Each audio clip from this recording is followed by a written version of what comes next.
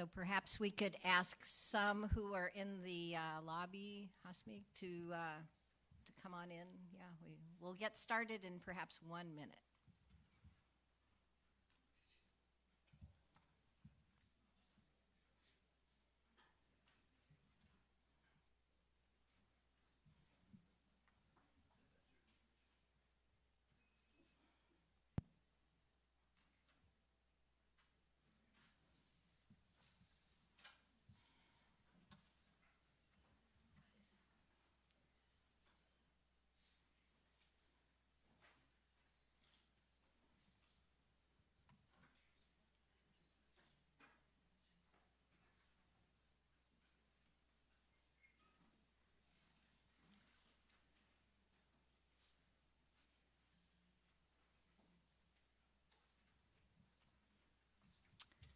Okay, let's get started. Greetings and welcome to all of you to this very important event. My name is Professor Ann Karagosian, and it is my privilege as the director of UCLA's Promise Armenian Institute to welcome you to what I know will be a fascinating and very timely conference, Armenian Cultural Heritage, Past, Present, and Future. This conference focuses on the rich cultural heritage of the Armenian people spanning several millennia, with presentations on the current state of these historic Armenian heritage sites, especially those in the South Caucasus and in present-day Eastern Turkey, historic Western Armenia, documentation of their condition, current and potential preservation efforts, and practical solutions and future directions in the Armenian cultural heritage studies field writ large. As the global Armenian community continues to face destruction and loss of its heritage and culturally significant sites from Turkey and Artsakh and Nakhichevan to Syria and Lebanon, it is absolutely crucial for us to continue to support and to have these conversations regarding documentation, monitoring, and safeguarding of this precious cultural heritage. I would like to take this opportunity to thank all of the participants in this wide-ranging conference in advance for their thoughtful contributions to our event. I'd like to offer special thanks to our small organizing committee consisting of Melissa Bilal, Taner Akçam, Peter Cowie, and Hasmik Bagdasaryan of UCLA, Lori Khachaturian of Cornell, Simon Marakian of Oxford, and Nejde Yaranyan of Yerevan State University. Thanks to all of you. I'd also like to offer a special shout out to our local contributors to this program, UCLA-based, and others in Southern California, given the challenges and uncertainties that many in our community faced as a result of the extraordinary recent wildfires last month in Southern California. Special thanks as well go to our very generous co-host for today, UCLA's Fowler Museum, and Dr. Amy Landau and her team, whom I will be introducing shortly. And special thanks, as always, to our amazing Deputy Director of the Promise Armenian Institute, Hasmik Bagdasaryan, as well as our staff members, Nanor Hartunian and Emily Pogosyan, for their unwavering efforts in helping to coordinate this event.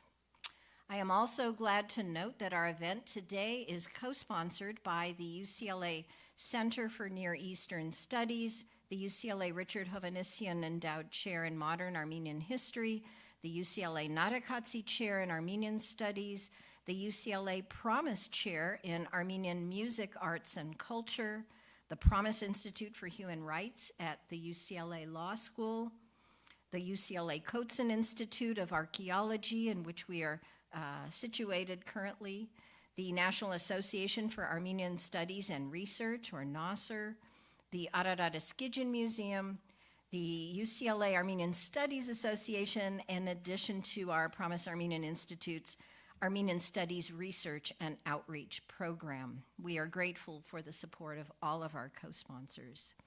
And on behalf of our UCLA-based co-sponsors, I would like to acknowledge our presence on the traditional, ancestral, and unceded territory of the indigenous Gabrielino Tongva peoples. It is a privilege for our institution to acknowledge the history of the land on which we are established.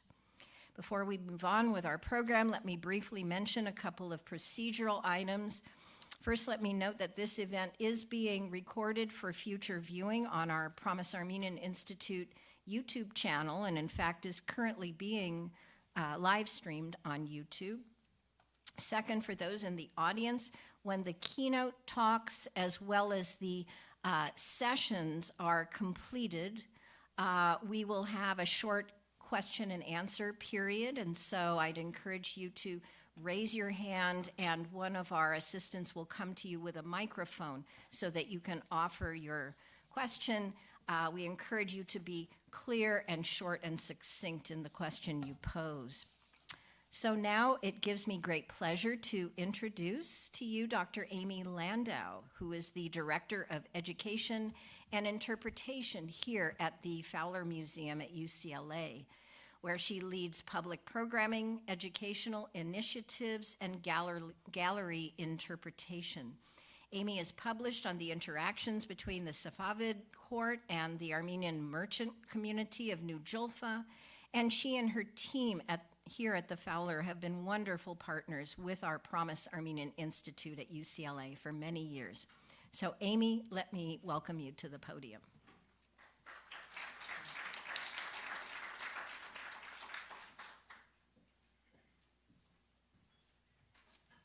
Wonderful. Good morning, everyone.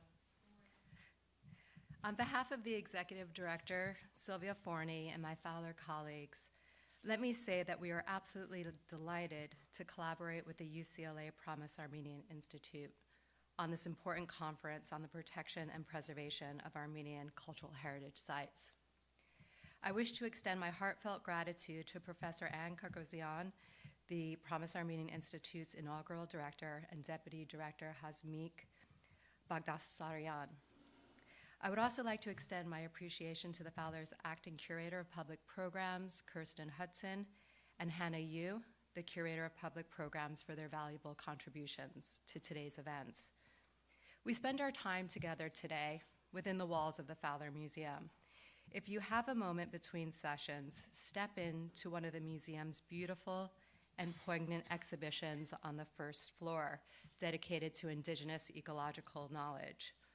The names of those exhibitions are Fire Kinship, Southern California Native Ecology, as well as Art, as well as Taming the Desert, Resilience, Religion, and Ancestors in Ancient Peru. Established in 1963, the Fowler Museum at UCLA is dedicated to the arts and cultures of Africa, Asia, the Pacific, and the Americas. Over the years, the museum has become a leader in provenance research and the ethical repatriation of cultural materials. In 2019, the Fowler Museum received a grant from the Mellon Foundation to conduct in-depth provenance research on African collections. This research, led by the Fowler's Curator of African Arts and Manager of Curatorial Affairs, Erica P. Jones, has shaped exhibitions and programming on the complex histories of the collecting of African arts and has buttressed the work of repatriation at this institution. The Fowler's active efforts to return artifacts to their communities of origin are relevant to today's discussions. In early 2024, the museum, under the leadership of Sylvia Forney, repatriated to Ghana 7 royal artifacts looted by British forces from the Asante Empire in 1874. The decision to return these artifacts followed extensive Mellon-funded provenance research. In July 2024, the museum returned 20 objects to the Warramungo people of Australia's Northern Territory. The work of 2024 builds upon a history of repatriating Native American remains and archaeological artifacts to tribes in California and beyond, upholding the Native American Graves Protection and Repatriation Act, known as NAGPRA, a law that requires the return of Native American ancestral remains and cultural artifacts to the rightful tribes. NAGPRA at the Fowler is currently led by Allison Fisher Olson, who's repatriation coordinator and curator of Native American cultures. So now, as we turn our attention to honoring the rich cultural heritage of Armenian communities, I would like to invite Fowler's curator and research associate, Gasia Armenian, to stand up. Gasia has really worked, here's Gasia, give her a round of applause. Gasia has worked tirelessly at this institution to elevate and celebrate Armenian cultural heritage, ensuring that the art and history of the Armenian people be recognized and preserved for future generations. Among her 2023-2024 exhibition projects were Janyak, Armenian Art of Knots and Loops, and Remain in Light, Visions of Homeland and Diaspora. Currently, Gasia is working on an upcoming co-curated exhibition with Christina Barba entitled Patterns of Resilience.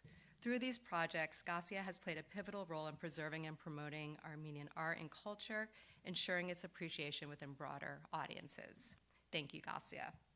And now, we have a good crowd today. Awesome. And now I would just like to briefly share a few reflections related to sites of Armenian cultural heritage and memory. During my graduate research summers in Armenia and Iran, a rather long, long time ago, I had the tremendous opportunity to photograph and study the Armenian churches of Meri, close to Armenia's border with Iran, and New Jolfa, Nor Jura, adjacent to Esfahan. And I have many people in this room to thank for the support of that research, and here a special note of gratitude to Mark Mamegonian of Nasser, and who might be in our virtual audience, Annie Babayan, who held my hand and walked me through the churches of New Jolfa. Your friendship and your collegiality has not been forgotten. In Meri and New Jolfa, I transcribed the architectural inscriptions honoring fathers, mothers, children's, names repeated over and over again, each echoing the heartfelt plea to remember. Hishetzek, the plural imperative form of you all remember. These churches, these sacred sites, are layered with the patina of human histories. They are palimpsests of devotion and memory. The inscriptions beseech not only God to remember acts of faith, but also call upon us, the inheritors of these spaces, to preserve and honor their stories. Before joining the Fowler in 2019, I served as a curator at the Walters Art Museum for nearly a decade. During that time, I worked with a team to study and digitize a small, yet historically very important collection of Armenian manuscripts, illuminated gospels, liturgical texts, and historical documents dating from the 10th to the 17th centuries, all crafted by Armenian scribes, illuminators, bookbinders. This project was grounded in the meticulous scholarship of the late Tsararpi Der Nesessian, distinguished scholar of Armenian and Byzantine art history. The key collaborator in this Walters effort was Professor Theo Martin van Lint of Oxford University, with whom I transcribed Armenian colophons onto a digital platform. These colophons serve as vital records of the historical, social, and political realities of the medieval and early modern Armenian experience. In these colophons that document centuries of displacement, pogroms, and genocide, we hear again a poignant plea to remember. As we gather on UCLA's campus in a particular historical moment,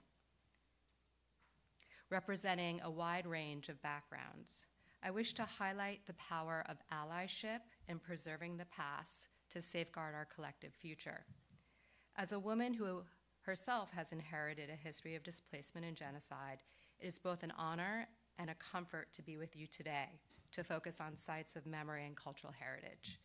On behalf of myself and everyone at the Fowler Museum, I thank you for allowing us to be part of this moment and to bear witness to the enduring legacy of the Armenian people. So thank you very much, Anne.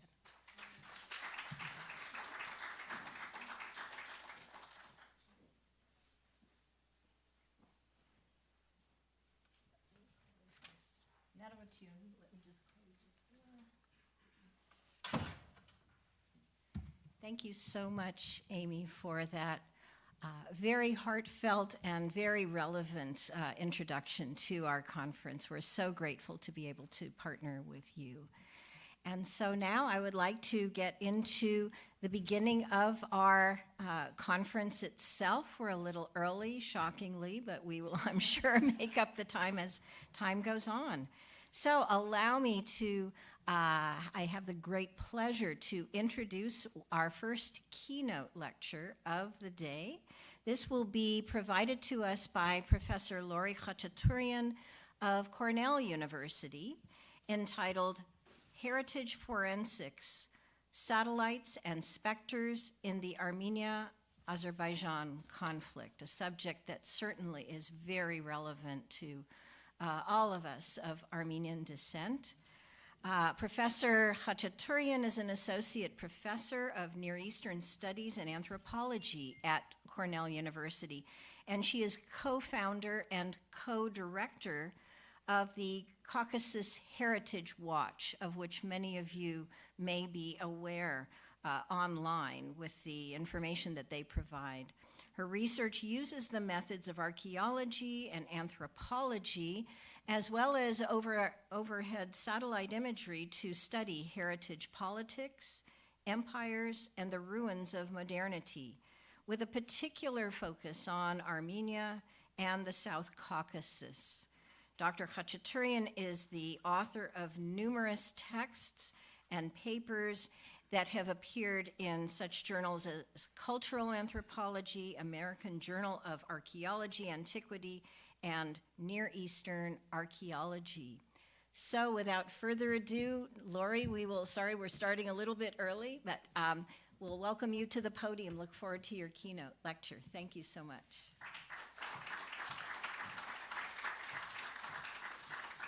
It's actually good because it means I can speak more slowly. Good morning, everyone.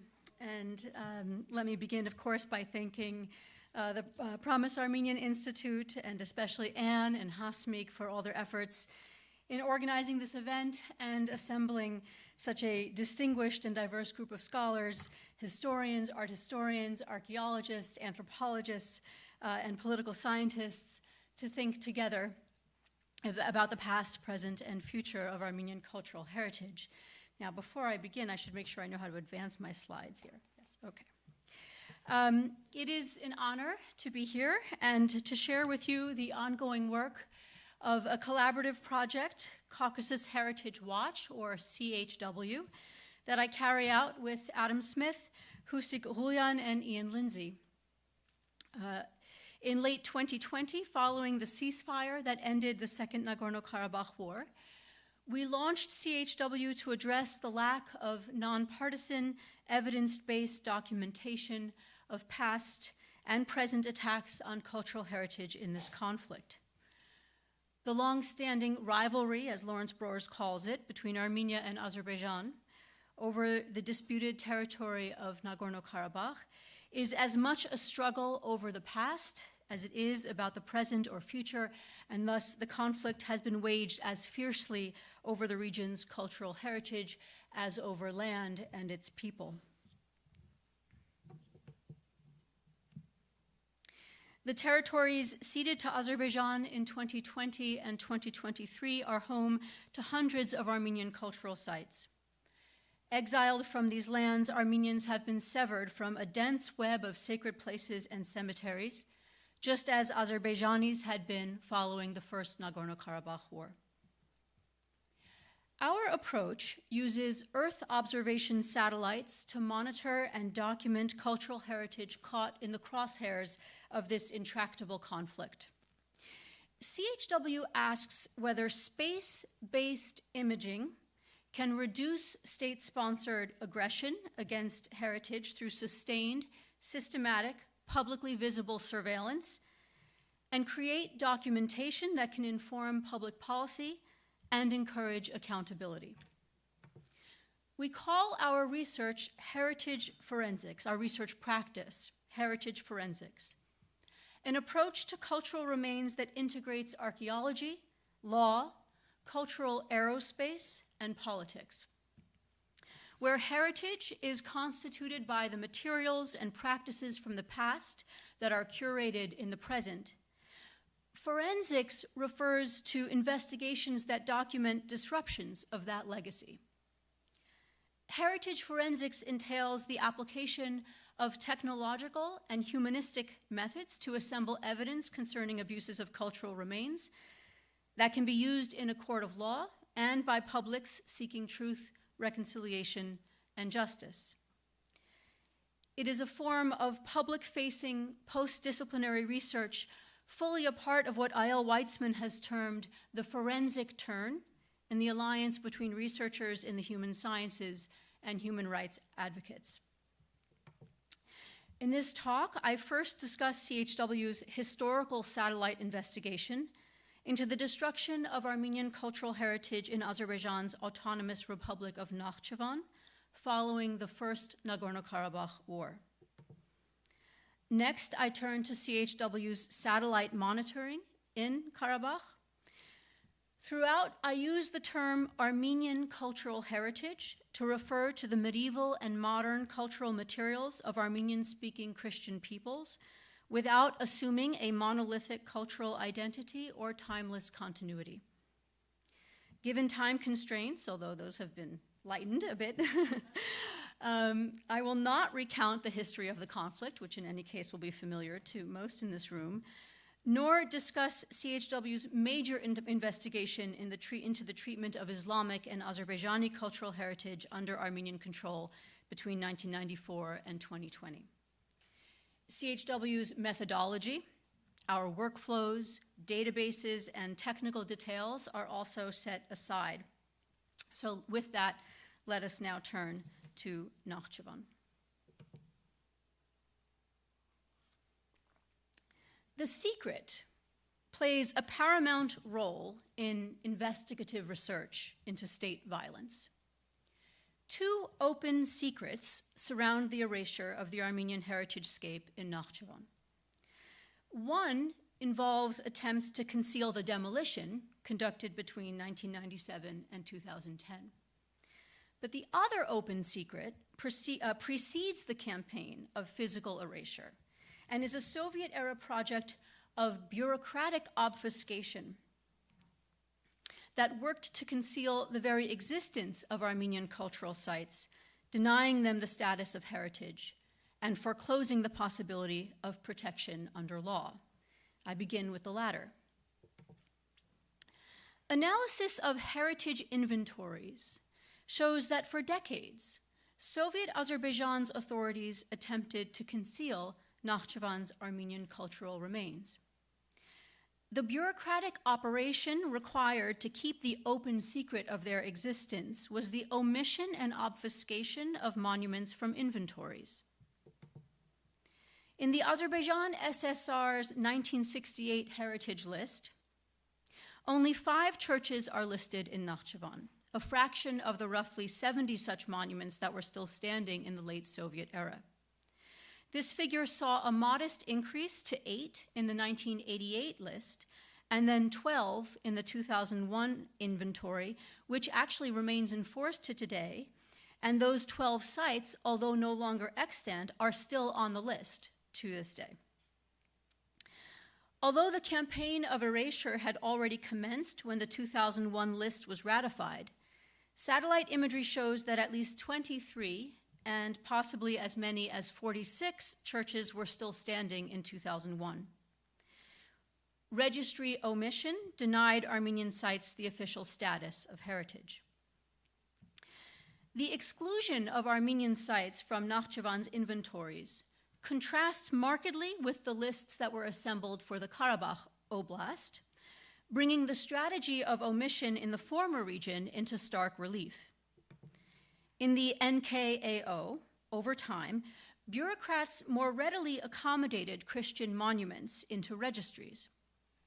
While the 1968 inventory includes only 11 temples or churches, that figure rose to 72 in the 1988 list, affirming a Christian heritage landscape for the oblast.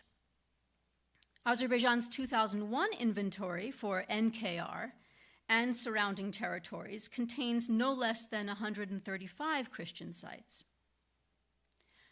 One reason for this increase was likely the shift in state historiography concerning Azerbaijani ethnogenesis.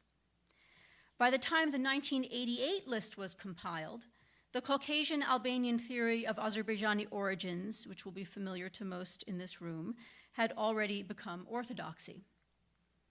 Grounding ethnogenesis in Christian Caucasian Albania not only created a deeper story of autochthony, it also permitted the entry of hundreds of churches, now the authorized patrimony of the Azerbaijani nation, onto the inventory.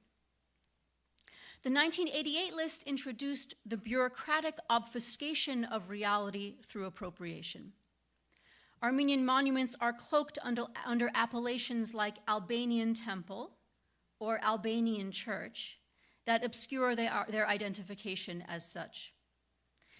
Even as the numbers of churches on the list increased over time, the semantic denial of their Armenian affiliation remained absolute. This sharp increase contrasts markedly with the picture in Nakhchivan. While shifts in naming conventions took place there as well, 2 Albanian temples appear on the 1988 and 2001 lists. They've been destroyed. The theory of Caucasian Albanian origins was evidently not sufficiently elastic to extend as far west as Nakhchivan, a region far from the putative Albanian homeland, leaving omission as the preferred option for obscuring the region's multicultural, multi-confessional past. Inventory exclusion and appropriation worked to conceal from the Azerbaijani public and the Soviet heritage apparatus the open secret that Nakhchivan's residents inhabited a formally multicultural landscape where Armenians had dwelled, worshipped, and buried their dead for centuries before their 20th century exodus from the region. The intentionality of the omission is borne out by the totality of the later campaign of erasure. That is, despite the non-listing, Nakhchivan's authorities knew precisely the location of the Armenian sites and mobilized that knowledge, once a tool for bureaucratic obfuscation or bureaucratic banishment, into a weapon of physical erasure, to which I now turn.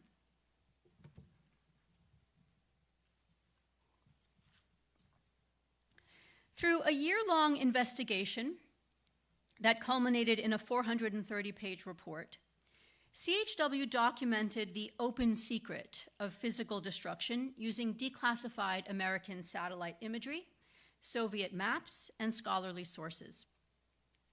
This work sought to provide forensic evidence in support of reports, especially the work of historian Argam Ayvazyan and Simon Marrakyan, that Azerbaijan had conducted a systematic program of cultural erasure in Nakhchivan beginning in 1997.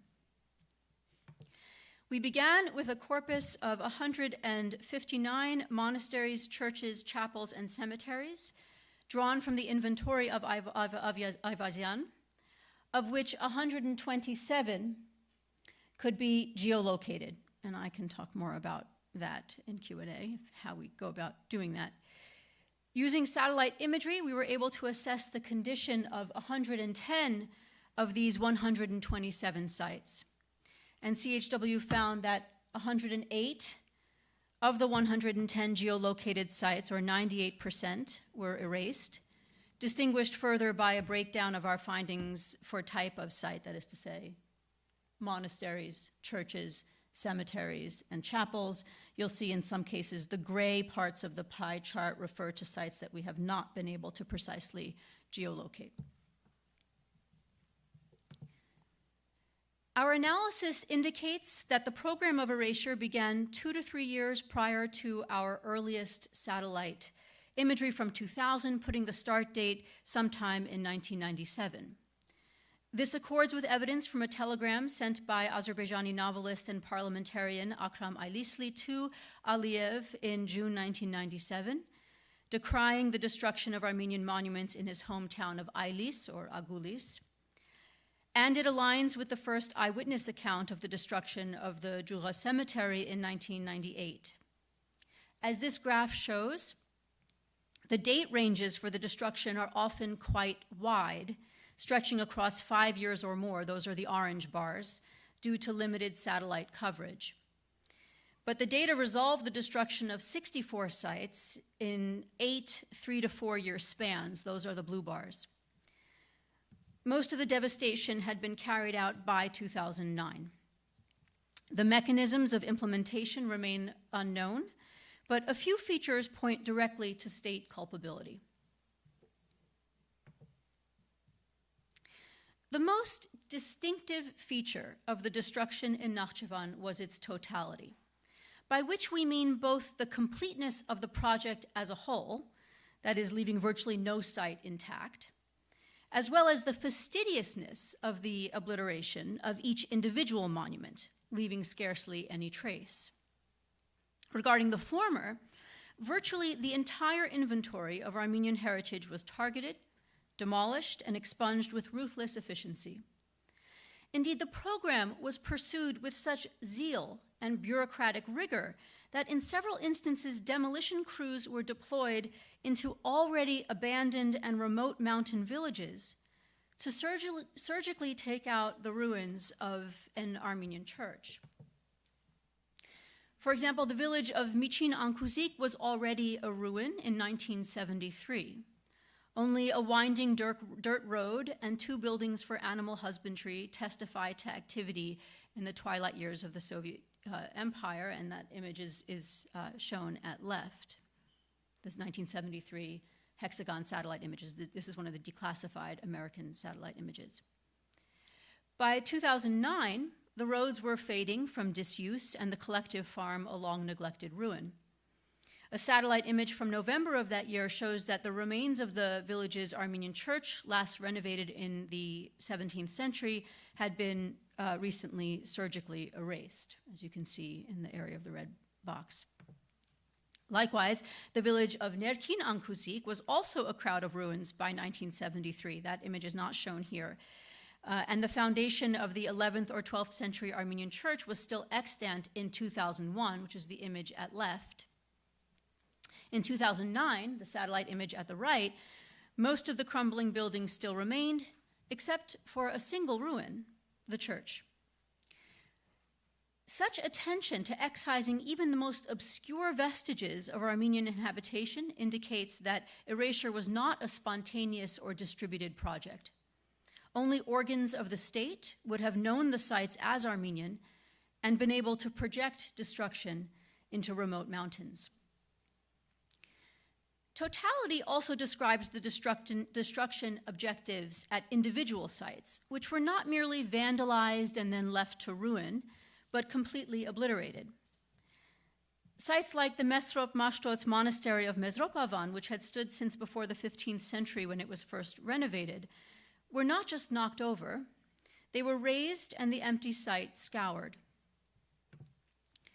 The 7th century Karmir monastery of Astapat has been completely denuded, every block of this complex hauled away after centuries of preservation. So totality was integral to the state's strategy.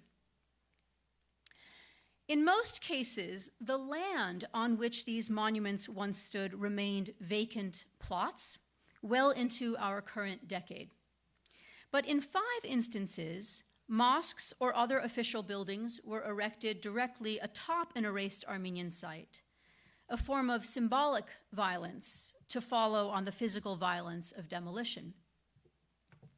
The St. Tovma monastery of Ailis Agulis was completely erased by 2009, as you can see in this before and after image. In 2014, in its place stood a mosque, as you can see here. Nowhere is the bombast of replacement more cynically visible than at the former New Armenian Cemetery of Nakhchivan city. The cemetery, set atop a tall hill, once included over 1,000 tombstones dating from the 18th to 20th centuries. Soviet cartographers marked the site on maps from the 1940s to 1990, and an American reconnaissance satellite captured an image of it in 1973, as you see here at left. This is the hexagon image. This stipulation pattern that you maybe can see from where you're seated is a distinctive surface feature of the presence of tombstones. Even though we can't necessarily see individual tombstones, we've come to learn the pattern that indicates the presence of a cemetery, correlating that with indications of its location on the Soviet maps. By February 2000, the cemetery had been erased. A truck, visible in a 2001 Iconos image, this is one of the earliest commercial satellites, I'm referring to actually that truck right there, sits atop terrain newly bulldozed. Soon thereafter, in 2014, a monument opened atop the scattered bones, shown at right, as you can see here. The Museum of the National Flag is reached by a grand stairway that rises across terraces of geometric landscaping. The museum exhibits the paraphernalia of the state, historic flags, coins, and maps, while atop the square waves an enormous Azerbaijani flag. It is a blaring monument to the nation-state that seems to declare itself loudly to drown out the ghosts of the past.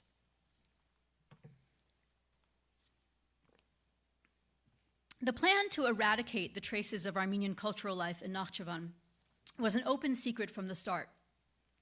Perceptible to Azerbaijanis who would have witnessed firsthand the disappearance of churches and cemeteries from their villages and towns.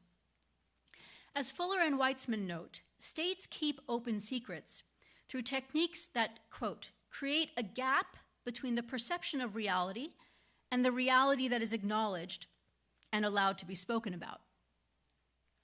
Typically, this gap is maintained by the force of political terror, which precludes public critique of what is plainly palpable. In Nakhchivan, the gap between what could be perceived and what would be discussed was maintained not only by repressive politics, but also a policy of Armenophobia that may have bred indifference to or even support for a quiet program of erasure.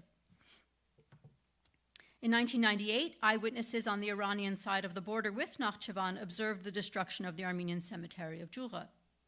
According to an ICOMOS report written a few years later, they witnessed the cemetery's, quote, tombstones being excavated by a crane and loaded onto railroad wagons. The secret had leaked. Additional eyewitness testimony from across the Iranian border emerged in 2005, which captured Azerbaijani soldiers in the act of demolishing Jugha's remaining crossstones with sledgehammers.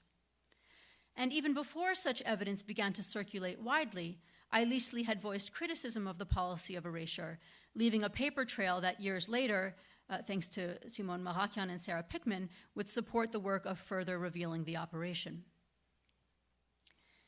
In their theory of the secret in investigative research, Fuller and Weitzman note that when secrets leak, one government response is to ban the public from perceiving reality firsthand.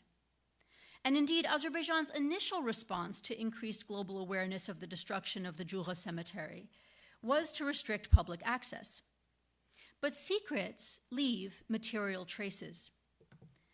An initial effort to sense the traces of silent erasure emerged in 2010, when the American Association for the Advancement of Science used satellite imagery to document the loss of the Jugha cemetery, and CHW confirmed this with our own satellite imagery. 9 years later, Simon and Sarah Pickman correctly inferred a pattern of total erasure in Nakhchivan. Marakian expanded the forensic gaze beyond Jugha in a 2021 art newspaper investigation into monuments of Aylis Agulis. In the face of mounting evidence, the Azerbaijani state has adopted the tactic of negation, at once denying the destruction and drowning the story in deflections to allegations of cultural destruction perpetrated by Armenians, which are not entirely incorrect, even if exaggerated, or palpably false claims of Nakhchivan's purported monoethnic history.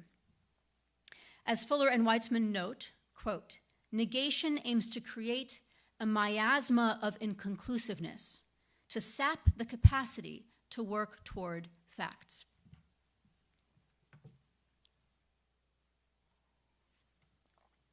At present, it is difficult to envision a pathway to accountability for the state-sponsored policy of silent erasure in Nakhchivan.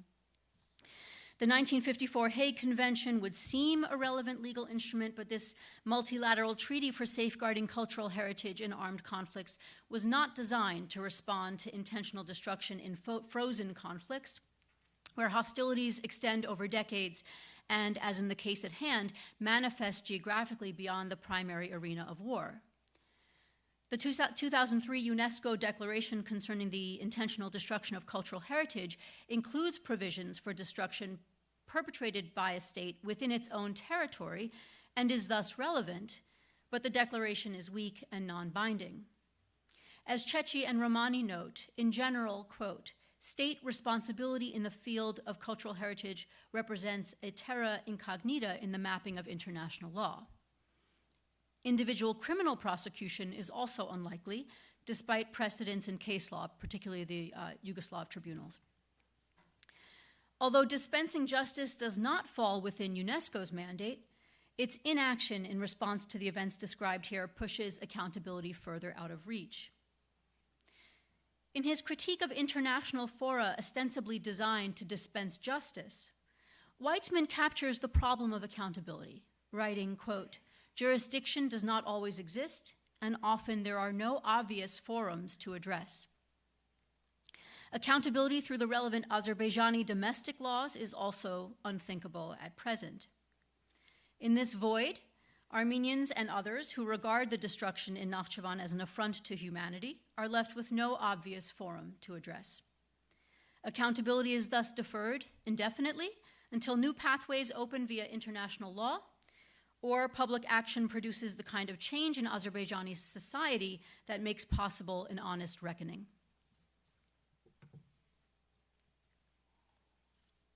Let me turn now to our satellite monitoring work. Beginning in 2001, CHW launched a program to monitor Armenian cultural heritage sites located in territories transferred to Azerbaijan following the Second Nagorno-Karabakh War, using satellites as counter-forensic tools. Azerbaijan's final offensive in fall 2023 marked the military denouement over Nagorno-Karabakh, placing hundreds more Armenian sites under Azerbaijan's jurisdiction, all endangered by the same policy of zero tolerance for Armenian historical remains that was deployed in Nakhchivan. Since its inception, satellite-based Earth observation has been predicated on the disciplinary power that awareness of surveillance creates. For Western policymakers, there has been a general assumption, really ingrained since the Cold War, that greater surveillance creates enhanced transparency, which in turn promotes greater stability by reducing the risk of political miscalculation. Yet there is also a widespread sense among academic researchers that surveillance technologies, especially those firmly rooted in the military-industrial complex, augment oppression at home and abroad, as enhanced legibility forms a key foundation of state power. In this latter view, the panoptic vision of the satellite image is not just an element of control, but constitutive of what Lisa Parks calls vertical hegemony. For Parks, geospatial imagery constitutes the signature site of vertical mediation, enlisting agents from global media outlets to Google Earth in a celebration of American political and corporate power, as well as the transformation of the Earth's surface into intellectual property. Despite its origins in military reconnaissance, as early as 2002, Litvin recognized the potential of satellite imagery to decenter the operation of disciplinary power, long the sole purview of the state, and empower civil society to harness a technology originally intended for military purposes toward humanitarian applications. Projects like Forensic Architecture, Bellingcat, and CHW turn the tools of the state back on their original master. Satellite images can empower non-state organizations both by eroding state control and appropriating the epistemological power of the image, bringing distant, often secret activities into clear view. Sekula coined the term counter-forensics to refer to the adoption of state-sponsored forensic techniques to subvert a regime's projects of cultural erasure and human rights suppression among minority populations. As a means of resistance and public accountability, counterforensics is more than just evidence gathering or an assemblage of computational techniques. Rather, as Weitzman notes, it is a civil practice where the examination of the built environment aims to confront secrecy and denial and air those findings in public fora. CHW takes advantage of the counter-gaze afforded by commercial satellites. Our primary commitments reside not in the preservation of the heritage landscape per se, but in countering abuses of power, post-truths, and the erosion of human rights as these unfold through the spectral materiality of heritage. CHW's monitoring program maintains regular surveillance of approximately 500 at-risk medieval and early modern sites in Karabakh using tasked imagery from Planet Lab's SkySat constellation. For the purposes of site monitoring, CHW conceives risk with reference to the probability of physical harm and not the symbolic refashioning of monuments. Satellite images can reveal changes in site morphology, but they have substantially less capacity to identify attacks on the authenticity and historical integrity of monuments. In each monitoring mission, our team examines the sites individually, carefully comparing the new satellite images with imagery from prior missions and assigning a condition assessment to each site: destroyed, damaged, threatened, unchanged, and indeterminate. The evaluation of images entails a process of sustained interrogation across a series of captures. And it is a process shaped by a panoply of variables ranging from the mechanics of the satellite sensor to Earth's atmospheric conditions at the time of image capture.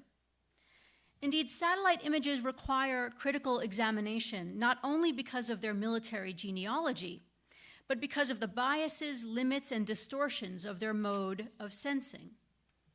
For instance, we sometimes deem that the condition of a site is indeterminate because cloud cover or image anomalies render it impossible for us to make an assessment. Sites are designated as destroyed when they have been virtually eradicated. CHW has thus far documented 14 destroyed sites, including 2 churches and 4 cemeteries. For example, the 19th century St. Hovannes Mugurdic or Ganatjam Church in Shusha Shushi was flattened between December 2023 and April 2024. Damage denotes partial destruction caused, for example, by construction that destroys a segment of a cemetery. We have documented 14 damaged sites, including 3 churches and 5 historic cemeteries. Sites are assessed as threatened when earth-moving activities infringe on the immediate perimeter of a site but stop short of damaging it. To date, 31 sites fall in this category, including, for example, the church in the village of Taravart. So just to show you what we mean here, here you can see the church prior to any construction activity. You can see that earth-moving activity is coming closer and closer, so that by this October 2021 image, this earth-moving activity is essentially at the threshold of the church, but hasn't yet in any perceptible way damaged it, as far as we can tell. And here another church in the village of Madat Hashen, and once again you can see prior to any activity, some sort of what we know later to be road construction approaches closer and closer, but in the final form, the road doesn't impinge on the church. There's some sort of activity happening, once again, very close to it. This threat category is in some ways the most complex and the most intriguing. On the one hand, the fact that earth-moving activity stops short of encroachment could be interpreted as an indication of prudence on the part of state contracted construction firms, although in many such cases as we've seen, the earth-moving activity approaches so close to the heritage object as, at sometimes within a meter, so as to plausibly threaten its structural integrity. On the other hand, the category of threat is what most powerfully opens the possibility of deterrence, drawing attention to potential impacts before it is too late. It remains to be seen whether sounding the alarm in this way can reshape activities on the ground. Thus far, 2 of the sites that we designated as threatened were subsequently destroyed. Arguably, the most consequential variable in heritage monitoring is time. We provide Planet Labs with start and end dates when we would like imagery acquired, but the actual date and time of image capture is largely out of CHW's hands, defined by the orbital trajectories of the satellites and by the vagaries of cloud cover and atmospheric conditions. Orbital trajectories shape the day and time of day image capture, while weather ensures that successful monitoring of an area of interest can require as many as a dozen images extending across days and sometimes weeks. So sometimes the satellite is recurrently collecting imagery for us, but the quality is inadequate for our needs, and that can stretch out over a very long period of time. There is also a lag in CHW's analysis, as it requires several days for new imagery to be processed and made available for our analysis, and then additional time for us to inspect each site and arrive at an assessment. When impacts are detected, the team confers over the evidence and debates a course of action. With our partners in Yerevan, the research group Monument Watch, whose director, Dr. Hamlet Petrosyan, is here, and Research on Armenian Architecture. And as a result of these necessary but time-consuming procedures, our assessments are based on imagery that may be several weeks old by the time we make them public. Destroyed, damaged, and threatened sites are automatically posted to a GIS-powered dashboard on our website. So as soon as we find something, it immediately renders online on our website so the public can see up-to-the-minute conditions. And we disseminate consequential findings through social media. Most monitoring missions conclude with a report that presents the new evidence and tracks cumulative statistics and patterns. The targeting of historic cemeteries is an emerging feature of heritage destruction in Karabakh, and one that harkens back to the 40 bulldozed cemeteries we documented in Nakhchivan. Thus far, we have documented 4 destroyed and 5 damaged historic cemeteries. We issued our first destruction alert based on a satellite image that captured a view of an historic Armenian cemetery in the village of Medz Tahir. The wooded cemetery, visible in earlier imagery, as you can see here on the left, as crowded with plots and memorials, had been reduced to a gray earthen smear and a slash of the bulldozer, seen here, visible amidst the churned earth and dislodged burial markers. The demolition took place during road construction linking Shushi and Fizuli, and imagery from subsequent missions would show not only the wreckage of the cemetery, but also the preceding road work, which in its final form barely impinged on the territory of the former cemetery. The destruction was thus not a necessary sacrifice to the needs of development, but rather a collateral benefit, a chance for development to not only create a new future, but to silence the ghosts of the past. Why have Armenian cemeteries borne the brunt of destruction thus far? The demolition of a cemetery is a form of heritage exorcism, a removal of spirits and ancestors. Where mortuary ritual is a form of metaphysical attachments of ancestors to land, the bulldozing of cemeteries is an effort to break that attachment, to negate social relations between past and present by breaking the bones of the ancestors, burying the stone testimonials to their existence, and terraforming the land. Unable to construct a future based on the region's real history, the inconvenient spectral testimony of its multi-ethnic past, the bulldozer builds a new consensus atop the erased.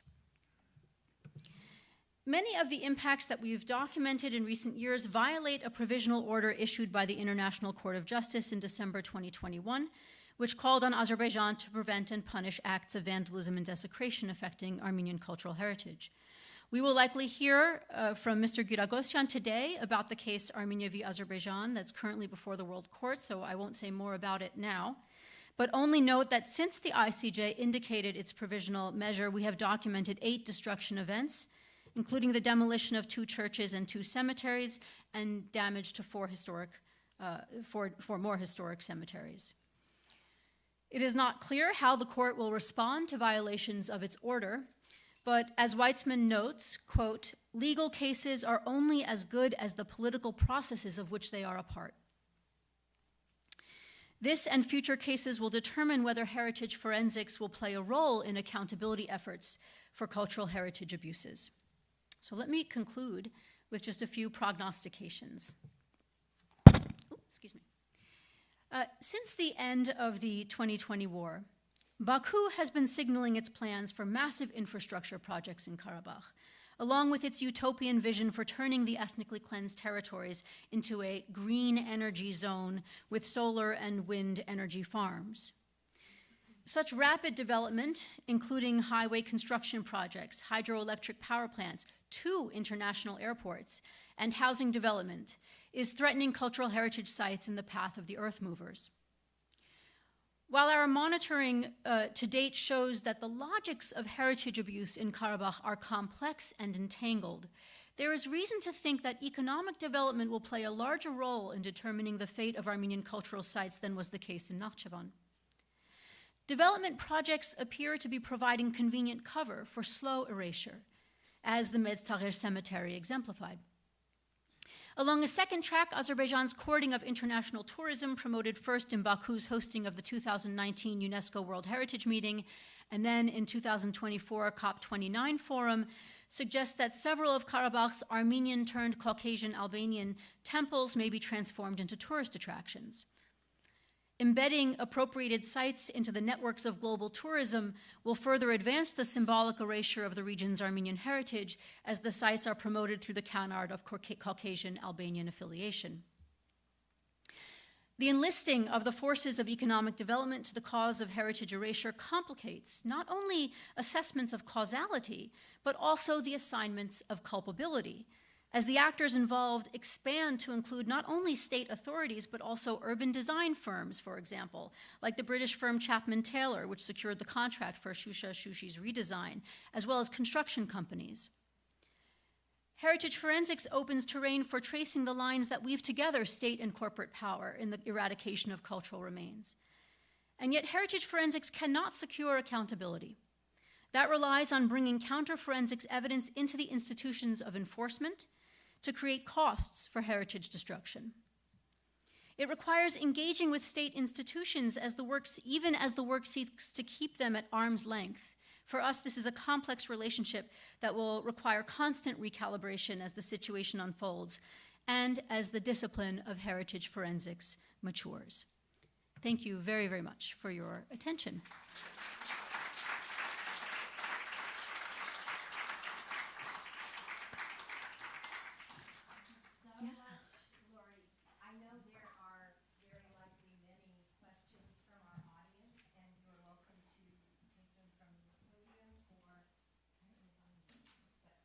There will be microphones that can be distributed to individuals who would like to offer a question. Is there anyone who would like to offer one? If not, I can offer. Is there anything so that people remotely can hear you? Do you need a question? Well, yes, yeah. So thank you again, Lori. What a fascinating talk, and probably should stay away. Stay further over here. Let me offer a question. So you indicated in the very beginning a question that is very intriguing to me. Can overhead satellite imagery actually cause states to alter their behavior, to alter what they do with respect to destruction of cultural heritage, or their behavior with respect to other human beings who are in their country? And today, I mean, even a few months ago, I wouldn't have thought of this question, but as we're all aware, artificial intelligence and manipulation of images that look perfectly accurate to us can be altered significantly. Is Cultural Heritage Watch, is your organization ever accused of manipulating such images? Is this something that worries you at all in moving into the future? So those are 2 really good questions, Anne. Let me answer the first one first about whether this kind of work can change, activities on the ground. And the problem with the whole notion of deterrence as a research question is that there's no way to prove it.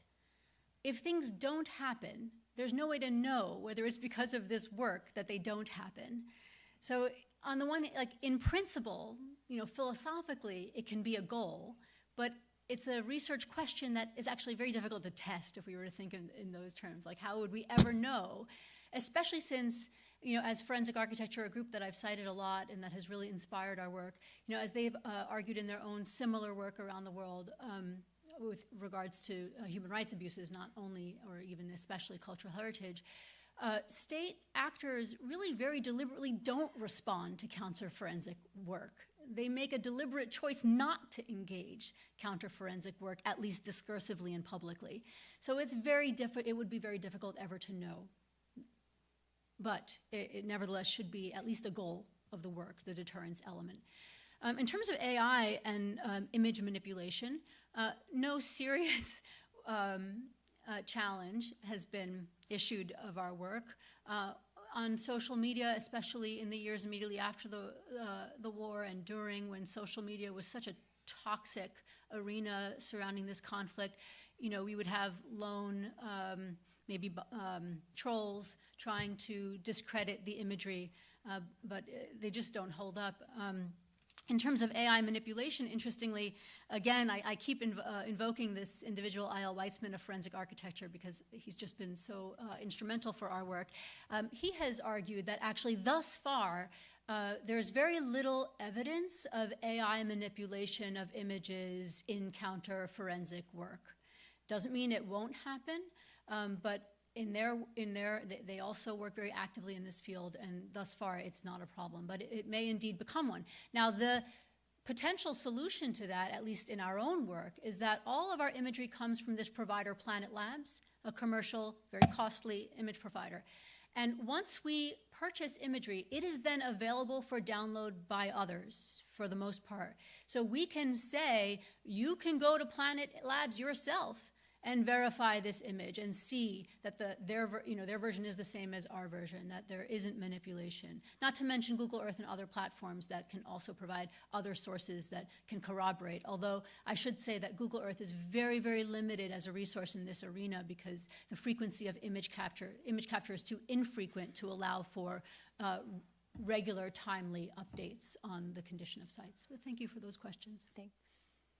Are there other questions from our audience? There's one over here.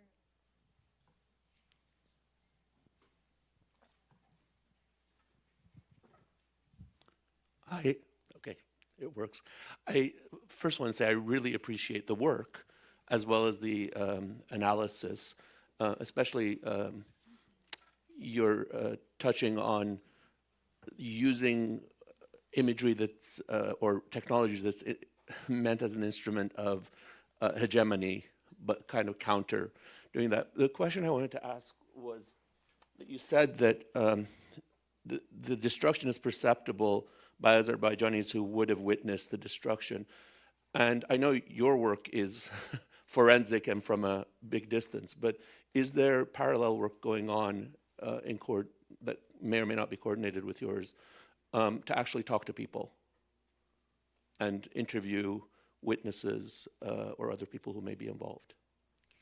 I mean, it's such an important question, Vincent, and you can imagine how impossible it is for us to do. I will say in general, since the inception of this project, we have made it very clear that we are open to collaboration with Azerbaijani researchers who can safely collaborate with us in doing that kind of work. Of course, the region is not accessible to us, and who can do so safely and who share our mission. Needless to say, no one has come forward yet who fits that bill. Ethnographic work in Nakhchivan is at present, for someone like me at least, which is what would be required to amass those sorts of testimonies, not possible.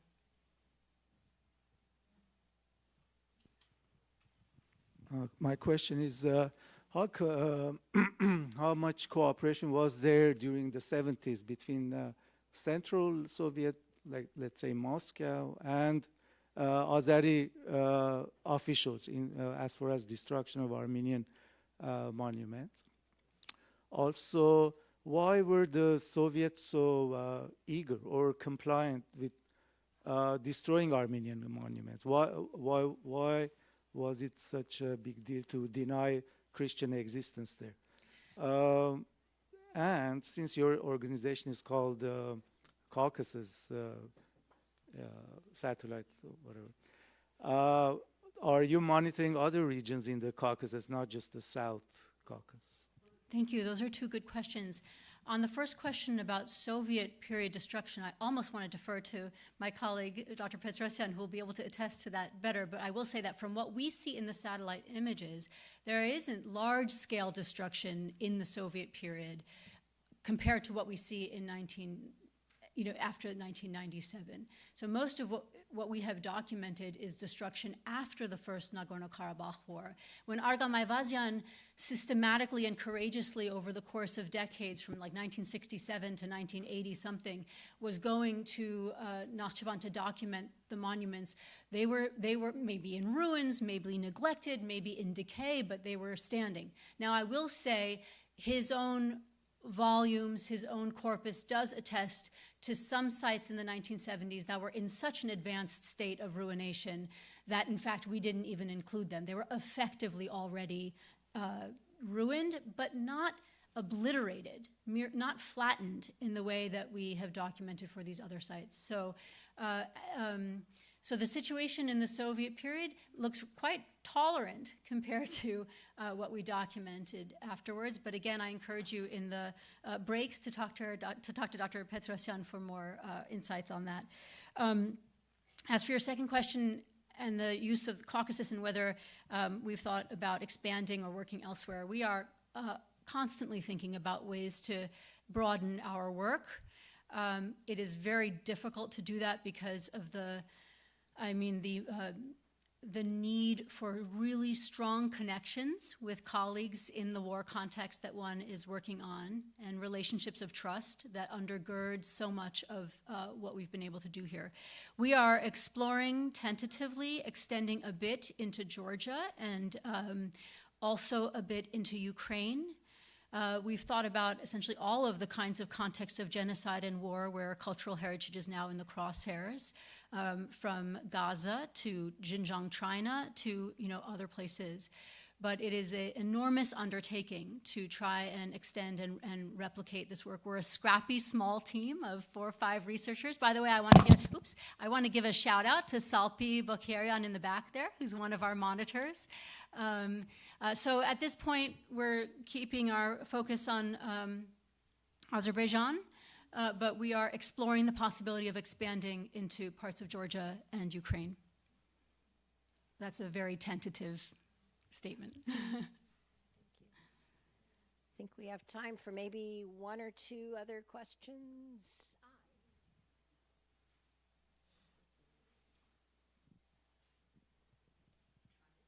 Does this work? Yes. Yeah. So one, I just want to thank you for your presentation. It's heart-wrenching and beautifully presented research, so thank you very much. From my point of view as an educator in a museum, I'm thinking about the importance of this data and these images for university classrooms. And I'm just wondering, are there any projects right now that take these images, take this information, and sort of try to interweave them into digital curricula?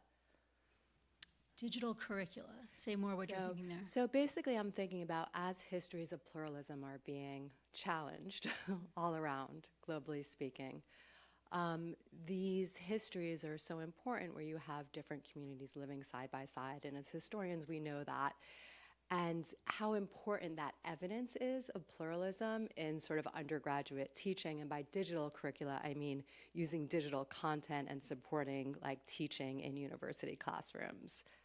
It's a great question, and we have, so I should say all of our content is digital, and the before and after images that you see here as flat photographs are on our websites as digital swipes that students find very engaging in our own teaching. I say our, my colleague and I, Cornell teach a course that brings this material into the undergraduate classroom. And we have thought about, to your question, the prospects of building a kind of consortium with other researchers who do this kind of work.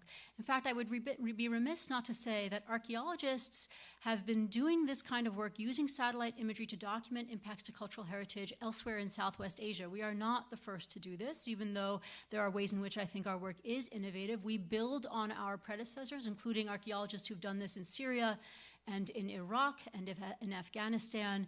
Currently, there's a project that's just been cut that was doing similar work in Ukraine, State Department funding.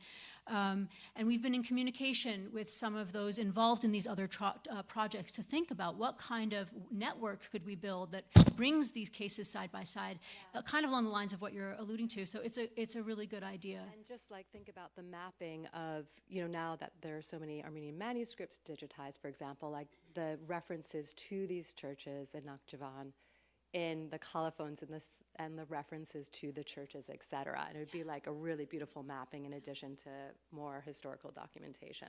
Yeah, I agree. Thank you. I think we have time for possibly one more quick question. So, we have one.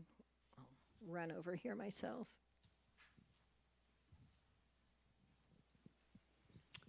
Thank you. My question is there any international law that can force the government to give access to a destroyed location? The short answer is no. Sovereignty, state sovereignty, remains the preeminent principle in international law and relations. So enforcement even of court rulings is next to impossible. With respect to the ICJ, for instance, which has issued provisional measures, and there have been violations of those provisional measures, although the ICJ does have recourse to the Security Council in instances where there are violations of its rulings, it has never exercised that authority. So the short answer is no. There is no way to force states, in particular, to comply with international, legal decisions when they are issued. Yeah.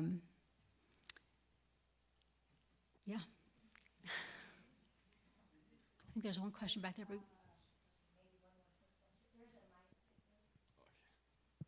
I have a loud voice anyway. I was just going to ask if there are recordings of the sessions or slides that we can access later on for our own purposes or something like sharing on social media, etc. I believe. Yes. It's being live streamed and it is recorded, so our YouTube channel will Okay, contain. fair. Thank you. All right, well, with that, let us thank our speakers.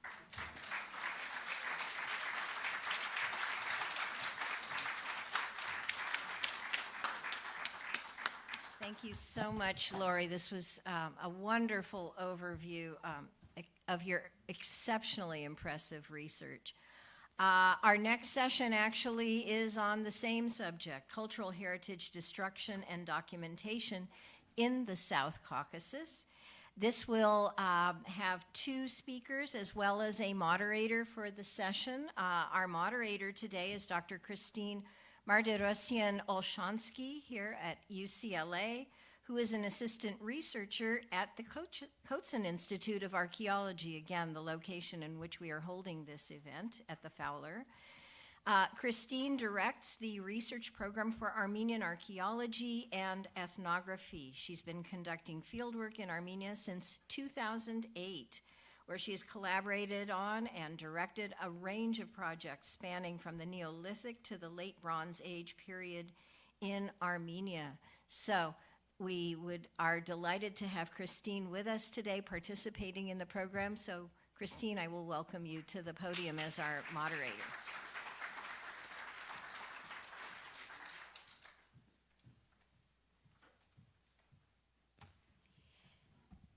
Thank you.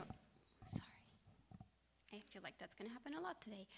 Thank you, Anne, for the introduction. Oh, I'm being told that you can't hear me. Is this better? Okay, good.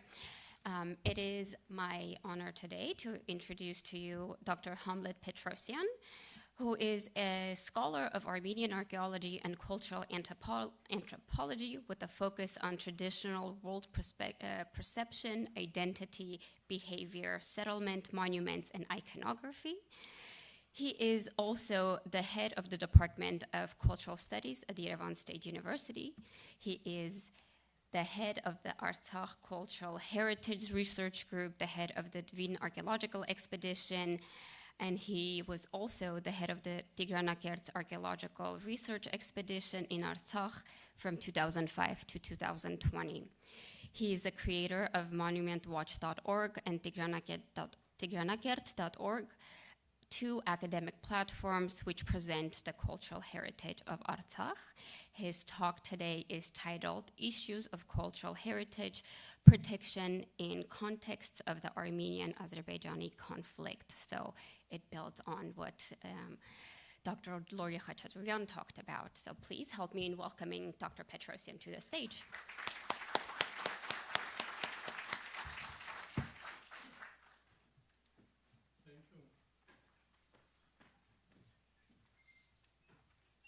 Oh.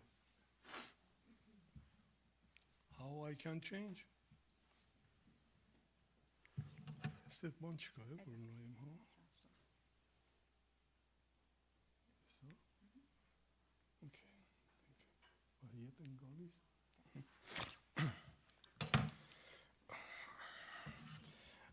Thank you, dear Anne and Hasmik, dear organizers of the conference, dear friends. Thank you for your kind invitation. It is an honor for me to be here and present to such a prestigious audience the vision of Monument Watch team of Artsakh cultural heritage, the methods of Azerbaijani policy, and the work of our team of researchers. Armenian-Azerbaijani conflict, besides some other characteristics, is also distinguished by higher cultural aspect, which in its turn represents a peculiar expression of ethnic identity of both sides. Dispute about Nagorno-Karabakh started, continues for decades, and currently to an identifiable degree continues as a historical dispute. And the historical cultural monuments in this dispute play the role of the most reliable arguments. During the Soviet period, Nagorno-Karabakh was an autonomous region within Azerbaijani SSR. At the beginning of 19th of the last century, after the Armenian-Azerbaijani war, Nagorno-Karabakh, or as it is known in historical sources, Artsakh, has proclaimed its independence, which was not internationally recognized. In a result of 44-day war in 2020 and ethnic cleansing in September 2023, its territory now is under the occupation of Azerbaijani military forces.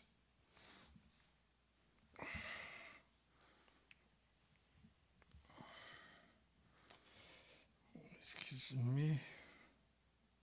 If Artsakh occupies the most mountainous and foothill lands of this part of the Armenian highland, the Utik is more steppe, stretching to the Kura River. Artsakh is country of river valleys enclosed in the mountains. To the east, so you can see that really valleys of Artsakh. Excuse me? Yes, no problem, I think.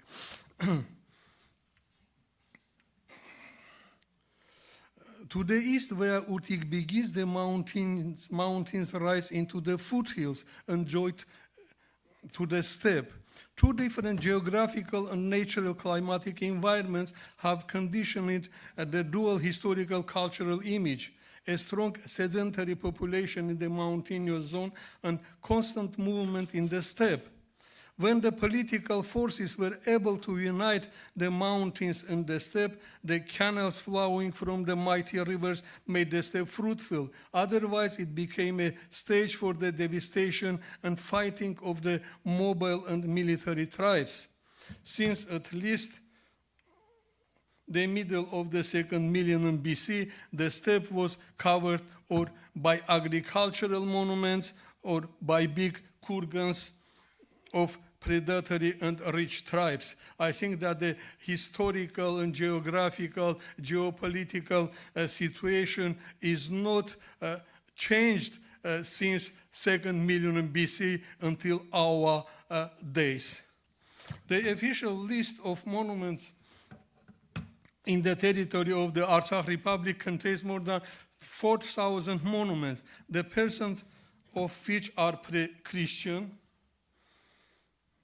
about 1.5% Islamic, among which about 20 are from 14th to 16th century.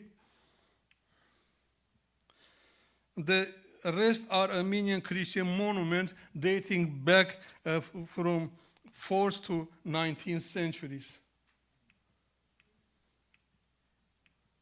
And this is an Islamic monument not far from Tigranakert. During the Soviet period up to the mid-1960s, while the study of national cultures was limited by international approaches, in the Soviet academic science, including Azerbaijani, under the term Azerbaijani monuments, all the Islamic monuments on the territory of Atropatena and Transcaucasus had been implied, plus some varieties of folk country life of recent past. By 1917, a glaring tendency of proclamation of Azerbaijan as Azerbaijani, not only Muslim, but also all Christian monument on the territory and surrounding regions of Azerbaijani SSR can be traced. But as the difference between the Armenian Christian and Muslim monuments is enormous, on one of the levels of appropriation became the creation of so-called Albanian link, aspiration of Armenian Christian monument of Karabakh to Albanians, or now to UDI, and from Albanians to contemporary Azerbaijanis. In reality, as a result of nationalist development in 1916s and 17s, many church buildings were destroyed. Let us just to show some examples from Kelbajar region, from Tsar and adjacent villages where only Kurd population were lived during Soviet times. They broken all churches, and by the slabs and fragment of the churches, they built schools in many villages of Kelbajar region. This is a legacy of Azerbaijani policy. This is a realistic thing, show us that today, if Azerbaijan had a chance, it will be act in the same way. Here you can see Handabert Monastery, Vankasar, Nia Tigranakert, Tigranakert itself, and so on. Now the Azerbaijani policy and practical actions aimed at the appropriation of Armenian heritage by the multiply method. It's not only a revanchism, it's not only vandalism, but it is a very difficult part of Azerbaijani policy. And let me to show the first one. It's a heritage created during the years of Artsakh independence. All political, religious, and commemorative structures are subject to physical destruction as a so-called occupying heritage. Administrative buildings, churches, monuments dedicated to the victims, khachkars, tombstones, statues, since most of the memorials to the victims of the Artsakh Liberation War were created adjacent to the complexes of the Second World War, often forming a single whole, they are also being destroyed, and this happening openly and demonstratively. This is an occupant heritage, and we demonstratively destroy all this heritage. The next one is the Christian heritage of Artsakh is declared Albanian UDI. Thousands of Armenian Inscriptions on hundreds of structures are declared to have been carved by Armenians later and are subject to destruction. The preparatory stage for this is underway. And here you can see, for example, the last evoke of Azerbaijani. They said that, you see, this is a Dadivank inscription. You can see two colors of the slabs. So the red slabs, Armenians were brought from Echmiadzin some centuries ago. It's very interesting that this is an inscription of Arzu Khatun about the construction of the temple of Dadivank. In one side, they say that this was built by Arzu Khatun, and they said that this inscription was added by Armenians later. And of course, frescoes with Armenian, Ganzasar monastery with many, many inscriptions. The next one is the heritage of 17th, 19th centuries. It is very problematic. It's more than 200 villages of Artsakh. There are churches and cemeteries of that time. We can say, yes, Albanian population, but how we can say about 19th century Armenian villages and Armenian churches and Armenian tombstone? Some of the cemeteries have begun to be destroyed under the pretext of allegedly hindering various construction works. In the case of churches,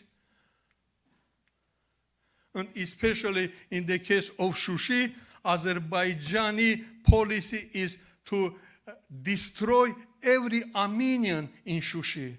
If you enter Shushi, you can see two dominant, it's a Gazanchetosh church and Kanadzham church. How to do with this? And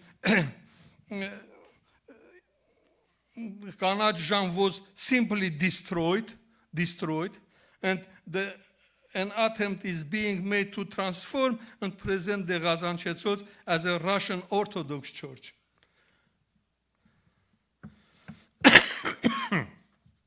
We will certainly witness other such cases too. And the very special thing is Tigranakert. They still don't know how to act. Attempts are being made to call it the Albanian Tigranakert, to declare the ancient walls as being built by Armenian archaeologists in our days, to declare the churches in the early Christian square as Islamic bases, and the sarcophagi as water cisterns. It's the last evoke of Azerbaijani on this case. And plus accusations that we conducted illegal excavations. I want to stress that archaeological excavations of Tigranakert was carried out on full legal basis by permission and by finance of Artsakh government, not by Armenians or by Armenian any institutions. And the last one, this is the Archaeological Museum of Tigranakert. This is our camp, which was fully destroyed by Azerbaijani military forces during 44 war, and this is open list from government of Artsakh to dig the Tigranakert. And all monuments that are not symbolic, not recognizable to scientific and cultural preservation structures are subject to elimination. This is most dangerous, and it is almost impossible to validate. Some recent indirect information about the destruction of small architectural monuments, khachkars or tombstones is disturbing, but how they will be validated, it is not clear. this is the Little Very monument. There are many hundred, especially in forests, and we can't validate what we'll do with them. And then let us to say something about so-called Islamic monuments. Azerbaijani policy, Islamic heritage is presented as a victim of Armenian vandalism. The considerable part of Islamic monuments in Artsakh was located on the territories which during Soviet time were out of the boundaries of Nagorno-Karabakh Oblast. Among them, there are none that can be dated earlier than 14th century.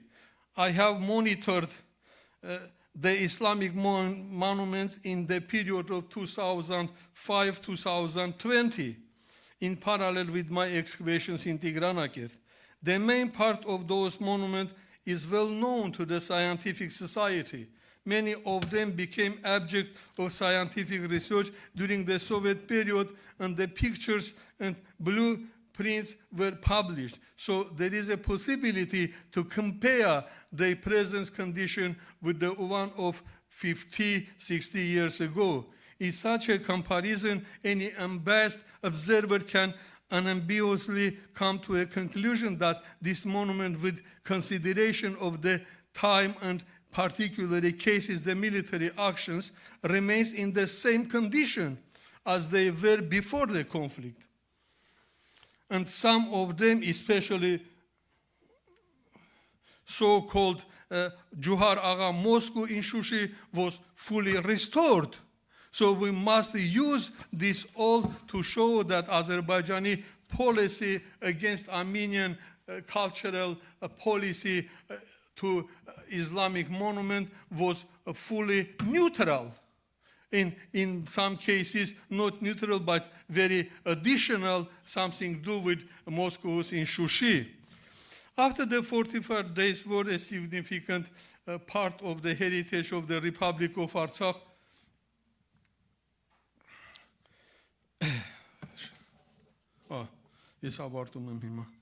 After the Artsakh war, the significant part of the heritage of the Republic of Artsakh came under Azerbaijani control. Suddenly, the scientific world realized the information concerning that heritage was not thorough and not organized enough. Being familiar with Azerbaijani policies and the way of the threats to cultural heritage of Artsakh, we decided to put together a multidisciplinary group expert based on Department of Cultural Studies of Yerevan State University and the research group of Artsakh Cultural Heritage in the Institute of Archaeology and Ethnography, National Academy Sciences of Armenia. The project research presents and record the state of Artsakh cultural heritage, interprets it within the frames of professional knowledge and academic benevolence, and registers the changes that the heritage is facing, the mapping and inventory of all immovable cultural heritage, museums, cultural centers of the territory of the Republic of Artsakh, monitoring the current state of validating changes, destruction, modification, reuse, erasing, and changing sculptures, images, inscriptions, using nor symbols, and so on. So this is the trilingual academic portal, and I want to say that there is no another such a portal so rich, so academic in the world. And we have a very big team of architects, of archaeologists, anthropologists, and cultural policy specialists. These are our... And let me to say that, for example, the main block is sites and monuments. Here we have more than 300 articles. These articles are written with a special scheme, references, a bibliography. We make extensive use of pictorial material, drawings, and plans. These are original, previously unpublished research. So, for example, on Dadivank, we have 6 articles. This is one of that articles, and you can see how detailed we present with map, with bibliography, and the second one is details and facts. You know that Armenian culture in Artsakh, not only grandiose buildings, but we have a very little part of reliefs, a very interesting part of inscription. For example, inscription said, "My name is Deh, my name is Mkhitar, my name is Siradeh." It's only, you can understand this only in Armenian.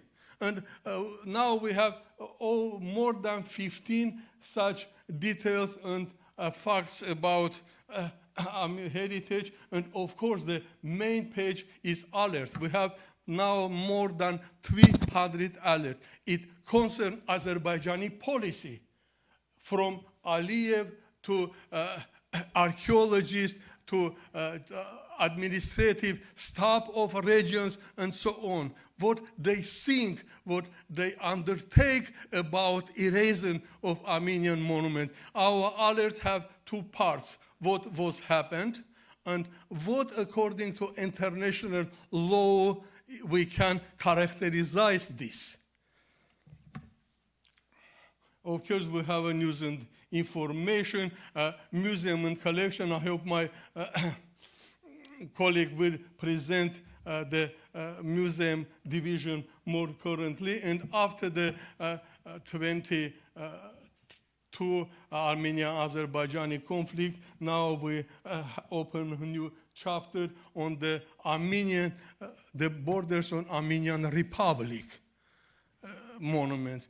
I want to say that we will continue our work, and thank you for your attention.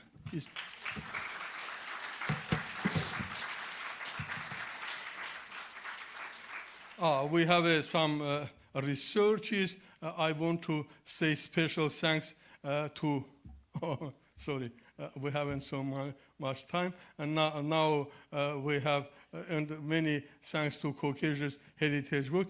Really for us, we are a group in Armenia, and I am very thankful that we have such a companion as Cornell University, Adam Smith, Lori Khachaturian. I don't know other such very friendly communication and collaboration, and thank you for these 2. Now we have, and this is my last picture in Tigranakert during the 44 war, when we go there to evacuate archaeological findings of Tigranakert. Thank you a lot.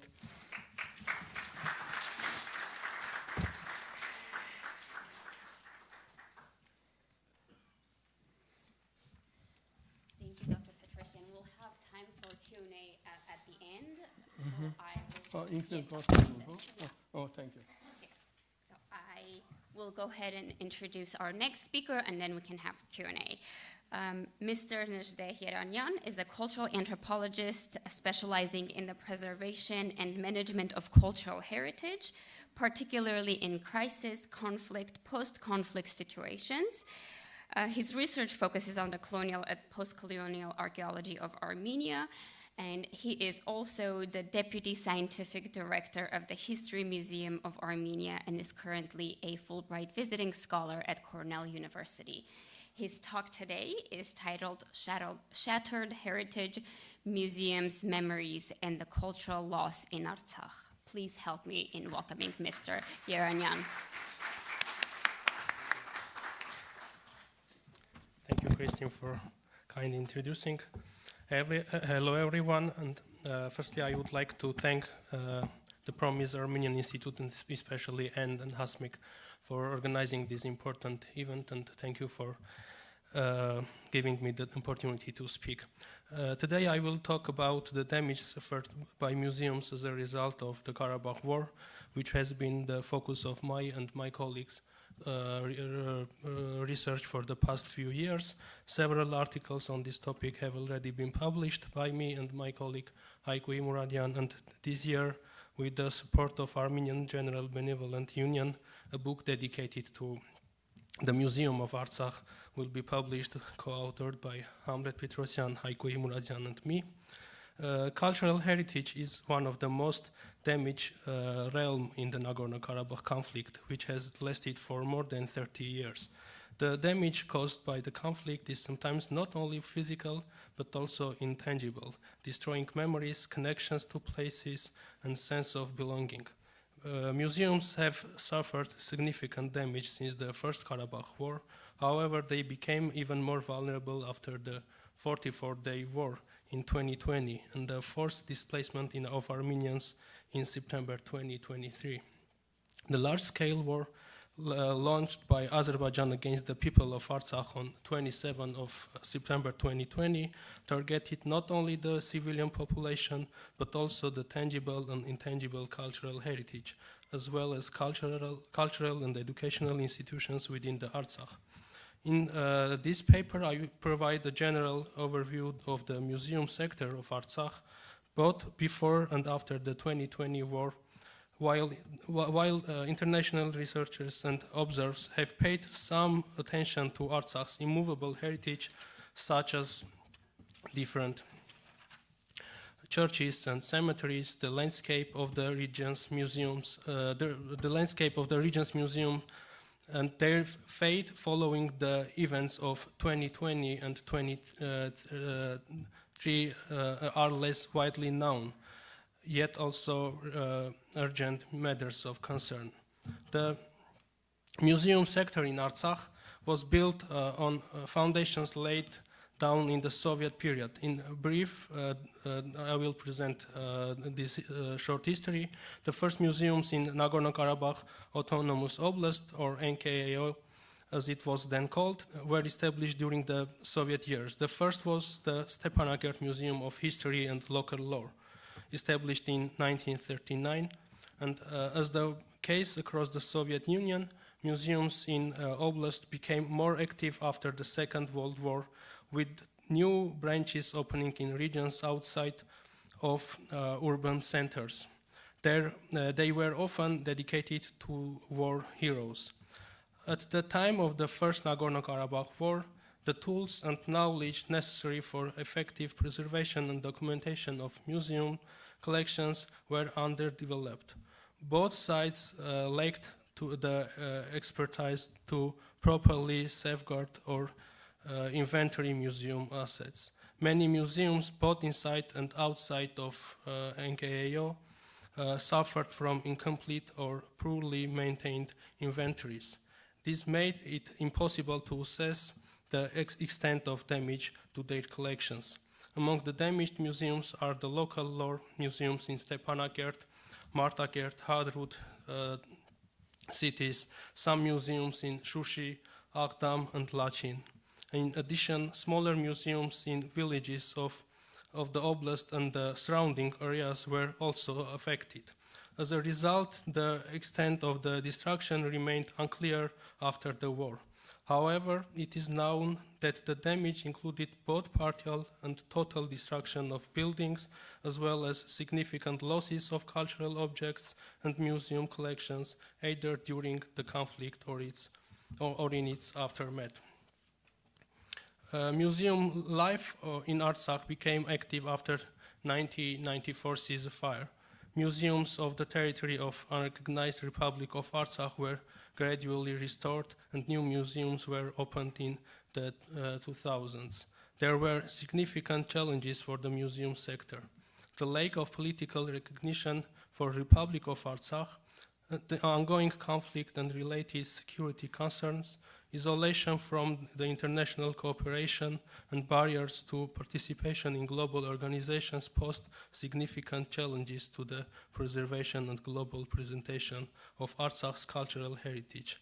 These circumstances often relegated cultural preservation efforts to secondary status compared to security and defense priorities. Nevertheless, the museum sector expanded, revitalizing cultural life in the region.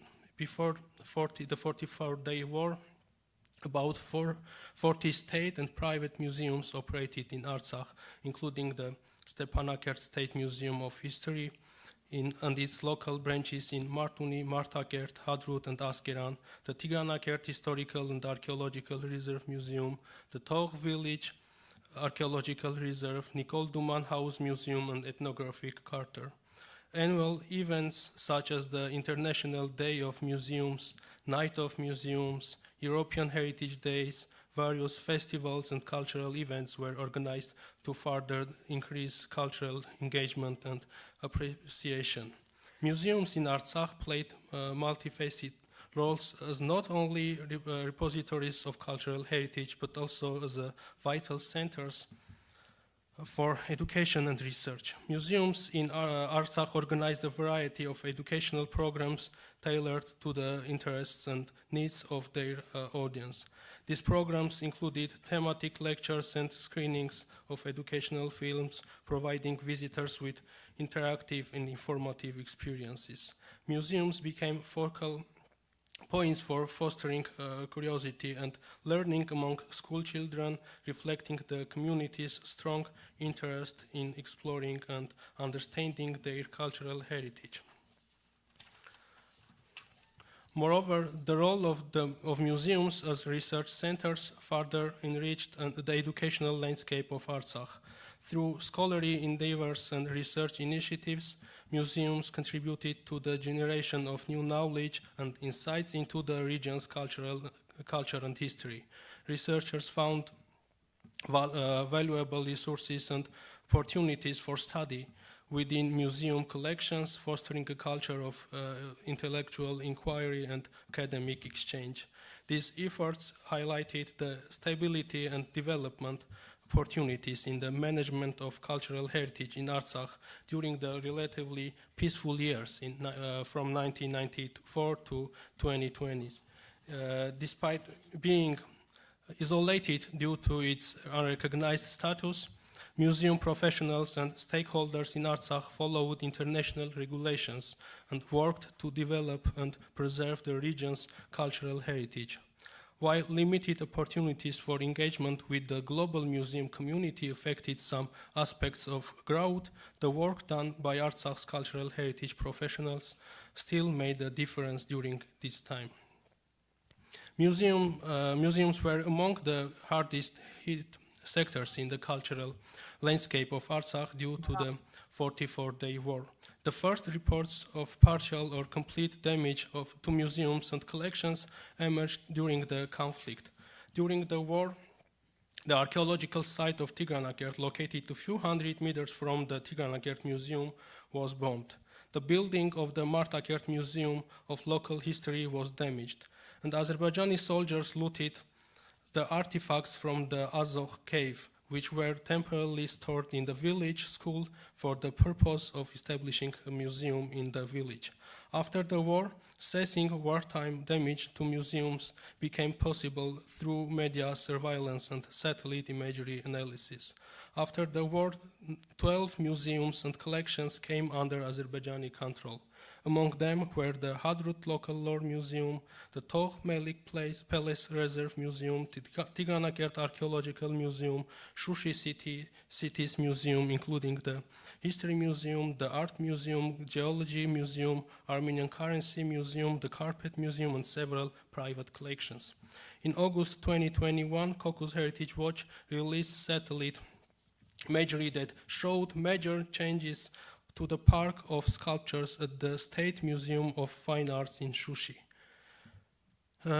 Reportedly, 51 artworks previously on display in the park had vanished, and the entire area was completely cleared. The fate of these sculptures remain uncertain. This park was the initiative of Professor Grigori Gabrielians and sculptor Vigen Avetis. It showcased works created during 5 international symposia named after Jakob Gyurcan, a sculptor from Shushi, between 2011 and 2017. A total of 62 figures crafted by 37 artists from various countries. and were featured in the park with 51 exhibits. There are the remaining displayed and were gifted to the people of Artsakh. The current condition and whereabouts of the museum's collection comprising valuable artistic and cultural pieces remain undisclosed. Another video shared by an Azerbaijani user on social media shows the Geological Museum of Shushi depicting Azerbaijani soldier causing damage to exhibits and museum artifacts. Additionally, the museum's roof appears to be destroyed with debris covering the displays and valuable items preserved within. The damage was also reported in the Caucasus Heritage Watch's September 2021 report. Established in 2014, the Shushi Geological Museum showcased a remarkable collection of geological specimens, including ores and minerals. The museum boasted a diverse collection of 400 samples, with the oldest dating back 1 billion years, sourced from Artsakh itself and 48 countries. Most of these artifacts originated from the personal collection of geologist Grigori Gabrielians, after whom the museum was named. During the 44-day war, museum staff relocated the collection shelter in an effort to protect it.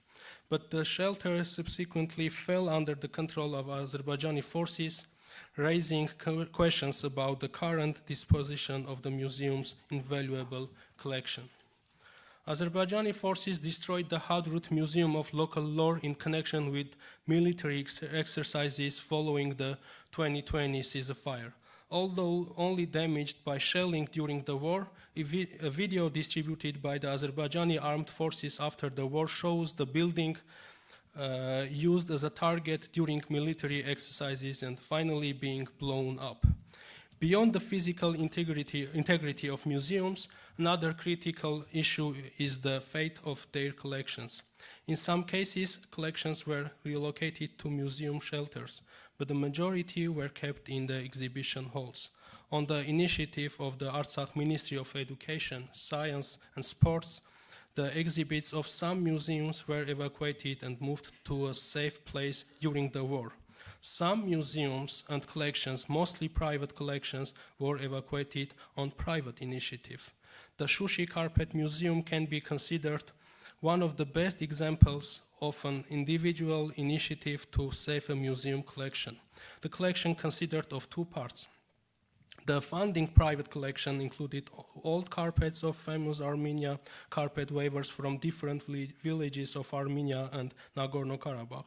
The second part consists of old Armenian carpets that the founder bought from around the world. This museum was a special educational, cultural, and research center. Due to the war, the founder moved more than 100 displayed exhibits to Yerevan, leaving more than 200 carpets and other ethnographic items in the museum building. As will be known to this audience, in December 2022, Azerbaijanis, under the gas of eco-activists, closed the Lachin corridor, the only road connecting Armenia to Artsakh. After keeping the road closed for about 10 months and pushing Artsakh into humanitarian crisis, in September, Azerbaijani army attacked the settlements of Artsakh, forcing the final capitulation of the unrecognized state and the mass exodus of its Armenian inhabitants. The staff of regional museums were unable to evacuate the exhibits that had already been placed in boxes due to the lack of gasoline. These events of September 2023 further threatened the cultural institutions of Artsakh as 40 more museums came under Azerbaijani control. The fate of these museums and their collections remains largely unknown. Interestingly, some people, despite limited time to prepare and space in their cars, took with them fragments of their family heritage.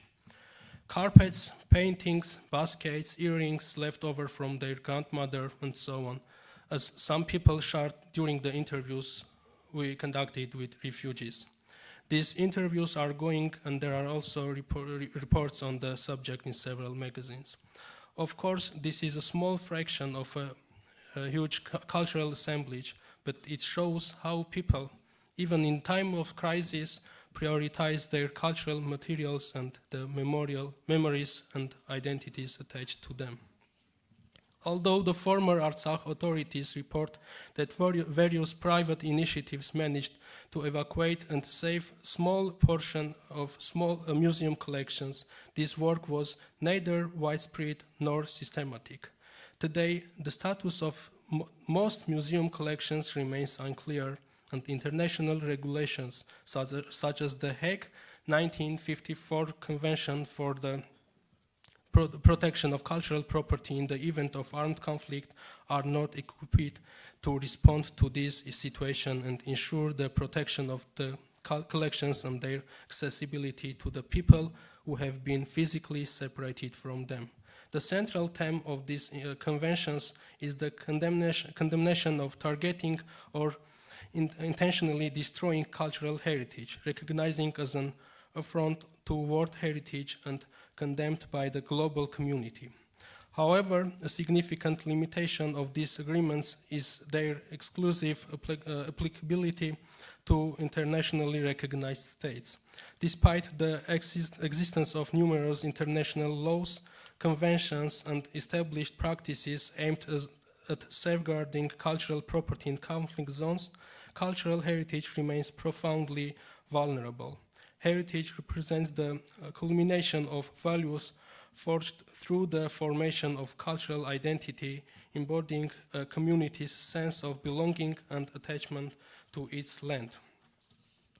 The case of Artsakh is more complicated. On the one hand, Azerbaijan, despite various resolutions from the Council of Europe, instructions from the World Court, the United Nations, and the advice of some European governments, continues to deliberately damage cultural heritage. The lack of international recognition of Artsakh's independence, which once limited the application of international conventions in this area, further complicated the situation during the conflict. To summarize and conclude, the main problems of Artsakh's museums have faced in the last 4 years are the following. Condition of museum buildings. Both during and after the war, deliberate targeting and bombing of museum buildings. Condition of collections. Even in cases where we have standing museums, the status of their collections is unclear.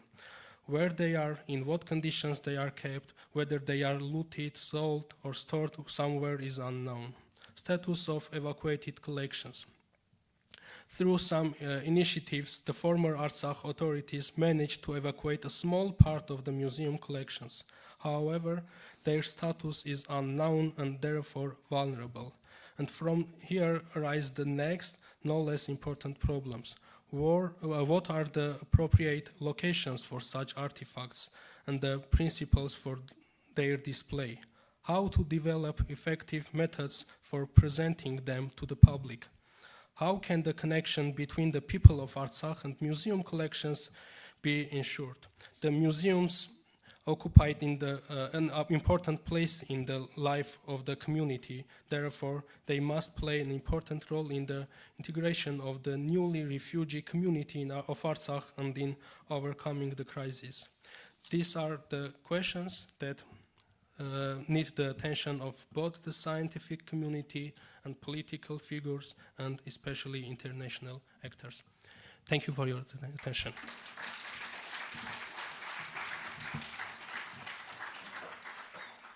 Shall I sit? Okay. Thank you. I'll swap places. Thank you. Thank you very much for the presentation. Dr. Petrosian, if we could ask you to join us on the stage. Yeah.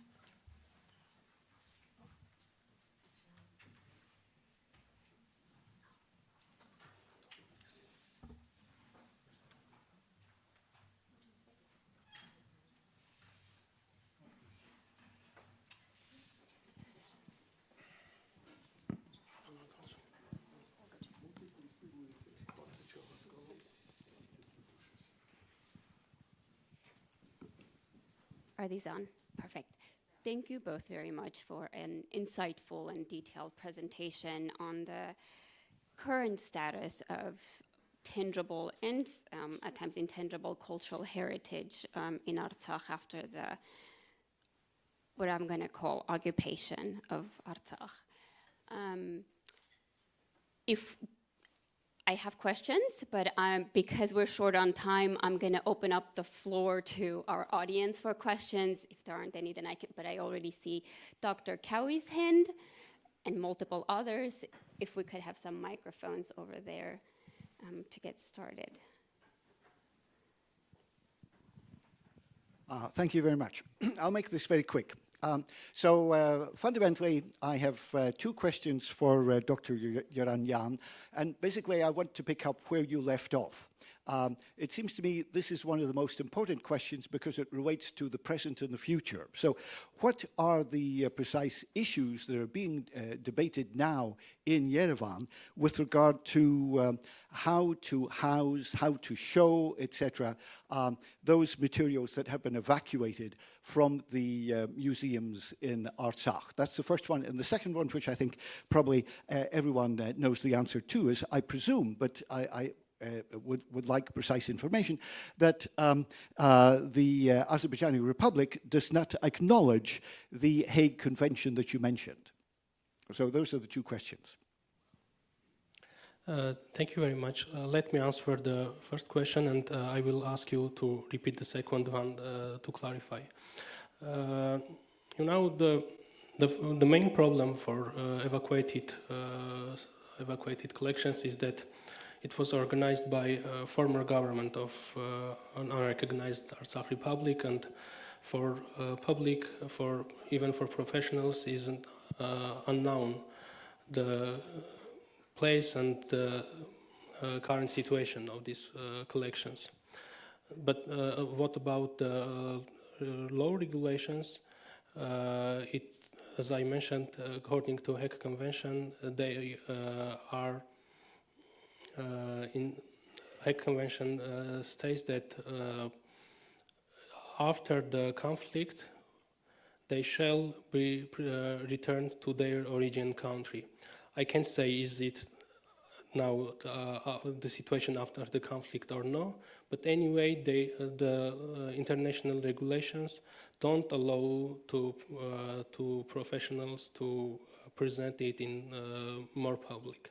Anyway, the current situation of these collections are for most of professionals unknown because it was organized by former government of Artsakh Republic. And I will ask if it is not difficult to repeat the second question, please. Second question was basically, you mentioned then the Hague Convention. I wanted to check, does the Republic of Azerbaijan acknowledge that? Do they recognize the validity of it? Anyway, thank you very much for this question. Anyway, after the collapse of Soviet Union, our independent Azerbaijan, Republic of Azerbaijan, as well Republic of Armenia, connected to this convention.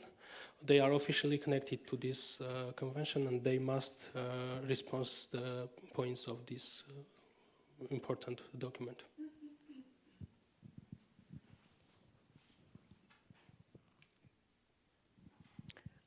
Hello. I have a question. We had in Shushi, in the back of the church, we had second Mate Nadaran, right? And was it possible to save anything from there? And because of that, we had a lot of manuscripts. I would assume it was digitalized somehow before the evacuation or the war started. And because of that, is there any work on digitalizing everything that we have, including in Armenia also, in case of fires or anything, any circumstances like that? And my second question is, we have a lot of sites in Armenia, vanks and old churches and all of that, that are not, because we don't attend churches a lot, And how do we preserve what we have in Armenia in the light of what the enemy is doing with our sites, with our artifacts? We need to have more respect to what we have right now, and how, as historians, you are working on that. What can we do as a regular person? How can I help you to do that better? Thank you. Thank you. Thank you. As I know, the Matenadaran collection was not in Shushi, but in Gandzasar Monastery. And all pergaments were evacuated from there. And we have only some parallel text, no more. I want to say that this not equation for now as a to how to give importance to this connection. The connection is now in Matena Daran. How to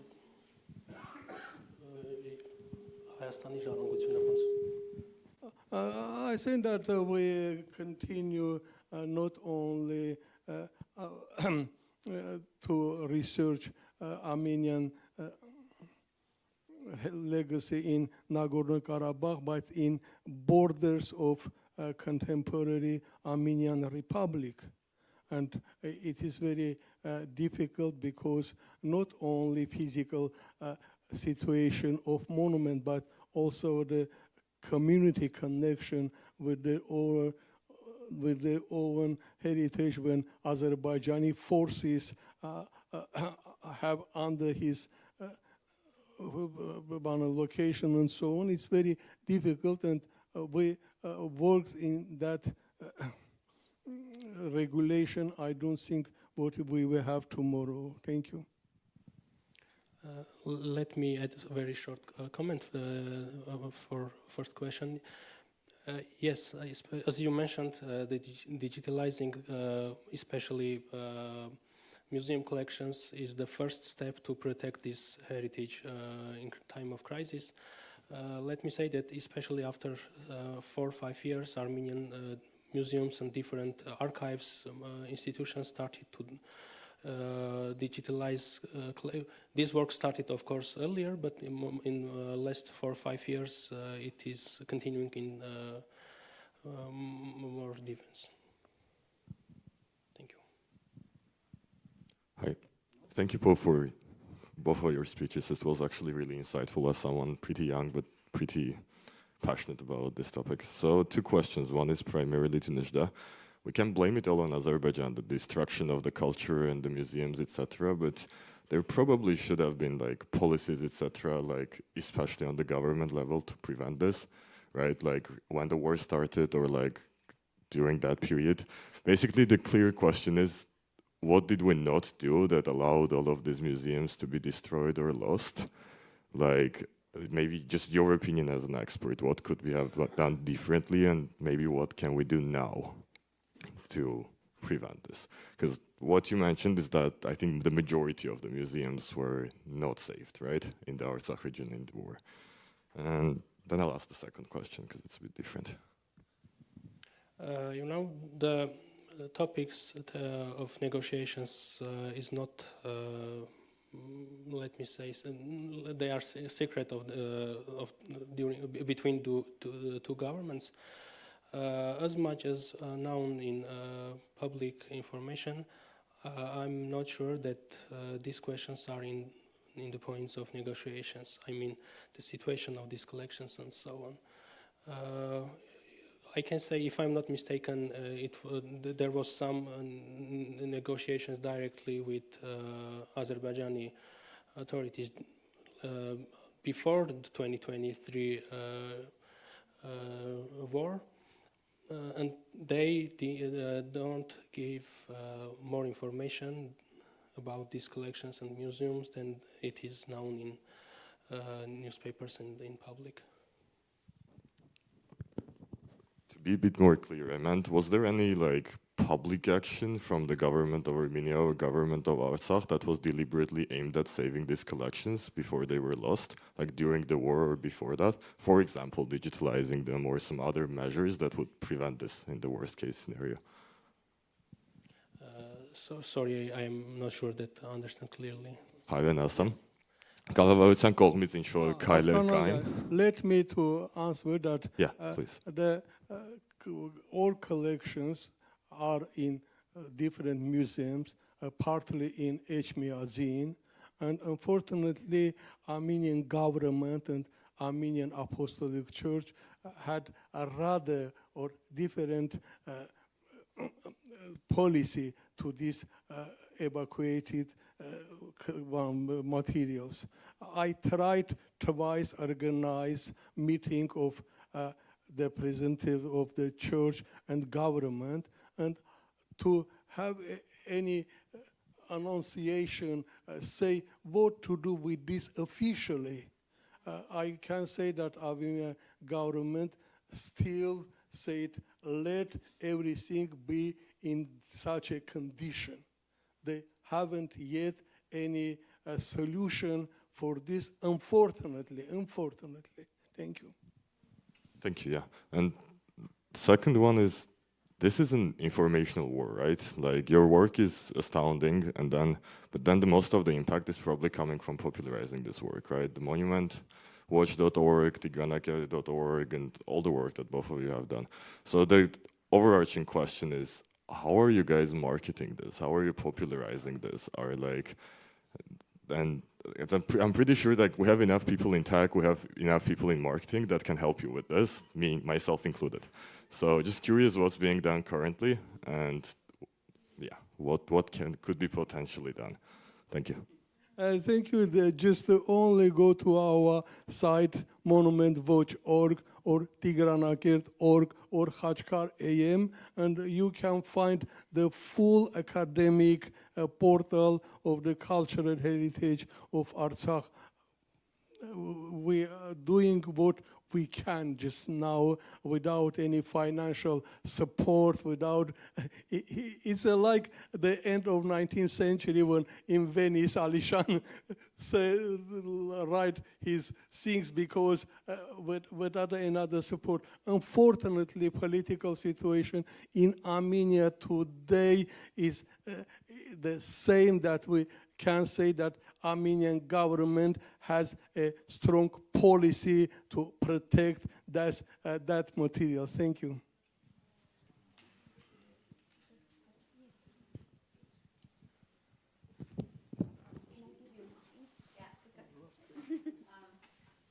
Just to respond to the issues you raised, I think it's really hard for museums to respond very quickly, obviously in these circumstances. And I think it's important for museums globally to start acting together, and you provided a wonderful example of the carpet collection moved to Yerevan, right? And there's conversations like, for example, with the situation with Syria, how does the museum, we as a museum community, move these collections and act nimbly? And there's so much work to be done in terms of how we could collaborate. Yeah. Thank you for your notice. As I mentioned, the Museum of Carpet in Shushi is the private museum. And let me say that the experience shows that in these crisis situations, sometimes private institutions can organize everything faster. Because for government, for official museums, there need be, for example, ministries loans and so on. Sometimes in times of crisis, these official institutions respond not as fast as private ones. But I think that there is very big opportunity to collaborate with private section, to collect experience, knowledge, and to develop also. It's also for official institutions, not only for museums, but also libraries. I spoke mostly about the museums, but there is a lot of libraries, a lot of houses of culture, and so on, which are very vulnerable in this situation.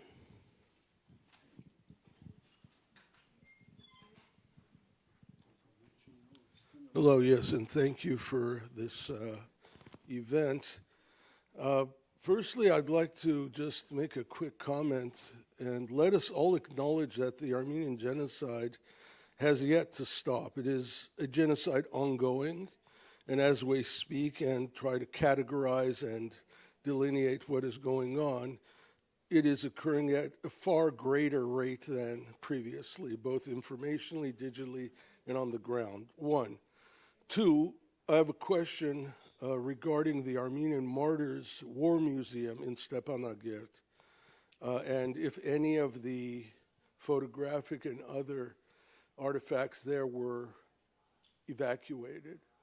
And three, I would like panelists or others to address the issue of a fictional cartography that is being created in real time. I think Ms. Khachadurian and others have alluded to the forensic aspects of our cultural erasure and the misappropriation. In real time, there is a cartography, a simulacrum being created for both present use legally, culturally, and historically, and for posterity. If anyone would like to address that, thank you. Thank you. I think it's to me. As much as I know, the all photographic and documented collections from different museums were digitalized and they are safe. But I'm not sure about separate collections of separate museums. So I'm not sure that besides these photographic collections, what else was able to protect.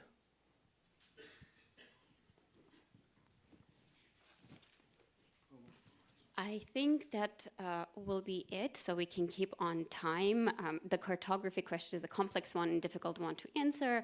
So we will conclude by thanking both of our speakers for their talks and answers, and take a break.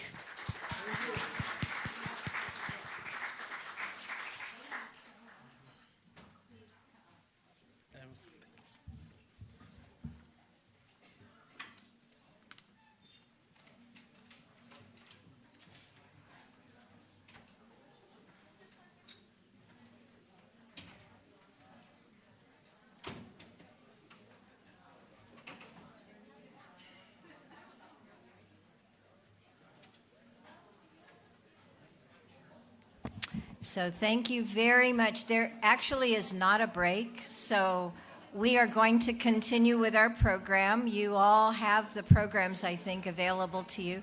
So it gives me great pleasure now to move our program now to the legal perspective. And as has been alluded to, there are court cases. There have been decisions by the International Court with respect to our cultural heritage sites. Implementation of those rulings by the International Court is something that is still very complicated to implement, unfortunately. But we are delighted today that Mr. Yerish Kirakosyan, the head of the Office of the Representative on International Legal Matters for the Republic of Armenia, will be addressing us. He will be addressing us remotely from Armenia, and we are delighted that, in fact, Professor Hannah Gary, who is the executive director of our Promise Institute for Human Rights in the UCLA Law School, our sister organization, will be providing an introduction for him. Hannah is the executive director, as I mentioned. She's been a scholar and teacher of international criminal law, transitional justice, and refugee law for over 15 years, and has worked at a variety of universities, CU Law, USC Law, and now at the UCLA Law School.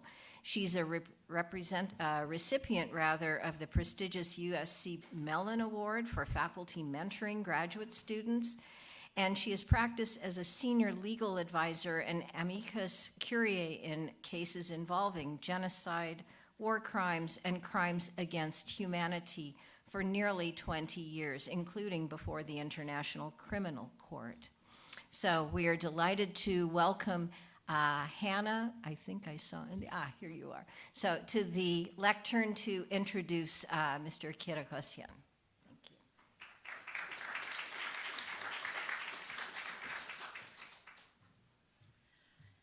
Thank you so much, Anne, and good morning to all of you. I just want to say that it's such an honor for the Promise Institute for Human Rights to co-sponsor this critical conference today, together with our sister institute, the Promise Armenian Institute and the Fowler Museum. And I just want to congratulate Anne and Amy and Hasmeek for such a well-organized, thoughtful discussion so far. So it is my honor to introduce our next keynote, which is well-timed, I think, in the course of today's discussion, to really look at legal aspects with regard to accountability around protection for Armenian cultural heritage, particularly within the framework of state responsibility before the International Court of Justice. And our speaker is Mr. Yegashe Kirikosyan, who is the representative on international legal matters for the Republic of Armenia, which includes representation before the European Court of Human Rights, the International Court of Human Rights, and the International Court of Justice. Mr. Kirikosyan has worked as an advisor to the Prime Minister and Deputy Minister of Justice. He is a lecturer in law and chair of the International Courts and Arbitration Master's Program at Yerevan State University. His research interests include international courts and arbitration, responsibility in international law, countermeasures, and enforcement of international law. And today he'll be joining us virtually via Zoom to give his keynote. Please join me in warmly welcoming him. Thank you.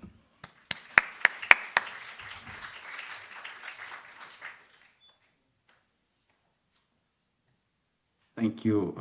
I hope that my voice is being heard.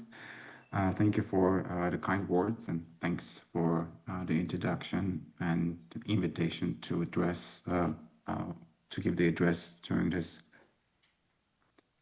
wonderful event and conference. And I congratulate the organizers and the initiators of this conference. I think it's very important to keep discussing such topics very actively and by the involvement of the scholarly community and also the practitioners in the field, because the aspects, different aspects of the issue are being revealed throughout the discussions. It is important also to make to keep the public awareness about these all important issues.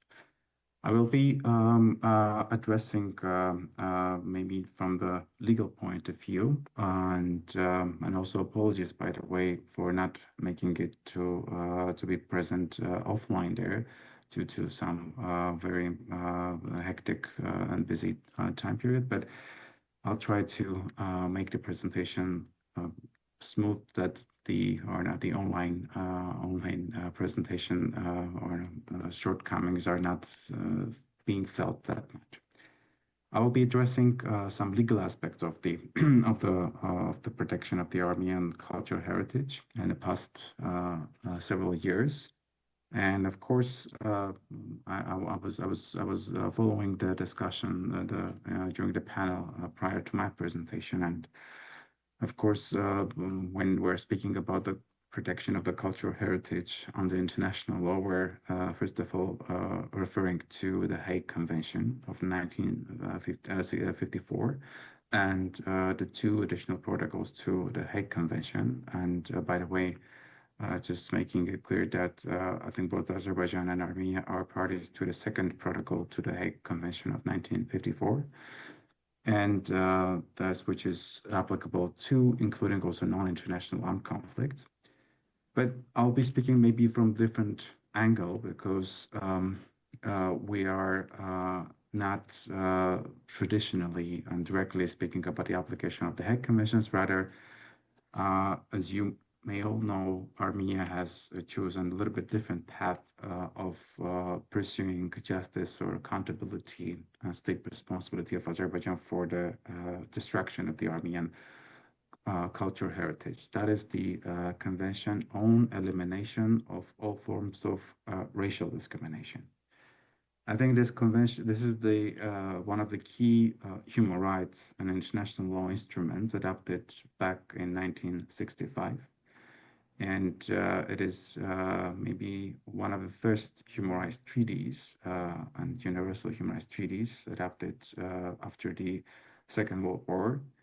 And the importance of this convention, I think, maybe is somewhat overlooked. But interestingly enough, before coming to present the Armenian perspectives of these cases, interestingly enough, the application of this convention and also cases based for the interpretation and application of this convention before the International Court of Justice started emerging back starting from 2009, when the first case was brought by Georgia against Russia. And we have subsequent years of development, and we had the famous case of Qatar versus UAE. And follow up, we have also another famous case under the same convention, that's Ukraine versus Russia, which was concluded recently at a judgment. And so the very interesting phenomenon is that in the past 10 years or so, and more than 10 years, I think this the relevance of this convention or relevance of the protection from the racial discrimination has become quite urgent. I think that is quite telling. Maybe that's also very much telling about the challenges that the humanity is facing in the past couple of decades. And also that also is re-emphasized by the cases pending by Armenia against Azerbaijan based on the Convention on the Elimination of All Forms of Racial Discrimination. Maybe from the first sight, it would seem that convention or this framework convention is not very directly applicable or very directly or not relevant for the protection of the cultural heritage, the Armenian cultural heritage, but I think it's not the case. And if we look a bit deeper and we try to understand the philosophy of the cases, I think all the things will be, and we can view them in their perspective. First of all, I mean, what Armenia is claiming in the framework of the case pending now before the International Court of Justice. First and foremost, one of the main and underlying points that Armenia is making before the International Court of Justice is that Azerbaijan has been engaging in the years-long or more than decade or decades-long anti-Armenian propaganda, which, if I make it more or drop it down into some categories, that would be the propagation of the hatred and animosity towards ethnic Armenians, which is manifested in different ways. Not only one of the maybe the most evident and most vivid ways of doing that is through the spewing hate speech by political leadership of the country, and on a daily basis, which has been continuing over the years, over decades. And not only that, but also we have this animosity and hatred ingrained in the society through educational system, which means that it is very deeply rooted. And to put it in a different way, we could say also that it is institutionalized racism and institutionalized hatred.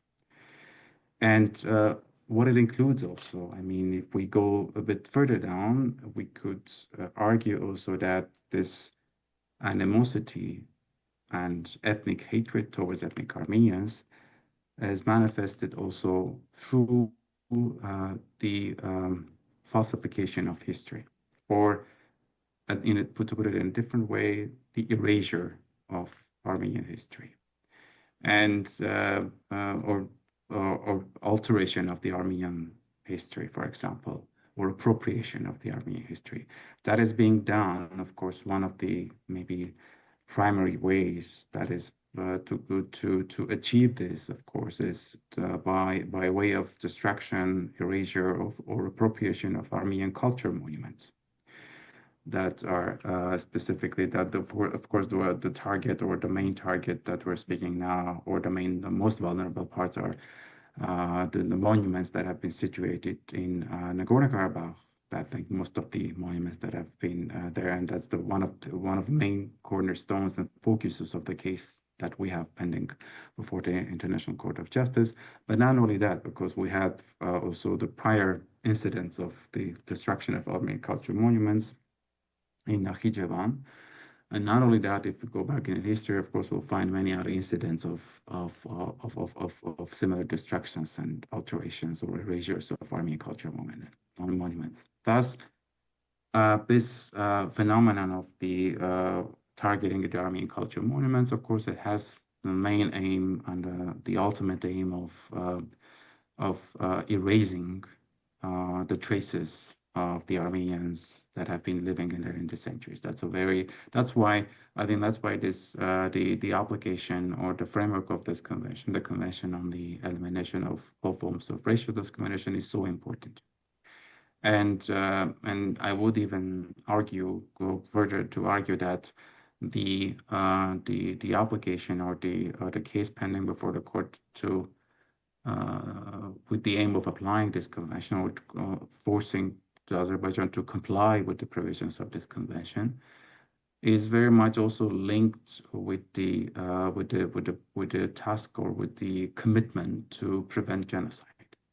Because if we look back into the history, and if we a little bit try to make some reflections on this topic, I think it's very evident that any genocide or including the Armenian genocide and the Holocaust and any other genocide that has been committed in the history, all of them were accumulated throughout the years of accumulation of the racist propaganda and hatred.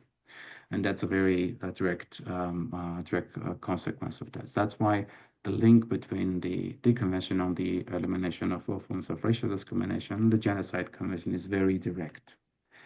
And I think that's sort of an important international legal tool that has been created and drafted also with this aim in mind. And also another very important aspect of that is, of course, the preservation of peace, because any propagation of racial animosity and racial superiority, of course, it's aimed and it's also leading to an aggressive war, and also it leading to crimes against humanity, war crimes, and other grave breaches of international law. Going back to the cases and going back to trying to narrow it down about the focusing on the protection of Armenian cultural heritage, what results we have achieved through the litigation before International Court of Justice. The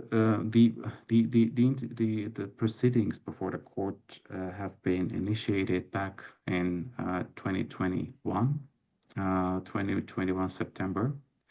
And the proceedings before the court not only were initiated as the pending case, but also we requested the court to indicate and apply provisional measures, because we had the fear, and also we proved to the court that there is a high need and pressure to indicate provisional measures to Azerbaijan to protect also the Armenian cultural heritage from destruction and vandalism. and also force Azerbaijan to non-criminalize, to punish those who are responsible for vandalizing Armenian cultural heritage sites and monuments. We had the first order indicated, applied by the court back in 7 December 2021, which, among other measures that was indicated by the court indicated, of course, measures relating to the Armenian detainees, preservation of the rights pertaining to the Armenian detainees, and also we had the separate measure relating to the protection and preservation of the cultural heritage, and also protection from vandalism, and also making Azerbaijan to hold accountable those who are to be blamed for that. And of course, we had a separate measure regarding the stopping the hate speech and hateful propaganda by the political leadership and the officials of the country. This was the key order of the court, the provisional measures order of the court, which was the landmark, I would say landmark order, because I think maybe it was the first, specifically under this convention, it was the first time that we had a similar application of provisional measures with regard specifically to preservation of the cultural heritage. We had subsequent developments in the case because we had, I'm sure that you all know that we have, we returned to the court for asking the court to indicate additional measures, provisional measures throughout the pending case. Which on different occasions when unfortunately we were facing a dire need for that. This happened, of course, when we had the escalation back in 2022 in September near on the sovereign territory of the Republic of Armenia, and of course we had a similar need to go back to the court again in late 2022, and then we had the hearings at the court in early 2022 regarding the closing down of the Latin corridor, and of course we've had another very urgent need to go back to the court in late 2023 after or during the enforced displacement of the entire ethnic Armenian population from Nagorno-Karabakh. And this is on all those occasions we had the results, I think, of orders of the court in early 2023 and then in November 2023. Especially in the proceedings of October 2023, which was after the events of September 2023, we also asked the court to reiterate the same measure that the court had indicated back in 2021 December order relating to the cultural heritage, Armenian cultural heritage that are under the control of the Azerbaijan now. In all those instances, so we have this the old provisional measure orders applied by the court. Unfortunately, as you may know, we don't have a good record of compliance by Azerbaijan, and we of course we follow up all the time with requests to the courts, with additional submissions to the courts, because the situation on the ground unfolds and new evidence emerges every day, and we're carefully monitoring the situation to see what's happening. And of course, in due course, when there's a need or when there is this the procedural timeline, or in accordance with the procedural timeline, will make the submissions or relevant submissions or evidentiary materials to the court. And of course, one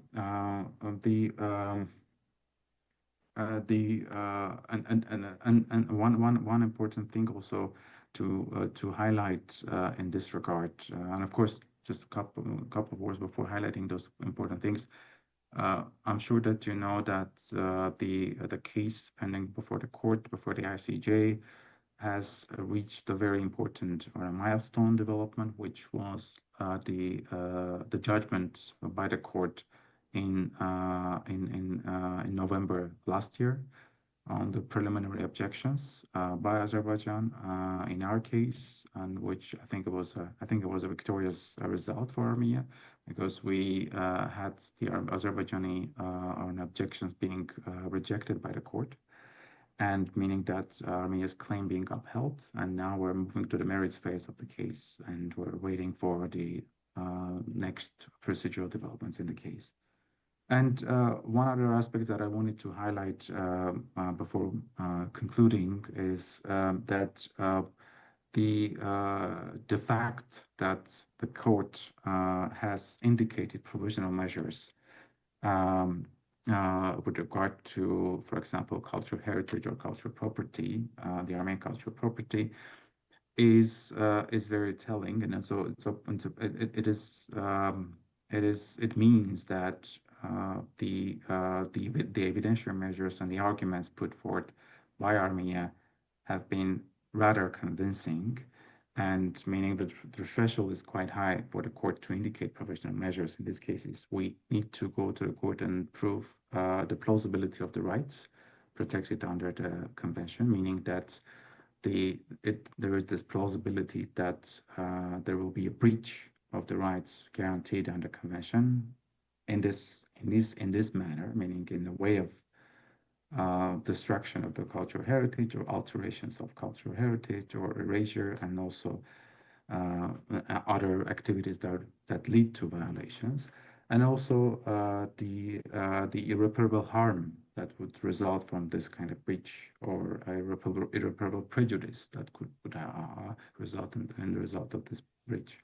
And of course, the urgency requirement too. I think all these requirements have been argued in a very meticulous manner for the court. I mean, the urgency, the plausibility, and also the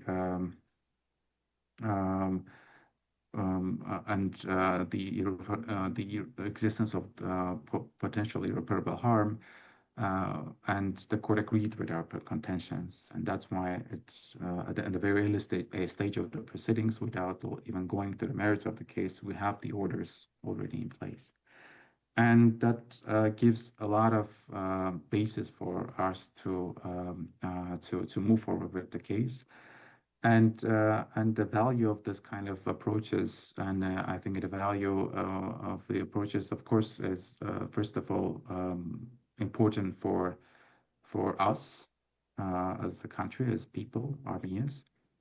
But I think second of all, maybe not less important, I would say, the cases and the orders ordered by the court, and also the judgments of the court already we have, and also the other proceedings that we're pursuing in front of the court have also, or will have also, precedential value.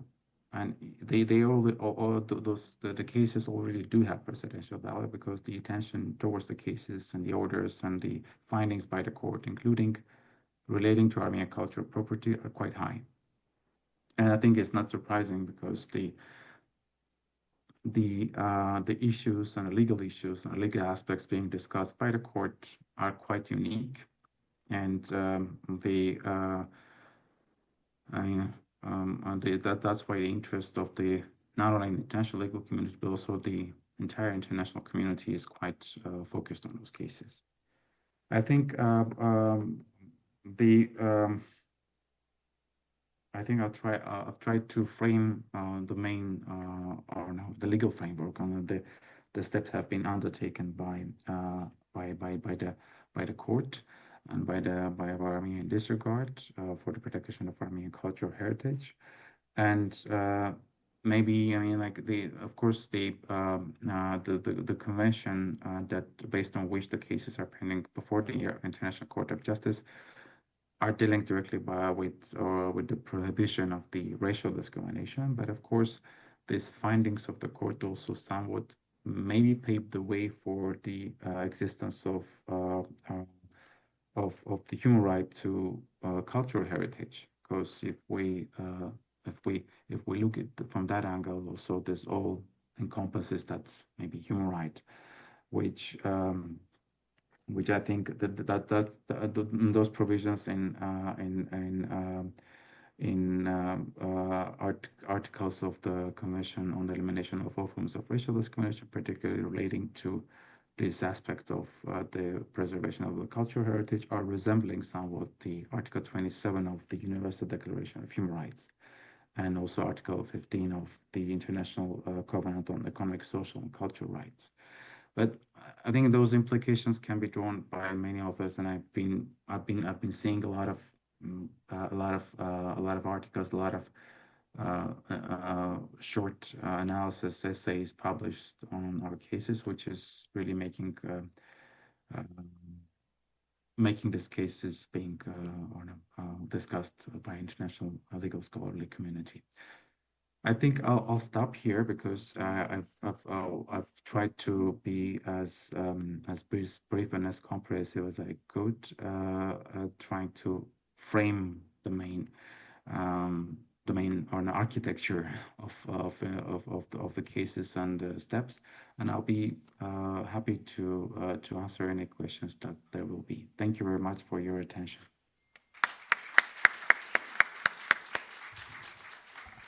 Thank you so much, Mr. Karakosian. That was so clear and a really strong update with regard to the case under the Convention on the Elimination of Racial Discrimination before the ICJ, or the CERD. We have about 15 minutes for questions, and so I want to invite those of you who would like to pose a question to do so now. We have, I think, 2 folks in the back with microphones who can come forward. We have one over here.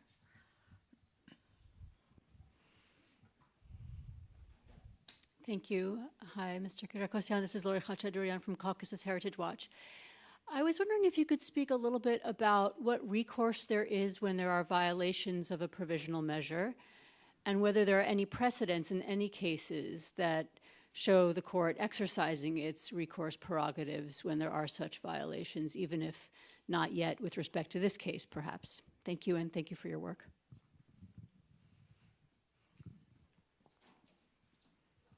Thank you very much for the question. I think this question has been very, the enforcement of the provisional measure orders have been at the center of the discussions in the last couple of years. And we have been following up on this enforcement mechanism ourselves very attentively. And we have been, I think that there's this practice or manuals of the court, and also rules of the court, where according to which the court has the right to establish the committee of judges, which usually do monitoring of the enforcement of the orders of the court, the provisional measures of the court. But the thing is that this kind of measures that the court undertakes usually are not public. They are usually not communicated to the public. It's the court's discretion to do so if they wish. We have been requesting the court to do that, and if I'm not wrong, that's, I think, Rule 11 of the rules, but I'll double check, maybe I'm wrong.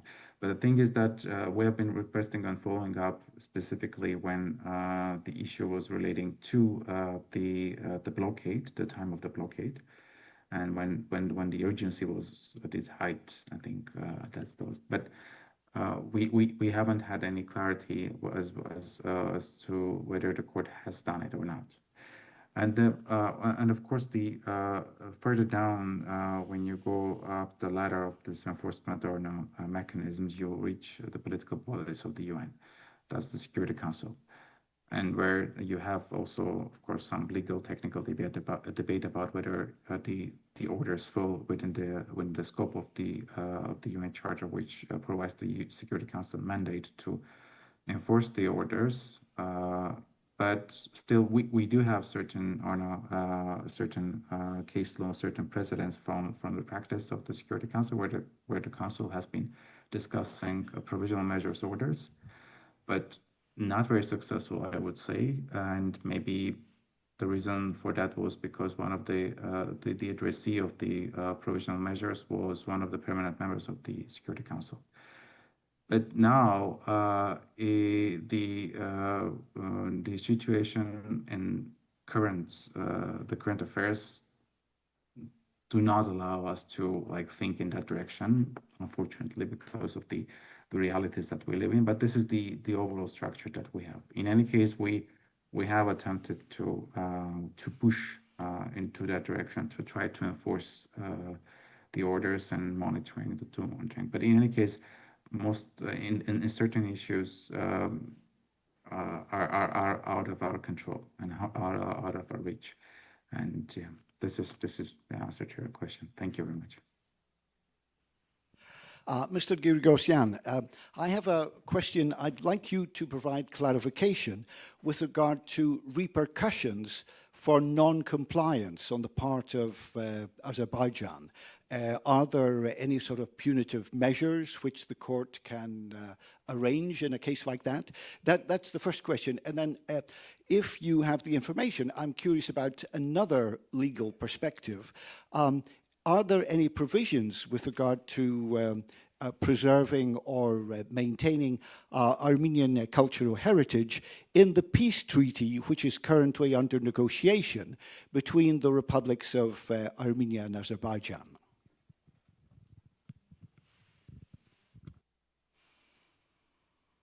With regard to, thank you for the question. Of course, with regard to the measures to be applicable to Azerbaijan in case Azerbaijan is not complying with the orders, I think it is somewhat the continuation of my answer to the first question, and I think that's the way again to follow up on that. Going back to the political bodies of the UN, that's my understanding, to the Security Council. But I think the one of the other maybe longer ways is that we will be certainly raising this issue in the merits of the case, where the court should be discussing whether Azerbaijan complied with its decisions in the orders of the court, which we have an array of evidence that it has not. And the sanctions is that it would be declared that Azerbaijan has breached its obligations also to comply with the orders of the court, which is an obligation. And also not only the orders of the court, by the way, I would also mention the unilateral declarations or unilateral commitments and undertakings by Azerbaijani representatives during the hearings and oral hearings of during the court proceedings, which also creates additional obligations or commitments of states. We had a number of occasions where we had certain commitments undertaken by Azerbaijani representatives and agents. But the answer to the question is the same. And with regard to whether the peace treaty contains or the draft peace treaty contains any clause relating to the cultural heritage, I cannot answer to that question because that's out of my competence. I'm very sorry. That's more for MFA to react. Thank you very much. I think we had another hand up previous.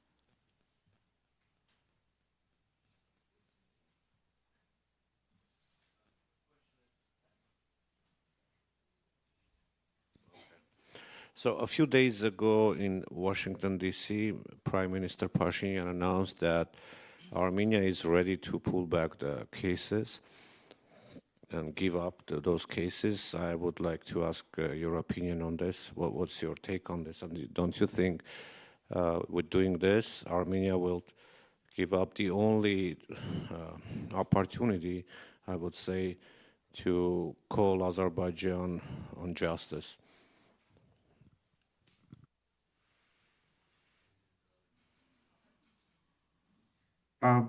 It's hard for me to comment on that given my position, but I would just say that the cases pending before the courts, before the International Court of Justice and other courts, European Court of Human Rights, are proceedings and are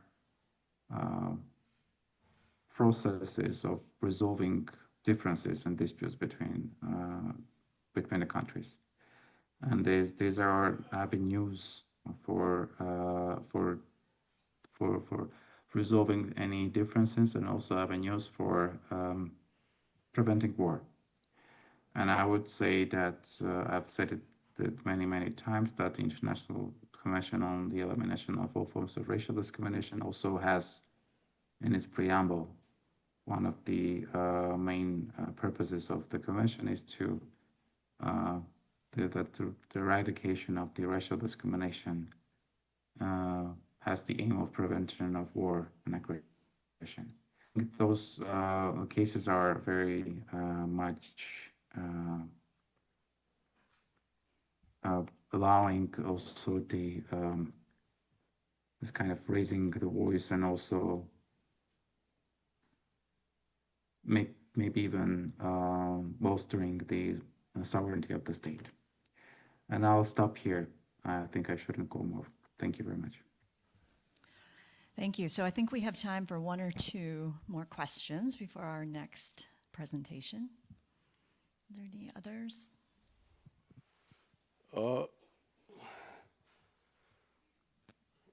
I'm glad the esteemed counselor barrister is here. I will once again state that we are in an ongoing genocide, and I think the diaspora, the homeland, and the 150,000 ethnically cleansed Armenians, millennia old, that now are inhabitants forcefully of the Republic of Armenia, demand a clearer and stronger stance from its representatives. There needs to be, the question is coming, there needs to be this, despite all the strategic thinking, double talk, and hypocritical standards the international community foists upon us. It is mandatory that our representatives and ourselves here stand up and not be silent in the face of our erasure and watch ourselves die. My question is, what is your department, your arena? I know you're under great stress from a variety of arenas and forces, both within and outside of Armenia. What do you plan to do?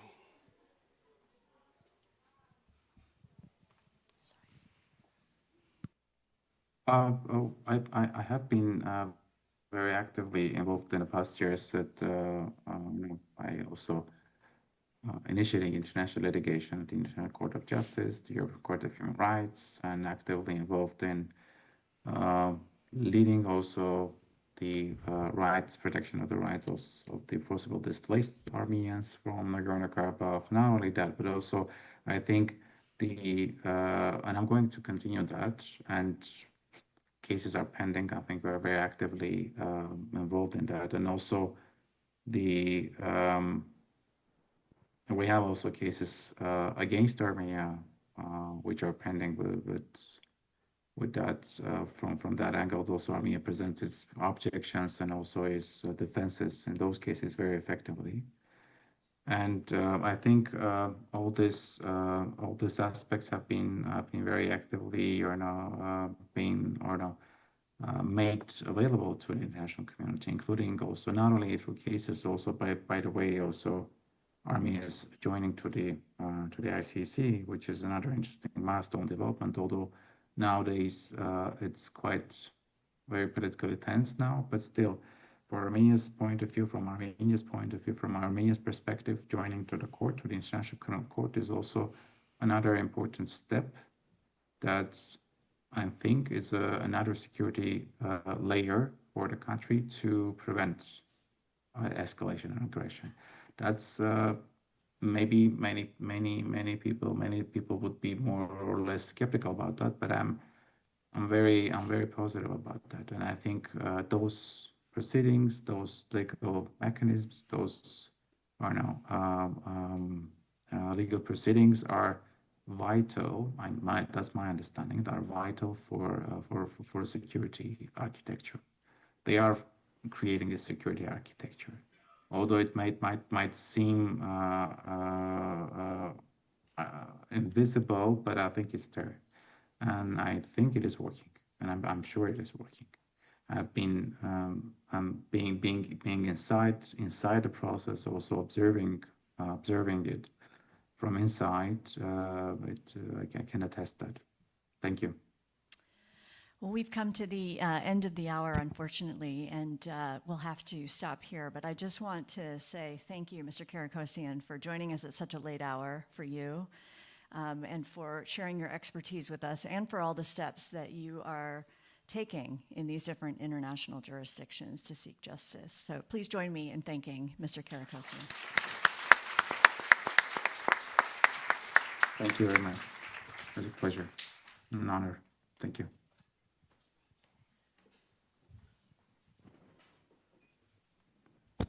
Thank you so much, Mr. Karakosian, Hannah, Gary, for a truly informative session at so many levels.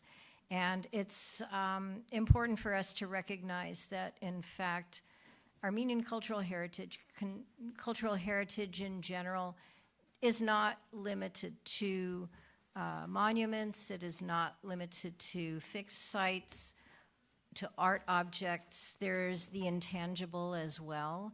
And I am so delighted that in this conference today, we have a couple of instances to share with you examples of the truly magnificent Armenian cultural heritage that most of us have shared in our ancestry. So we have a musical offering that comes to us from our UCLA Armenian music program, Mr. Antrani Kazirian, who will perform for us on the oud, but introducing him and providing context is Professor Melissa Bilal, who is a sociocultural anthropologist and historian who specializes in music and performance studies, gender and sexuality studies, and memory studies. She is our newly named assistant professor and holder of the new Promise professorial chair in Armenian music, arts, and culture, which is located at UCLA's Herb Alpert School of Music. She serves as well as the director of our very well-renowned Armenian music program. So Melissa, I will call you to the podium to introduce.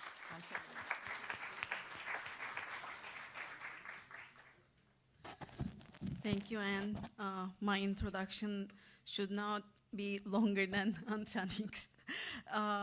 Very short introduction for Antranik Kazirian, who is an oud performer, songwriter, and educator.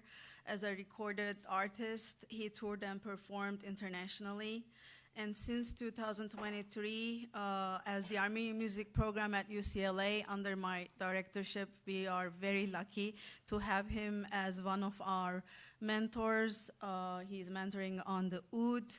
And this year, along with his day job as an attorney, he has been generously allocating time to 3 AMP fellows on the oud. And today, Antranik will perform folk tunes from Western Armenia and Artsakh, and instrumental pieces by Armenian composers of Ottoman classical music. I won't talk much, although I was tasked to give context. As an ethnomusicologist, I can talk forever. So we decided with Antranik that it's more important that he presents the pieces, and I hope you enjoy. Thank you.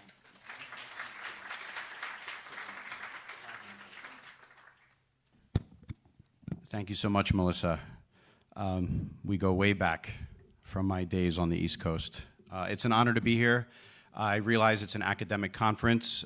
I hope I can offer some interesting notes to help add some context, some perspective from the vantage of someone who plays this music. And when I say this music, I mean Armenian music that is performed on the oud. So for as long as I can remember, the oud has played a central role in Armenian community life. That was definitely the case with me. I grew up in Philadelphia on the East Coast. Yes, we're very proud. It comes from the Armenian ancestry. So the story begins as a young boy I would go to all the community events, and I would see the ensembles always had an oud, whether it was a church event or a picnic or a dance or a wedding or whatever the case might be. It didn't matter what organization, AYF, ACYOA, it didn't matter. There was always an oud. And as a youngster, I would wonder, well, why is that? What's going on here? Because everyone cared about the oud only. They didn't care about any other instrument. They would ask, who's the oud player? I remember my mom asking, the parents would always ask who the oud player was. So as a youth, I was struck by this. It was this mystery.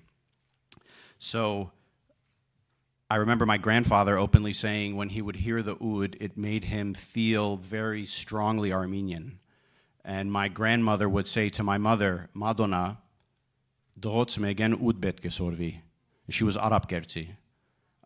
Her family had come in 1906. So when you talk about the oud, it was an instrument of the court, instrument of a cosmopolitan life. It was not really from the village, from the Armenian village life. The village life was more saz, for plucked instruments, kind of like a metallic sound, like a banjo. For the wind instruments, you had the zurna and the duduk, but not the duduk you hear now, a little bit different. And then you would have a kemancha or a lira. The Pontic Greeks have it as well, very similar sound. It's a lap, kind of like a violin if you played it on your knee. So the oud was, it was a symbol, I think, of a little bit of musical artistic status. And the Armenians who had gone to the cosmopolitan areas, Smyrna, Izmir, Bolis, Istanbul, the very best of the Armenians were composers and master players, whether it was Hrant, Udi Hrant Kenkulian, Tatios, Sebu, Sarkis, Bimenshen, Derghazarian.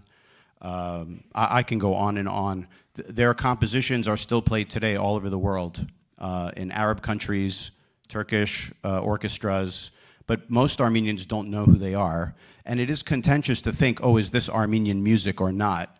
But what I can say from my perspective, when I would watch these Armenian oud players, they would play Malatyatsi folk, Sepastatsi folk, Arab Gerzi folk, line dances, which I'm sure many of you would love to get up and dance and do them. But they also would sometimes play compositions from these composers. And there was a definite difference in the sound, but not really, because you could hear hints of Armenian chant from the church. A lot of them were churchgoers, deacons, they were in the clergy. They looked to their Armenian music when they made these master compositions. And I'll do a brief sampling of some of those songs as well. But the one thing I want to say when it comes to playing the folk music, some refer to it as kind of a heritage performer term. I know, Melissa, we've talked about that as well. But I was fortunate to have great mentors, great teachers. Ara Dinkjan, John Berberian, John Bilazikjan, Ara Dermardirosyan. They imparted on me a love for the instrument with the Armenian sensibility, because the instrument is used by many. We don't claim it as only this or only that. That is a false reality, because we lived side by side with neighbors. It's not political as much as cultural. The oud was played by many. I grew up playing Greek music alongside my Armenian music. I played the music of Greeks, Arabs, Kurds, Turks, and various others. In fact, it was commonplace. It was a reflection of the reality of Armenians in Bolis and other places. In fact, it was surprising to me when I would grow up and see Armenian ensembles, and I said, they don't know anything else besides Armenian music? It was kind of interesting to me. That might sound nuts to some people. But that was the reality from which we came.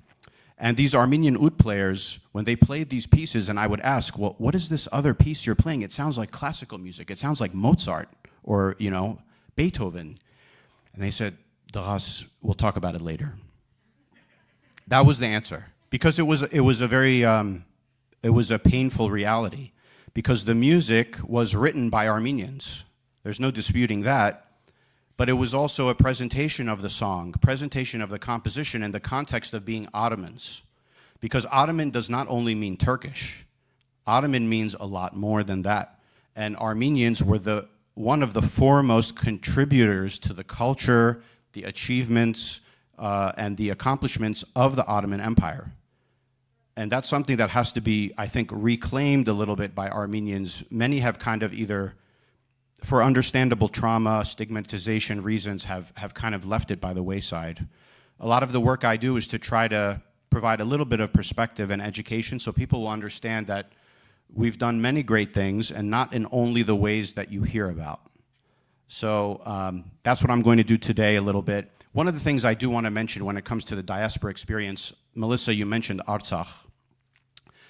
To kind of really reinforce the experience of Armenian Americans and the wide diversity of music they knew as musicians, imagine a song composed by an Artsakhsi, Tanya El-Ghazarian, from Shushi, very highly regarded composer, musician. He was known for bringing back education, music education to the youth of Artsakh. He even had a school named after him. And he wrote many, many popular songs. One of them is Anush Karun, Sweet Spring. I'm sure it's familiar to many of you. So imagine him as an Artsakhsi writing this song, early 20th century, and somehow genocide survivors coming west to the East Coast embraced this song. It was wildly popular with my grandparents' generation in the early 20th century. So it just shows the breadth and the reach and the scope of music and culture. An Artsakhsi Armenian writing a song that was part of the identity of the Armenian Americans growing up. A song about the spring, a song about rebirth, a song about perseverance, resilience, from Artsakh to Philadelphia. So that's, I just wanted to give a little bit of color about that. And I'm also going to play some of the more familiar songs you've heard. I'm sure Tam Zaraz from throughout the Western Armenian, Asia Minor, Old Armenian Highlands, and a couple of pieces by Tatios and Sebu. So I hope you enjoy it.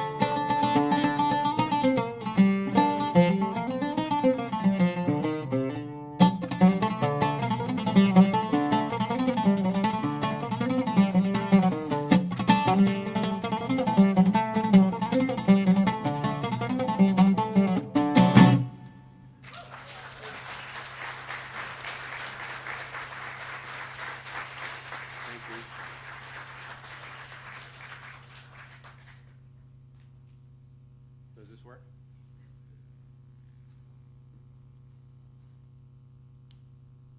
Thank you. All these years playing music, I can't even turn on the mic. Thank you. So that was Anush Karun, which was the song we talked about by Daniel Ghazarian. And Kemani Tatios, Kürdili Hicaz Kerlanga, that's a specific mode. And then, of course, Sebu Simonian, Kemani Sebu Simonian, who was Tatios' teacher, with his Kürdili Hicaz Kerlanga. So there's a form of a saz-semai, which is an Ottoman classical form. I see some heads nodding. And also the longa as well. The last little interlude I'd like to do with whatever few minutes I have left is more in the folk tradition, and I hope you enjoy it. I'll tell you about them afterwards.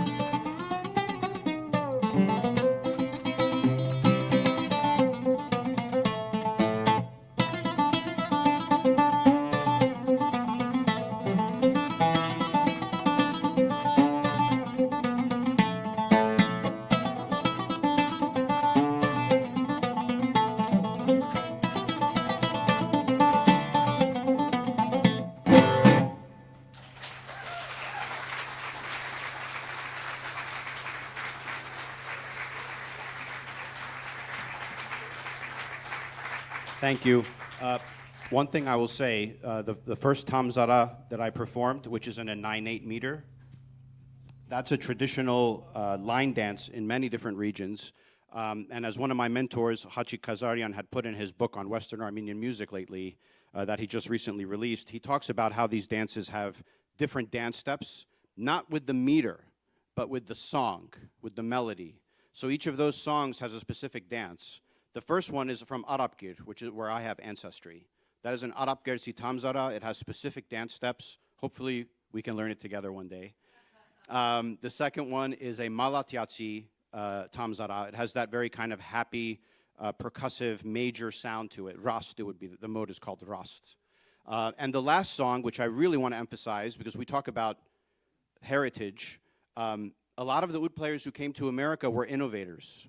They were following in the footsteps of their predecessors as composers, and they tried to grow and develop and experiment, and they were able to thrive in America. The other Armenian experiments, cultural and political centers like Soviet Armenia and Lebanon had a very different social fabric, where there were forces that did not really permit that. In America, the Armenian oud players thrived and opened and experimented and changed everything about what they did. And my teachers, I was fortunate to have those innovators as teachers. So the last composition I did is my own composition. And that's something that I encourage our musicians, even with my students, to grow.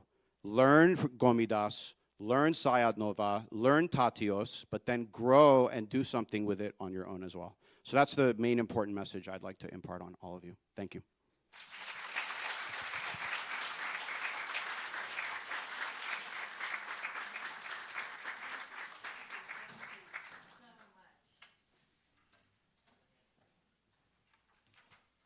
What a magnificent, albeit too short, performance. Thank you. Thank you. Blessings. Let's thank Antranik once again. We are so grateful to you, to Melissa, to all of our speakers, and there's more to come. But now we actually are at a point where we will take a break. Those of us who are in person will be proceeding 2 floors up to the terrace in this building where lunch will be served. Please know that there will be heaters available upstairs. We will be outdoors.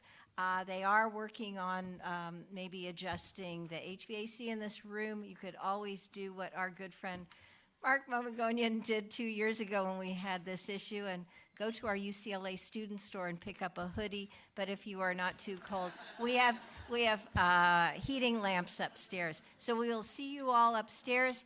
Otherwise, reconvene here at 1:30 p.m. Pacific time. Thank you.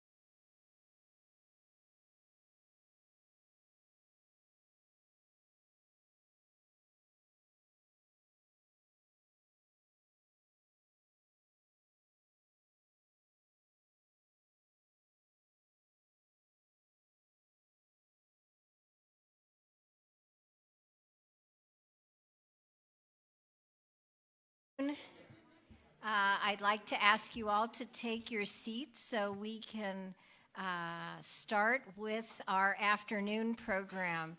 Thank you so much for being here today, and I know there are still many people upstairs on the terrace finishing lunch, but I hope they'll be able to come down quickly. So I am delighted to introduce to you the second session, formal session of our conference entitled Cultural Heritage, Destruction and Documentation in Historic Western Armenia, present-day Turkey. And the moderator for this session is Dr. Anna Alexanian. Dr. Alexanian is a postdoctoral scholar here at UCLA in the Armenian Genocide Research Program within our Promise Armenian Institute, working with Dr. Taner Akçam. Anna earned her PhD at the Strassler Center for Holocaust and Genocide Studies at Clark University, and her research explores gendered aspects of the Armenian genocide in the experiences of its victimized females, especially during the period of 1914 through 1918. She received her bachelor's and master's degrees in history at Yerevan State University and has published widely in academic journals as well as non-academic publications in Armenian, English, Russian, and Turkish. So, without further ado, we will welcome Anna to the podium as our moderator.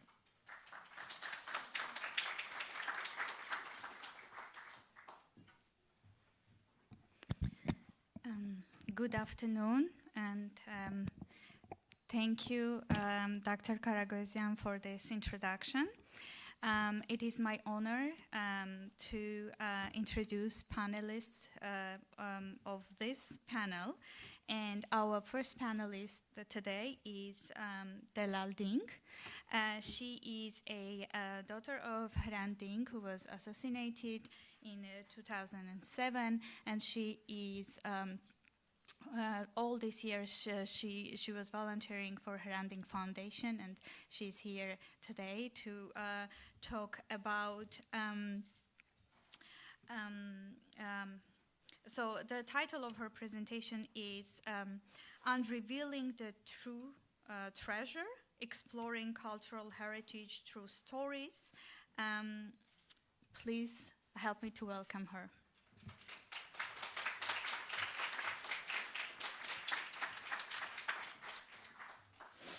Thank you, Anna. First, I would like to thank the Promise Armenian Institute for the invitation, and particularly to Anne and Hasmik.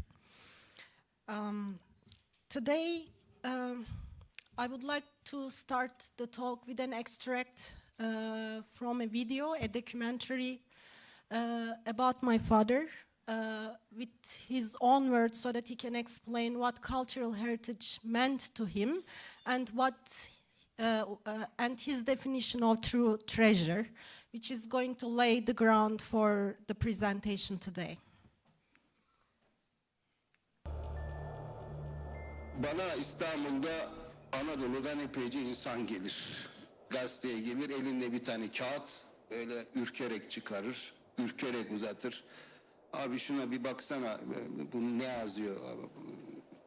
Açarım böyle. Define mi arıyorsun dayı derim. Bulmuş bir kağıt bulmuş. Ermenice bir harfler var içinde. Böyle gidecek işte Anadolu'da define arayacak. Aksaray'da kahvesi var, borsası var, define haritası, Ermeni haritalarını. Her gün taksi plakası gibi fiyatları artar onların. Var, doğrudur, çok define var orada. Ama asıl define toprağın üstündekiydi.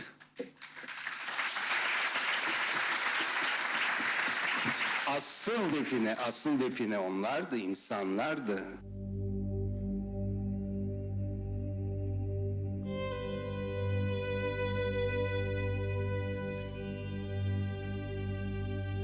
Malatya'da çok anlatılan bir hikayemiz var. Ben gurur duyarım bunu anlatırken.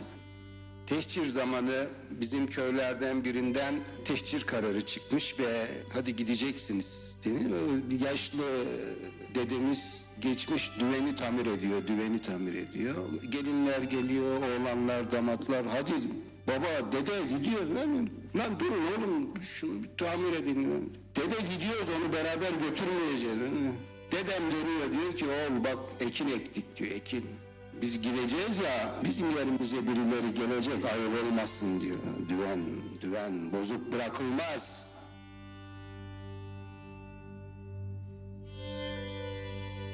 Benim esas sancım, 3 milyon nüfustum ben bu topraklarda. Cumhuriyete geçerken 300 bin kaldım. O 300 bini de illa bilmem ne yapacaklar diye bu tarihe kadar gelirken o toprağın üzerinde benim ürettiğim hiçbir zenginliğin farkına varmadılar. Bitirdiler, tükettiler.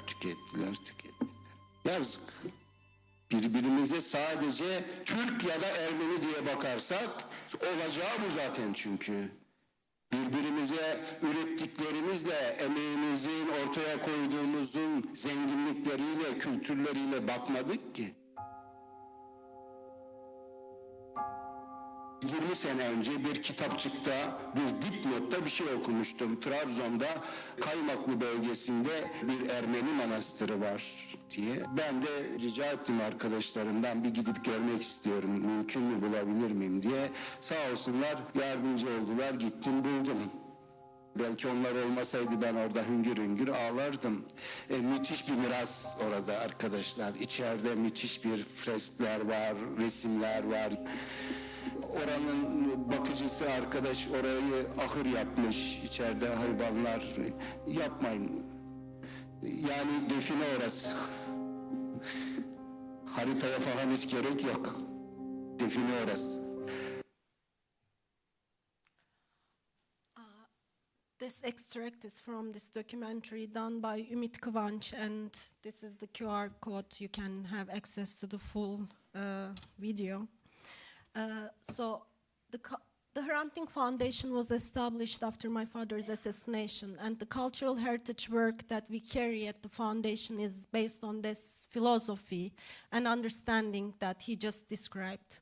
That's why I wanted to start it with this. One of our major work is an online cultural heritage map. It's an interactive map of non-Muslim cultural heritage of Turkey. Not only Armenians, Jews, Greeks, Assyrians, and there are about 10,000 sites mapped out on this map. Churches, cemeteries, schools, synagogues, and it's an ongoing work. This is based on literature search, but we add new information and their current situation via field trips. Our team goes to different cities, find the locations of these sites, some of them fully non-existent today. We record their current situation, upload it on the map, and this is filled with a lot of multimedia information, 360 degrees, photos, audios, videos. Today, I would like to use this as kind of a treasure map to explore 4 sites. And while doing that, these 4 sites will tell unique stories about the cultural confluence and resistance of the communities around them.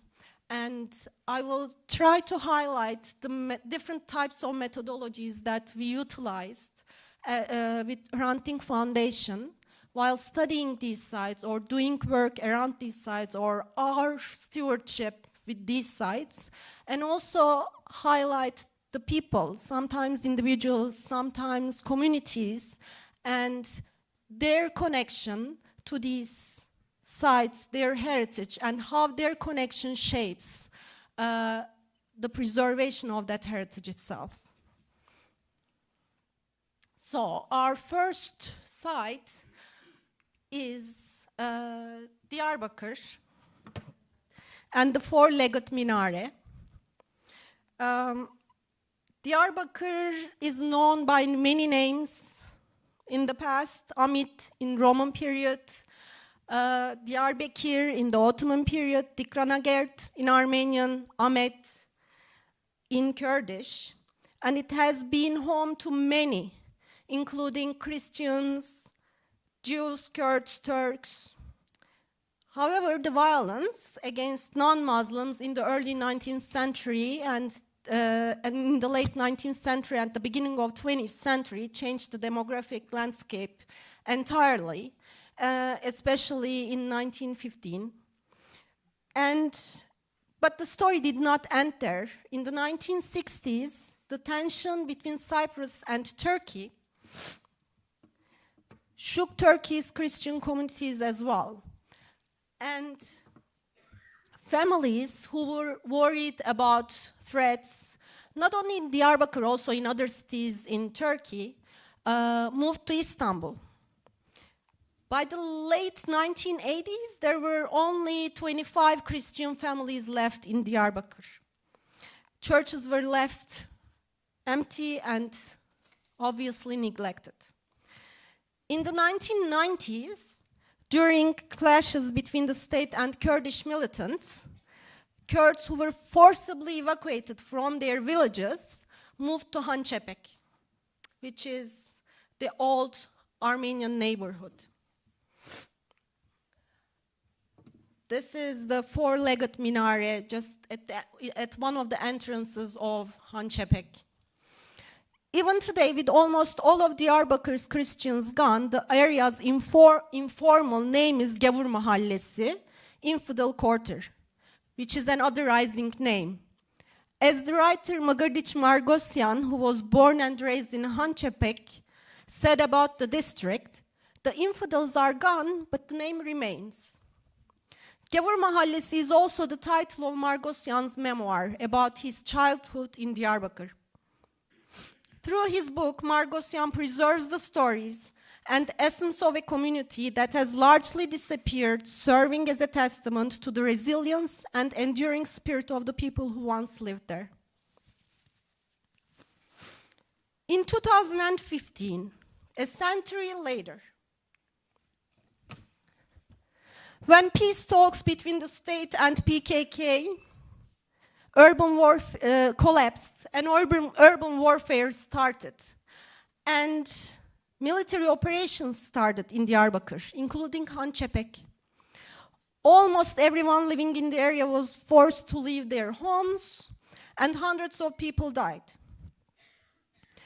The historical district of Hançepek sustained major damage, and on November 25th, at four-legged minaret, which is one of the symbolic structures in the village, it also sustained a major damage. And 3 days later, on November 28, 2015, Kurdish lawyer and human rights defender Tahir Elçi, he was there to make a press statement to condemn the damage made to the cultural heritage in Hançepek, to the four-legged minaret. At the time, he was also under a lot of scrutiny because of the statements he was making about the peace process and the state's position. Yet, he was there. He was the head of the Diyarbakır Bar Association at the time. So he was there at the four-legged minaret with a group of people, advocates from the Bar Association and city residents, to deliver a statement to the press about the damage to the district.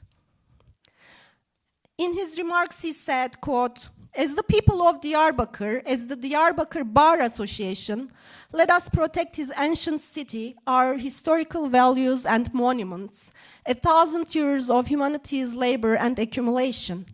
We do not want weapons, clashes, and operations in this historic area that has been a cradle and home to many civilizations. This ancient area that has served as a common space for humanity. We condemn the attitude, the act of violence against history, the assault and disrespect against the historical treasure. A society that does not protect its history, its historical treasures, its historical heritage, cannot establish a sound and secure future." Towards the end of the press release, a street battle was initiated. Tahir Elçi was shot in the head and killed. This is his last picture at the four-legged minaret. The investigation into his murder was ineffective. Elçi's words reflect his deep sense of stewardship and ownership over the cultural heritage of Diyarbakır, Dikranagert. He recognized the importance of preserving historical sites not only for their architectural and historical significance, but also for their role in fostering a secure and sound future for the community. His dedication to protecting cultural heritage was an integral part of his broader commitment to human rights and peace. The information that I just shared is available on a mobile application that we developed at the foundation. It's called Cardes, and it's available free on Google Play and App Store. And it's a personal memory tour for the users in Turkish and English. It reveals different structures in the city, and there is also clips of in-depth interviews with the old residents of these sites. And Diyarbakır is the last city that we included to this app today. We started with Istanbul and then included Ankara, Izmir, and lastly Diyarbakır, and we aim to continue this. And the next stop is going to be Habab, in Kovancılar district in Elazığ.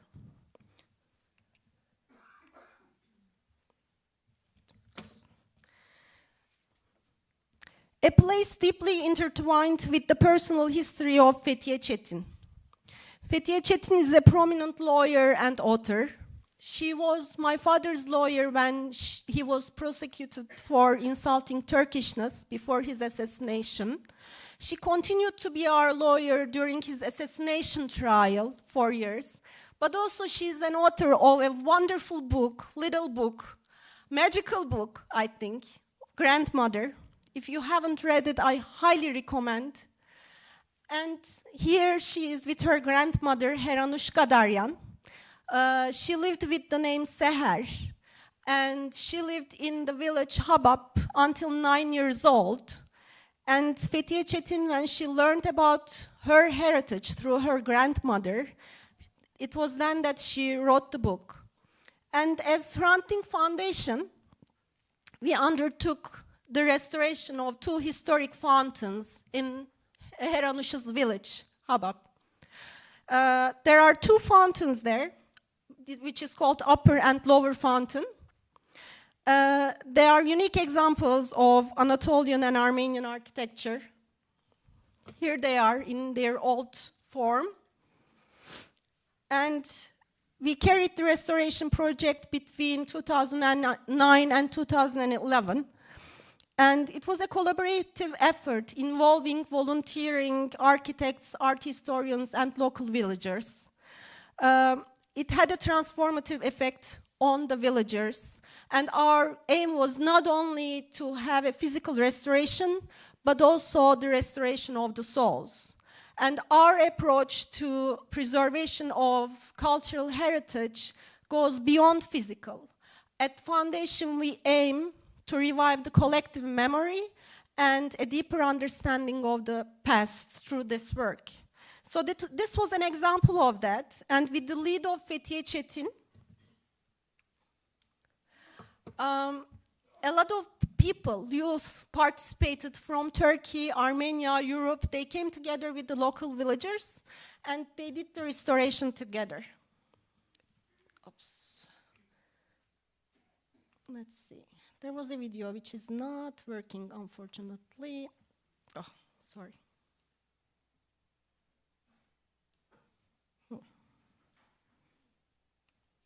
No. Could you help me play this video, please? Yeah, thank you.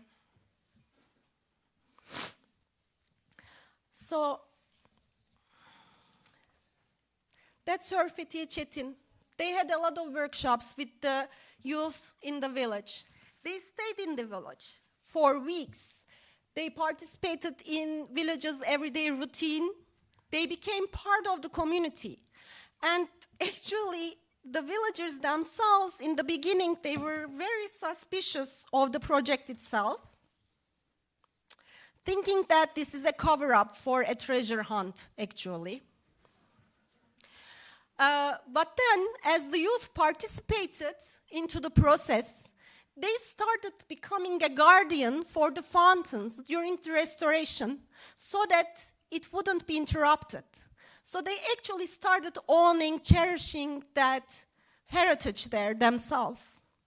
And more importantly, they started talking about their past after a silence of 2 generations. So as the water of the fountain started to run, the villagers started to talk. In Fethiye Çetin's own words, these fountains had to be restored. The clear, good-tasting water had to come streaming out again.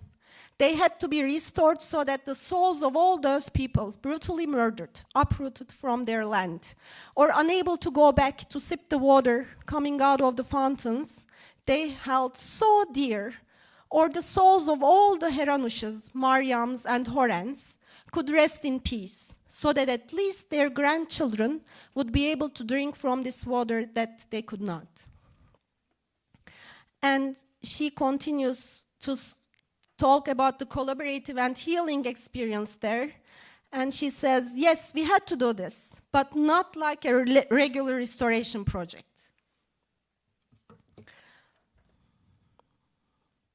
But rather as a process involving working with the villagers, talking of the village's past, and all of the events constituting its history, breaking the silence that dominated 100 years, and reviving memories that have been represented and that were on the verge of being erased. We had to restore what we broke and let the water run through from dried fountains together. So the next stop is in Istanbul. And it's the historic neighborhood of Balat. A place rich in cultural heritage and memories of coexistence. Balat has been home to a diverse array of communities, including Armenians, Greeks, Jews, Turks, and Bulgarians, each contributing to its unique tapestry. In 2018, supported by a travel grant that we're providing at the Hrant Dink Foundation, Dikran Amiryan from CSN Lab Armenia traveled to Istanbul to have an internship at the French Institute. He lived in Balat, and he was inspired by Balat. And then he wrote a book about Balat called Balat Living Together. This book explores the memory of Balat, highlighting its cultural and historical heritage through the perspectives of various disciplines, including cultural anthropology, history, and architecture. It aims to revive the architectural, urban, social, and biographic components of Balat, showcasing the peaceful coexistence of its diverse communities. In 2023, we started an archive work in Balat. As we began working on the archive of Surpreștagabet Armenian Church and Horenyan School Foundation, we decided to invite Dikran back to Istanbul, as he had already studied Balat. And he came and he helped to reveal an immensely important archive during his fellowship. And Surpreștagabet Church, just to give you, 2 sentences background information, established in the early 17th century. Really? Okay, then I'll speed up. Okay, this is from the archive. So this is part of the archive work we are carrying in Istanbul. And we have an online system where we are digitizing these archives in No, again. Could you help with the video, please? So we digitized about 30,000 documents in Balat. And just to give you an idea about the content, the school is built in 1831, so it's been home to education for 150 years. And it was also an orphanage in the beginning of the 20th century for orphan girls coming from Anatolia. So there's the archive of these kids as well. And in total, so far with other schools, we were able to digitize about 80,000 archival material. So this is the book of Dikran. And I'll come to the last site.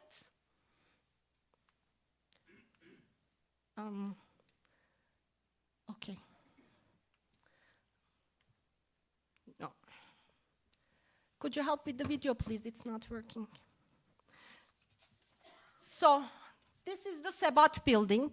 It was built by Jewish architect Rafael Algadish in 1920s. He was a Jewish architect, well established in Istanbul. He has contributed immensely to the architectural landscape of the city, yet their family was quite affected by the wealth tax. And in 1999, Agos newspaper moved to this building. On January 19, 2007, my father was assassinated in front of this building. In 2015, we decided to turn it into a memory site. And we became part of an international coalition, Site of Conscience.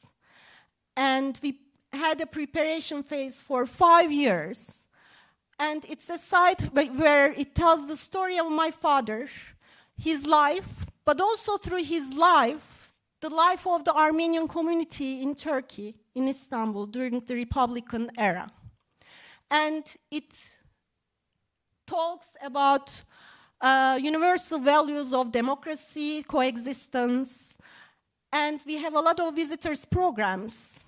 Just 2 years ago, in 2023, we were recognized by a European Museum Award and the Best Heritage Award last year. So I'll finish it up in a minute. Thank you for your patience. There's a virtual tour as well, if you're interested. Every January 19th, this is the balcony of that building. There's a commemoration happening to commemorate his assassination. And one of the tours or programs we have at the site is in his room saying, a look through Armenian culture and history. And there we talk about, through the objects on his office room, we talk about Gomidas, Saroyan, Mgrdich, Hagop Mansuri, Arshil Gorky. So, and we also remember Algadish while we're giving tour. So there are different layers of memory that we're trying to convey to our visitors. And on every January 19th, new names are added to that memory. And this year, this is the picture from the balcony from this year's commemoration. There is my mother and Takui Tovmasyan. She's another heritage whisperer, I think. She has a book about her grandmother's recipes, but also telling her family story. And this year, just 40 days before this talk, she lost her brother, Yetvar Tovmasyan, one of the founders of Aras publication, another heritage keeper in Istanbul. And she gave a brilliant talk during this commemoration and added new names to the list of the names remembered at the site. Could we play the video while I finish my sentence? Just a quote from his talk. She's standing, there is no distinction, in quote, there is no distinction between old pain and new pain. Pain simply exists as it is, as if the pain of your loss weren't enough. She talks about my father. I now endure a renewed ache of losing a brother.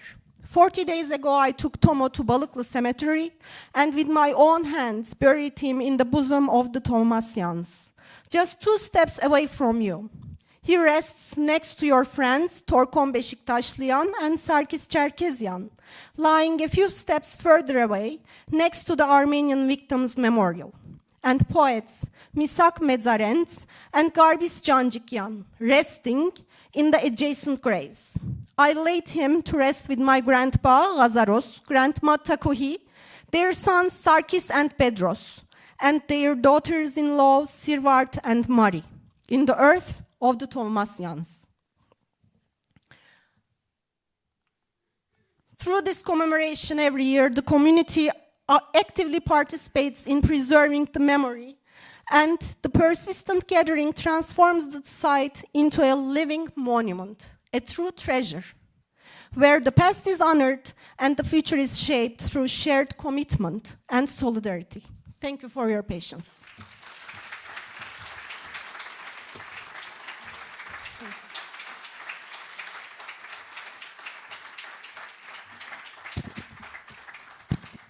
Thank you, Delal, for for your talk. Our next presenter is Hechner Wotenpau.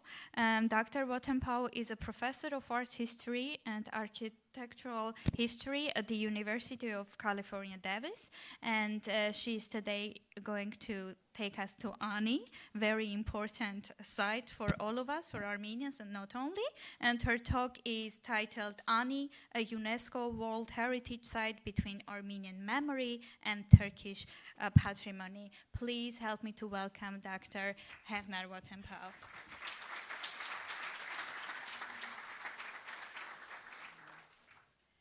Thank you so much, Anna, and thank you to Anne and the whole team at the Promise Institute for organizing this really special day. It's very strange to be following Delal's incredibly thoughtful and moving presentation, where she talked about the way in which human rights activists, civil society organizations, and the people she so wonderfully called cultural heritage whisperers create heritage on the ground by communicating with people who live with ruins and finding new ways of dealing with them. So what I'm talking about is the more top-down version of heritage, dealing with official heritage managed by state institutions, international cultural heritage organizations. And one of the problems of this approach is that local communities are often left out and even removed from this process. So we can talk about this more later. On a windswept plateau above the rushing stream that separates the modern states of Turkey and Armenia lies the medieval ghost city of Ani. It was once a vibrant center on the Silk Road. Over the last 150 years, it has been excavated and preserved by imperial powers, looted and destroyed by a nation state during genocide, and recently declared a UNESCO World Heritage Site. Ani's past of violence and destruction, as well as its present as a focus of global cultural heritage, raise critical questions about human rights and culture and contemporary global heritage. The Armenian community in Turkey, which now numbers less than 1% of the population of Turkey and is mostly confined to Istanbul, has jurisdiction over a very limited set of Armenian religious sites throughout Turkey. Professor Melissa Bilal, who is, of course, a member of Turkey's Armenian community, wrote, quote, "Turkish official heritage regime operates on a definition of heritage crafted to reproduce an epistemology of genocide denial," unquote. In other words, official state heritage in Turkey presents a version of Turkish history where the genocide is denied and from which Armenians are largely erased. Ani is a cultural heritage site in Turkey with a strong connection to Armenians. Today, the site is controlled by the Ministry of Culture and Tourism and is very much part of official state heritage. In 2016, the World Heritage Committee of the United Nations Educational, Scientific, and Cultural Organization, or UNESCO, formally inscribed Ani on the prestigious World Heritage List. Once a glittering medieval capital, Ani is today a stunning city in ruins located on the Turkish side of the border that separates Turkey and Armenia. Of course, the two countries do not have diplomatic relations, and the border crossings are closed. For Armenians worldwide, Ani is an architectural masterpiece, a cultural touchstone, and a sacred site. While the site features structures built by many dynasties and groups, including the Muslim Seljuks, it is the Armenian layer that remains central to the history of the city. And Ani comprises some of the most important monuments of Armenian architecture. Ani's importance as a capital on the Silk Road faded in the later Middle Ages as commercial routes shifted. Nevertheless, Armenian communities continued to inhabit the area around it, and Ani remained a pilgrimage destination. However, beginning in the 19th century, Ani also came to the attention of travelers, photographers, and eventually archaeologists affiliated with the Russian Empire. So I'm showing you an example of one of these 19th century photographers that took an interest in Ani, Hovhannes Kürkcan. Thank you. The Ani excavation, led by Nikolai Mar, whom we see here, and his team, began to reveal the extraordinary history of this site. Until the First World War, Ani, hold on, let's go here. Until the First World War, Ani was a key site for Armenian church leaders and intellectuals from the South Caucasus as well as the Ottoman Empire. For example, the prominent Ottoman Armenian religious leader Grigoris Balakian wrote a very important description and analysis of the ruins of Ani, published in Istanbul in 1910. Trying to go back one, but I'm not sure. Oh, thank you. This is a photograph that was published in Balakian's book, but also sold as a postcard, of Catholicos Mateos Izmirlian, the Catholicos of Echmiadzin, during a patriarchal visit to Ani, here shown alongside the statue of the medieval Armenian king Gagik that archaeologists had recently discovered. So the Catholicos is making a connection, of course, between the present and the past. So Ani captured the imagination of Armenians worldwide. They created cultural heritage about Ani in many media, including this very popular novel. Written by Bakrat Ayvazyan, entitled, we can translate it as The Sack of Ani. It has two variant titles. This novel was a bestseller with versions in Eastern Armenian as well as Western Armenian. First published in 1905, it is still in print, and here I'm showing you a 1985 edition published in Iran to give you a sense of the popularity and reach of this novel. After the establishment of the Republic of Turkey, the continued presence of Armenian architectural traces in Turkey became a quote-unquote problem. How does official state heritage deal with architectural remains linked to vilified and minoritized Armenians, especially when these architectural remains have long been recognized as masterpieces of world architecture and have tremendous cachet for international heritage organizations? In official Turkish patrimony, Ani is important as one of the first entry points of Seljuks into Anatolia, and it is also associated with the Battle of Manzikert of 1071, where the victory of the Seljuks over the Byzantine army is celebrated as the decisive step in the conquest of Anatolia, which is a very important event in official Turkish historiography. In other words, Ani's significance is tied to conquest, military victory, and what official sources always call, quote, the entry of the Turks into Anatolia. For much of the 20th century, Ani fell in a sensitive military zone due to its location on the border between Turkey and the Armenian Soviet Socialist Republic, a border which was one of two land borders between the NATO-affiliated state and the Soviet Union. During this time, Ani endured decades of neglect and intentional damage. After the end of the Cold War and through the 1990s, there was a period of destructive interventions and damaging archaeology. In one of the more questionable interventions from this period, when the city walls were rebuilt, the cross on top of the iconic lion relief above the entrance gate was removed. As a result, international heritage organizations like the World Monuments Fund of New York included Ani on their watch list of monuments in danger 4 times in a row, in 96, 98, 2000, and 2002.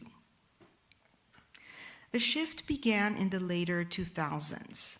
A new plan was devised for the site under the auspices of the Ministry of Culture and Tourism, but now with the support and advice of international heritage organizations, most importantly, the New York-based World Monuments Fund, as well as the very important Turkish non-governmental organization Anadolu Kültür.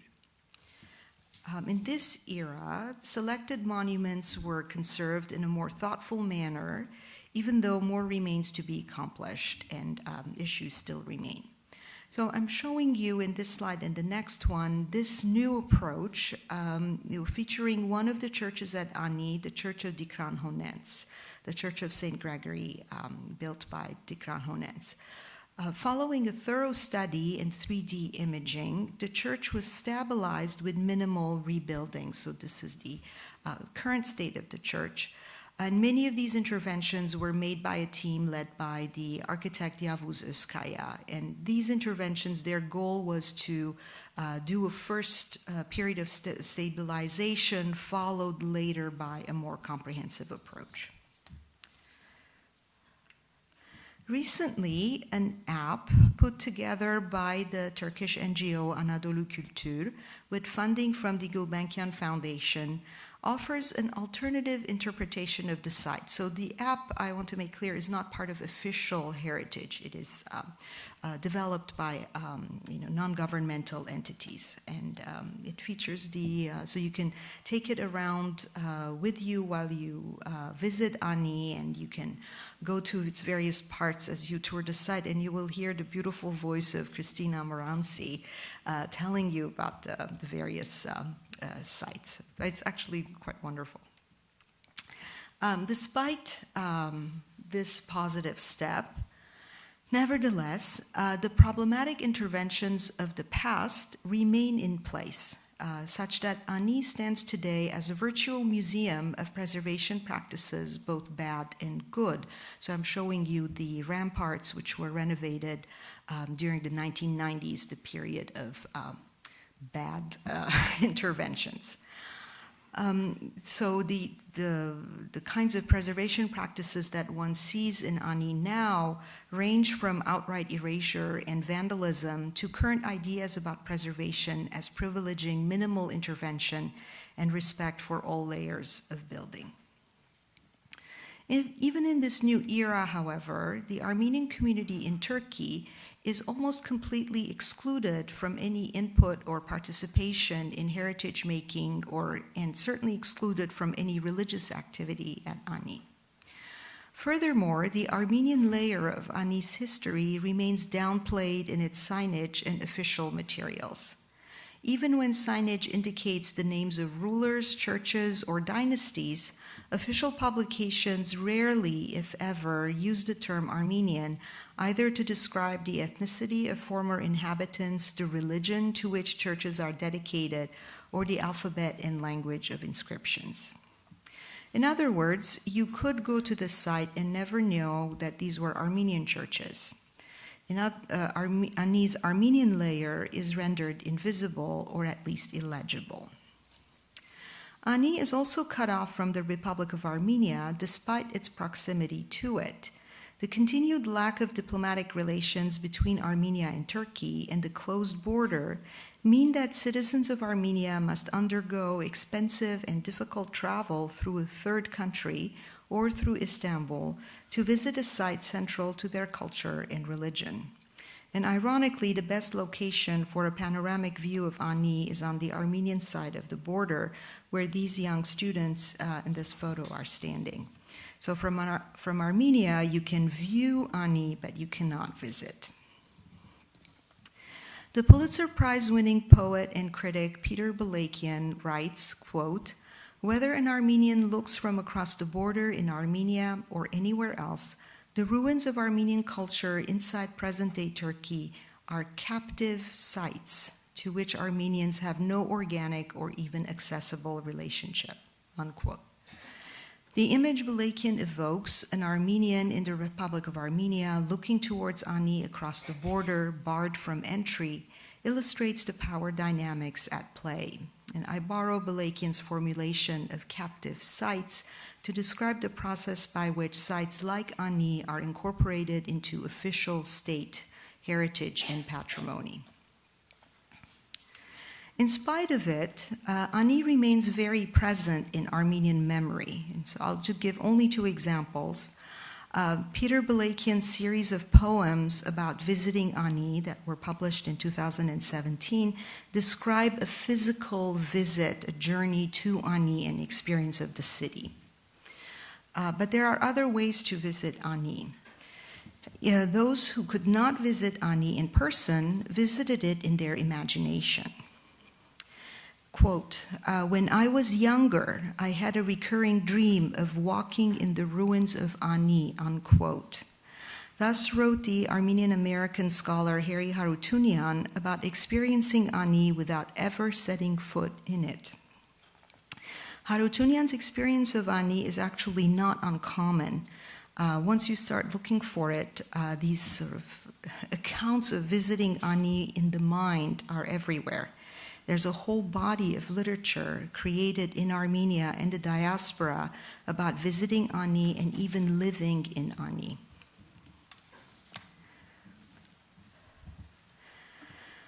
Despite its status as a captive site, or maybe because of it, Ani is often invoked when discussing possible diplomatic openings between Turkey and Armenia, most recently in the wake of the devastating earthquakes in Turkey and Syria, when the Armenian foreign minister Ararat Mirzoyan visited Turkey and met with his counterpart, and they talked about rebuilding the ruined bridge over the Ahorian River.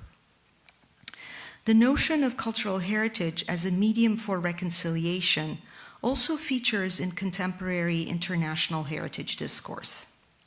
Ani was inscribed on the UNESCO World Heritage List at a time when UNESCO emphasized sites connected to historical conflicts, with the idea that cultural heritage could be developed alongside diplomatic processes of dialogue, discussion of difficult pasts, and even reconciliation. It aspired to foster heritage as a medium for celebration, healing historic wounds, creating dialogue. This is a tall order, of course, even in the best of circumstances. Furthermore, for many activists, this forced celebration of diversity fell short of acknowledging the past or committing to human rights in the future.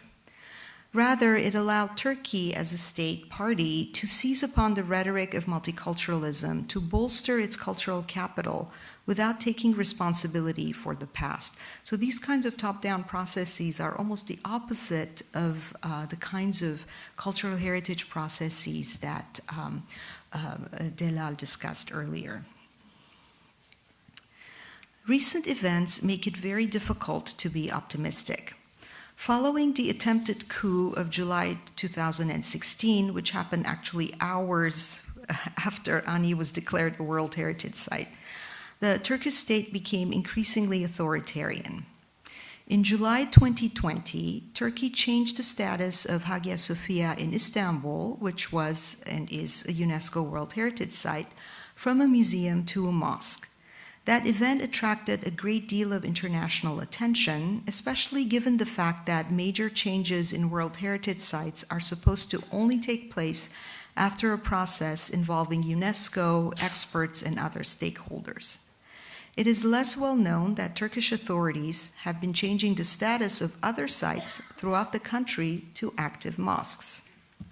This is the case at Ani, where the Mosque of Manuchir was recently transformed into an active religious site just a few years after it was restored as a heritage site using techniques of minimal intervention.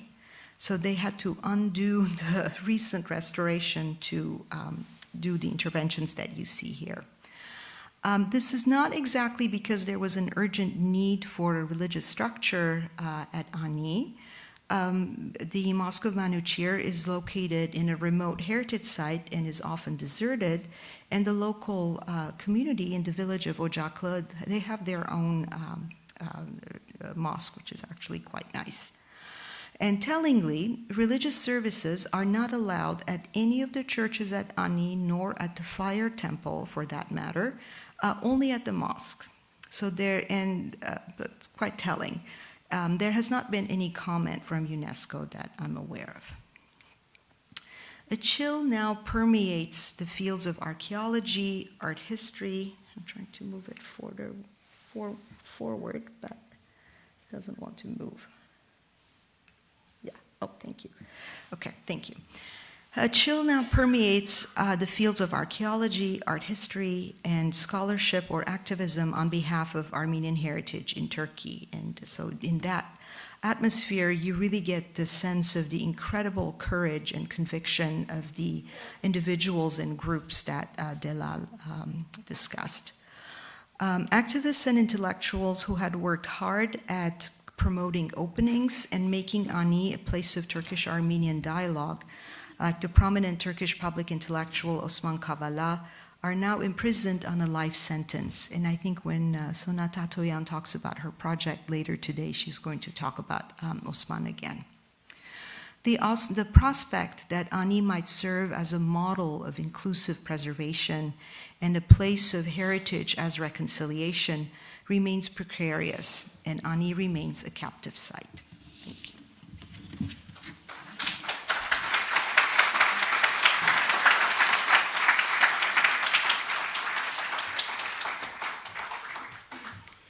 Thank you, Dr. Zetlian. And our last speaker today is Aras Sarafyan. Aras Sarafyan is a historian specializing on the late Ottoman and modern Armenian history, and he is the executive director of the Komitas Institute, London.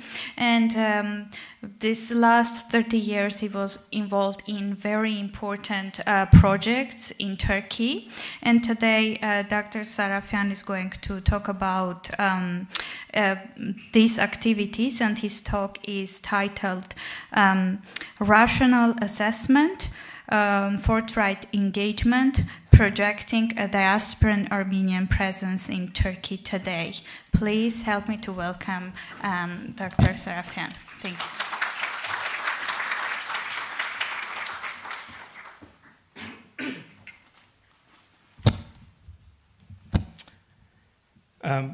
I'd like to thank the organizers for this event and the previous speakers, especially the previous two speakers, because what they covered directly relate to my paper. There are points of variance, but I think they would make for good discussion afterwards. My involvement with this cultural heritage issues in Turkey is primarily that of an activist. I am a historian by training, but I also make active interventions within Turkey on various different types of projects, including cultural preservation or engaging the cultural issue. My focus today, I will present, will be focused on Van, hard paired with concrete examples as I narrate my presentation, and then a number of ad hoc locations that relate to the general talk. So it's very visual. And chronologically, I start in about 2005. For me, 2005 was a major turning point that drew me into this whole business on culture, because Turkey took a decided turn, a pivotal turn on these very important issues. In 2004, when the Turkish government announced that they will be and I will focus on Ahtamar, and I'm leaving Ani completely out. When the Turkish government announced that they will be renovating Ahtamar Island and the Church of Holy Cross, Sulbhaj, as part of a diplomatic move, and there were all kinds of assertion. What else? It was Turkey's bid to join the European Union, better Turkish-Armenian relations. These are positive steps, and cultural renovation of Armenian sites was the topic of the day. It was completely unexpected. In the case of Ahtamar, there were Armenians involved in the project, Turkish Armenians who are not Hayastansis or diaspora, they're local Armenians, architects, but also architects, specialists from Armenia itself. The Armenian government was involved. So this was a major development that also invited a lot of opposition within Turkey, and to some extent from the diaspora. This was supposed to be a big ploy, PR exercise and so forth. But the fact of the matter was that there was a major paradigm shift. So as a historian, and for all the opposition to Erdogan for doing this from nationalists, this was important because for the first time, the Turkish government was publicly saying there was an Armenian civilization from the 10th century with its own culture and identity on Lake Van. This is for me, I thought this was a major development, major change. And the sort of convoluted aspects of Turkish politics came into play. Erdogan was attacked, there were the flag wavers and so forth. It also gives you a sense of what Turkish democracy is about, a country that's gone through a nationalist period of extreme nationalist period. You could not change it overnight. To this day, Turkish nationalists, Turkish fascists are credited with seats in parliament. They're still part of the democratic process of Turkey. There are major impediments, and they are powerful. They have independent funding, independent institutions.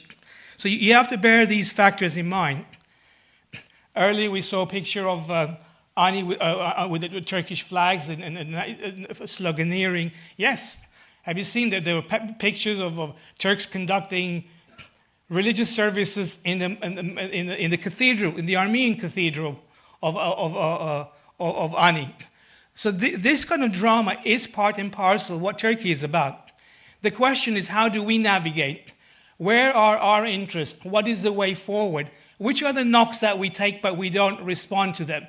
These are the issues that I myself would raise. That's why I say it's about rational decision. It's knowing where you want to go and you're playing the long game. So when the whole process started, I was curious. I said, okay, now they're working on Ahtamar. Very interesting. What's going to happen with the Museum of Van? At that time, Van was a little museum. The first floor was Urartian and so forth. The entire second floor was an exhibition that they called Armenian Atrocities. Right? So there was nothing about Armenians in the entire Van region except for 1915, when Armenians were involved in killing Muslims when the Russians occupied those areas. So it was a big show from a Turkish government side. And I was curious, well, how do you square what the state's talking about Ahtamar and Armenian presence in that area from the 10th century, all these positive aspects. So I went there personally. So this is sort of my activist side. And sure as day, the museum was closed. And I asked outside, but there was no explanation. I asked outside, I said, why is the museum closed? And one of the shopkeepers said, oh, they closed it because of the Armenian exhibition. They said that the Turkish military wanted to keep it. The government didn't want to keep it, so they just closed the whole thing, and they said they would renovate it. But already you see change. You're seeing change, positive change, as I would argue. And the museum remained closed for another 2 years, and then it was reopened. All they had changed was they took the atrocities display on the second floor. It was non-discrete materials, kilims and some swords, some Urartian materials, Korans and Ottoman paraphernalia. Effectively, what they'd done is the state felt obliged to change the museum, and that only lasted a few years. The only other thing I would say, there was a map with some monasteries and churches on it with no names, a bit like Ani. So this is a problem that the Turkish authorities also have. How do you change without creating a riot? And you know, how do you position? How do you introduce change in a country like Turkey? But it was instructive. So by 2008, I thought, you know, by 2010, I thought, you know, it'd be interesting to see what comes next. So by 2010, the Turkish state announced that Ahtamar, which had been renovated, would allow a church service for the first time, and this became annual church services. So working with the Bir Zamanlar publications and the grant from the Gulbenkian Foundation, we decided to publish a book. By the way, this is the museum. I guess I should have told you that. And this was one of the 2005 when I went there, when the renovation process had started. By the way, when you go and you talk to people, the people talk to you. The chief architect, Zaid Anli, was there. He would tell me how it was done, how he got the bid, and so on and so forth. Once you're on the ground, you can gain a lot of information from locals. You could criticize some of the work that was done. But you know what? In Turkey, they do the renovation of mosques in pretty much a similar way. I mean, so I am a bit philosophical about some of the work they did. Some of the rubble they were throwing had metal and certain, I would have thought, remains of buildings. But anyway, that's the way the renovation done. So what we did was that we said, okay, we will challenge. Can we have our own voice inside of Turkey? So we translated Stepan Mnatsaganyan's book, an mainstream Armenian account of Ani's story. We supplemented it, and we published in Turkish and English, bilingual publication. And just to make the point, see how far can we go? Do we have a voice? Diaspora activism, right? We released the book, we published in Turkey, it was released in Van, we had no problems. Then it was released in Istanbul, and it had very good reviews. So I found this an empowering experience, right? So it was, and in fact, it's sold out, and the bookshop owner on the island keeps asking me, when are you going to come out with another edition? But it gives you a sense of pushing the margins, not pushing it too much to be threatening, but taking the next step. So that was my experience with Ahtamar. In the meantime, the museum that was closed, it was reopened 2019, a brand new museum, mainly Urartian, very good Urartian collection, and very much Turco-centric elements to it. But on this case, there was a concession made to Armenians. There was what I call an Armenian corridor with the word Armenian, and Armenians appear on the chronology. It's a minimalist display. On the right-hand side, you have big photographs of Ahtamar, because they can't avoid it. On the left-hand side is a hodgepodge of materials. The first thing you see is a Yazidi artwork. I guess it tells you something about the people putting these things together. And Nestorian Assyrians and Armenians. But that was a tokenistic Armenian presence. But I say tokens matter, because they raise the issue, right? But it's up to us also to pursue that, to set the agenda, is to be there and to talk with people. And people do read. And you'll be surprised at the number of archaeologists that you talk to. They are actually very open to discussion. They are actually interested. And this year I was in Van. They started the renovation of the old city of Van. So this is a picture from above the Citadel Rock. So that's the old city. And I was very, very surprised because as they were preparing the old city, they had clearly used Armenian material. I have no idea who gave it to them, But this is for a 1917 publication, an Armenian publication from the Defense of Van, the book by Ado, which marks the location of the Armenian churches and the mosques.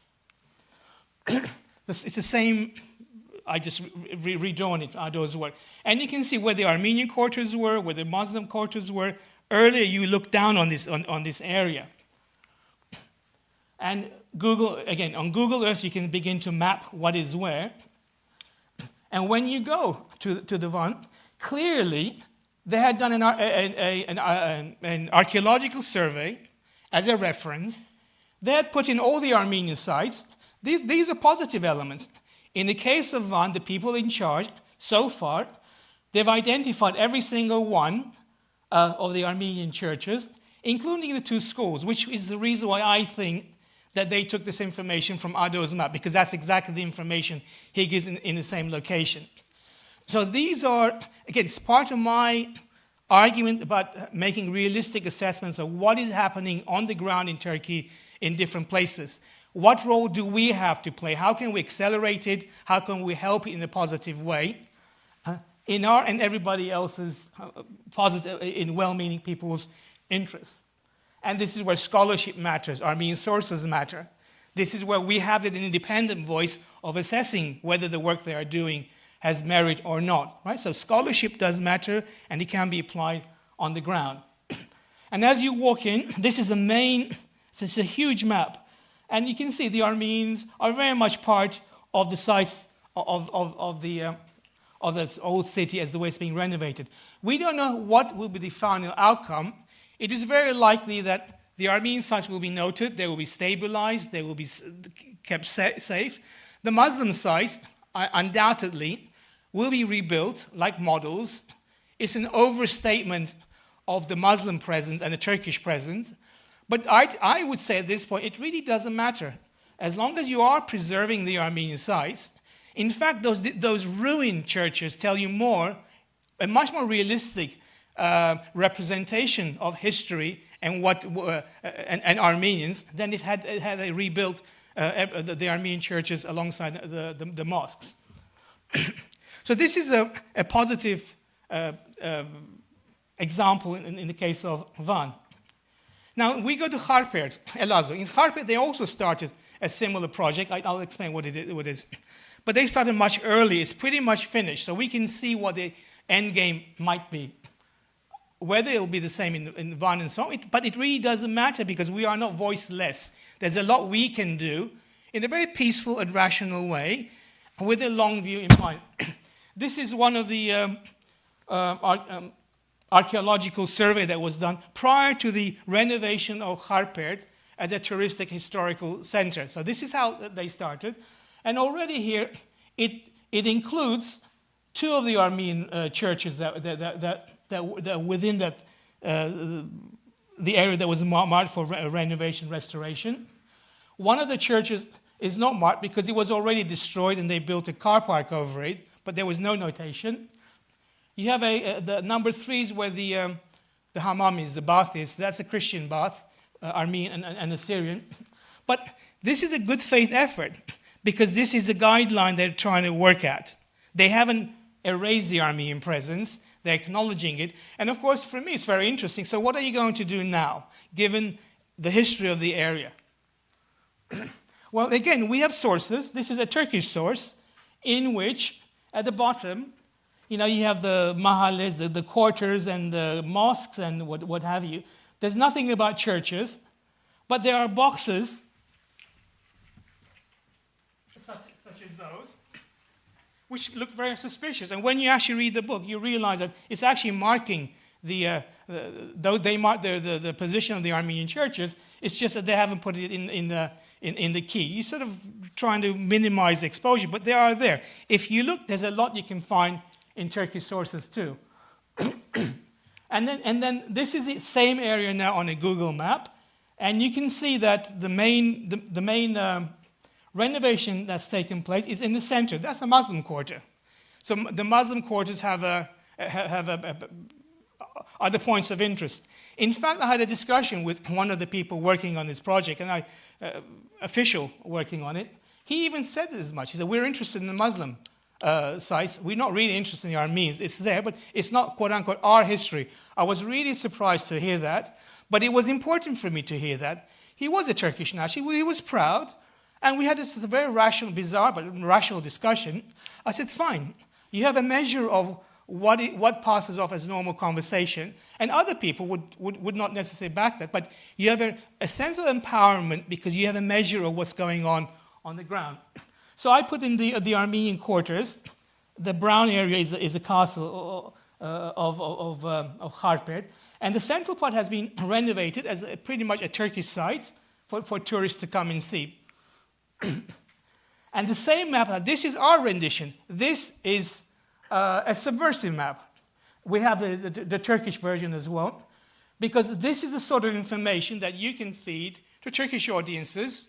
Say, look, but you're now marking all the missing Armenian sites, you're marking the Armenian quarters, and Turkish audiences are receptive to that. Even when I go to Ani, they ask me, and we have a conversation, I say, well, why don't you look at that? So we've created these elements because we actually have a project called Project Kharpet 2022. It's our way of keeping track of what's going on there and coming up with a strategy of putting the Armenians back into the narrative. It's not to oppose what they're doing, the so-called renovation of the city, but saying it's a great thing that you're renovating the city. I'm glad the mosques are doing very well. Those mosques are part of our heritage too. I think that's important to bear in mind. They're part of our heritage. But why don't we change it a little bit and turn Kharpet into a multicultural city, something you can be proud of for what it actually was. And this is a subversive idea given what the official line is, but I can tell you it's a very powerful one. The reception is positive in Turkey. Ordinary Turks do respond positively. But it's a question of us taking the burden and making a case for it. Others will not solve your problems, and if you abandon a field, then the Turkish state can do pretty much what it wants. Okay, I don't have too much time, but very quickly. Typologies. When you go to Kharpet today, this is a typology, an area that's been marked out for future renovation because it's important. It's a Turkish area. Same one. It's quite a large area. This is the minimum you would expect. Identification of a sign, protection notice, protection until they decide what to do with it, whether you keep it as this or whether you renovate it. But these are typologies to bear in mind. Some places you can't renovate. There's practically nothing there, but it's of historical importance. So you put a wall around it, you integrate it into the local history because it's relevant to the history of the city. Other structures you would completely revamp and rebuild. This is one of the later hammams. The mosque had already been done. There were the first renovation projects. I wasn't there at the time. And these are the mosques. Very beautiful. You walk in Kharpet. Everything is nice and shiny. Fine. This is Ulu Jami, a beautiful mosque, beautiful inside, very interesting. And it shows you sort of work that can be done. This is Asadiye Mosque, where practically nothing remains of the original, just the brown lights here, but they try to reconstruct the whole building from scratch. This is a technique. It's interesting. They haven't quite managed it yet, and there's not much traffic going to it. And this is a small masjid, this sort of prayer area.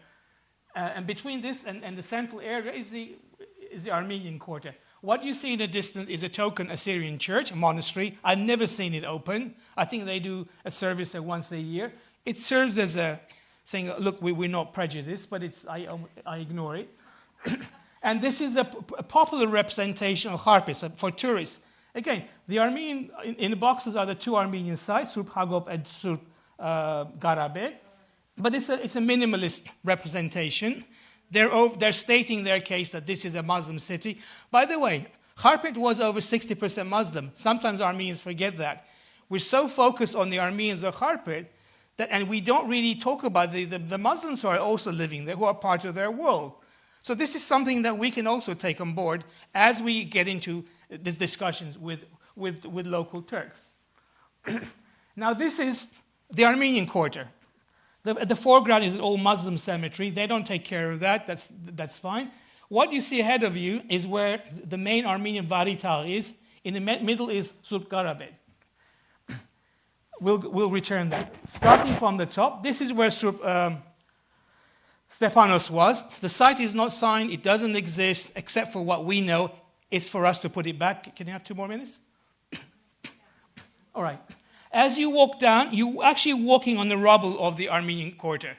You're physically on top of the collapsed building. It's an eerie feeling. Maybe it's a good thing because they haven't got rid of it, and they put a forest on top of it. As you walk further down, this is Surp Garabed. Why is it an issue? Although it's an architectural, it's been identified as a site of historical value, archaeological value. It has no notice on it. It has no protection on it. There are no areas for tourists to walk around if they need to. People climb all over it. This is a point on which we could argue, right? You don't say rebuild this, but you say the minimum you owe, according to your laws and your procedures, is to make sure that what we have here is protected. And some people would say, oh, well, why don't we should be renewed? No, this is a reality. It's a monument in its current stage. Don't rebuild anything. This tells you the story of Armenians in Kharpet. The Muslims are living there, they're functioning communities, but maintaining this type of archaeological remains has a much more of a meaning than trying to make it look nicer than it is. The Armenian cemetery is off the map. It's been plowed over and the forest is planted over there. This is the bathhouse in the valley. Although it's noted, hasn't been preserved. But that, again, this is part of, it's actually a very good representation. And just to give you an idea, this is what we were looking at earlier. So this is what's not there. This is what you're walking on. This is one of the main Armenian quarter. I don't have much time. I can stop. I made my points, and I could come up with several such locations within Turkey where it's possible to go there. It's possible to make a case of what should be done in a more realistic way. And we have positive responses with so many different places. Local authorities, Habab was one mentioned earlier, where locals look after not just the fountains. If you go to Habab, the Armenian church is treated with such respect. There's a nice fence around it. It's always pristine, clean. The locals leave you alone. You can visit, you can engage. But this is a reality that can also on which we can also build. So I have to stop there. But I'm positive about the possibilities forward. It is possible to engage. It is possible to make a case in a very civil way. All right? You've got to be careful in the language of peace. But there's a lot of ground that can be made, and there's a lot of possibilities of drawing in the local populations to be supportive of you because you're being entirely reasonable about it.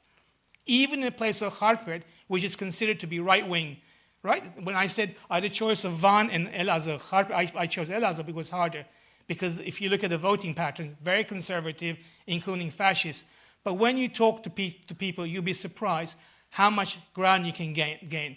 And this is why I'm optimistic, I'm positive. And I invite people to get involved. Just by being there in an informed way, you can do a lot of good, and you can accelerate the process of positive change within Turkey. Thank you.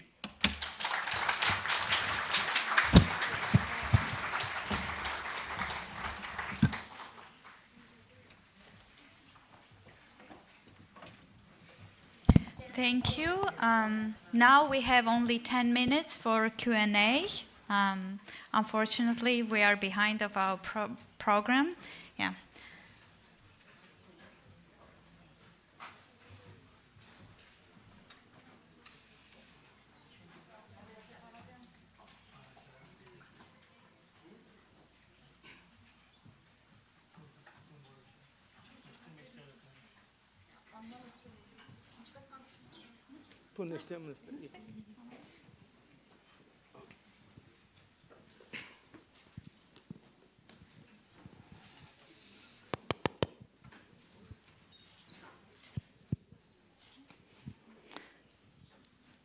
So thank you. Thank you for this wonderful panel. I couldn't actually cut your presentation. So no, it was fascinating. And we were learning so much about all going on because for me personally, being Armenian from Armenia, it is always kind of a a closed door.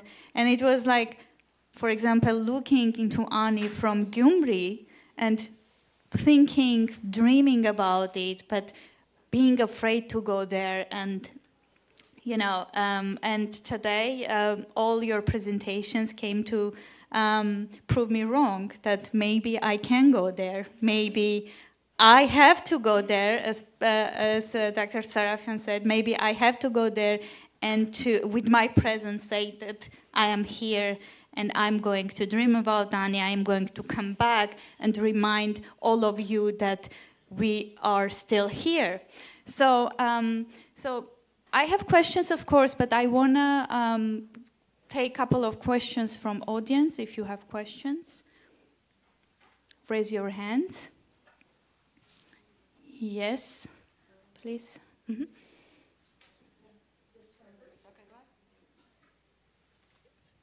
Okay. First of all, I want to thank you for the wonderful presentation today. And secondly, Delal and Mr. Sarafian especially, when you say that we can go, how's the process? I mean, what do we need to do? How can we make a difference as regular people? And what the procedure would be to do so? Can I answer? As a diasporan, can I answer that? There's nothing stopping you from booking a room in Van, buying your ticket, and flying there. And that's it. You can rent a car, and you can drive anywhere you want. It's as simple as that. It's not going to the moon. It's safe. As long as you don't say stupid things, with the Yera Queen is saying, I want my lands back. I mean, you're asking for trouble.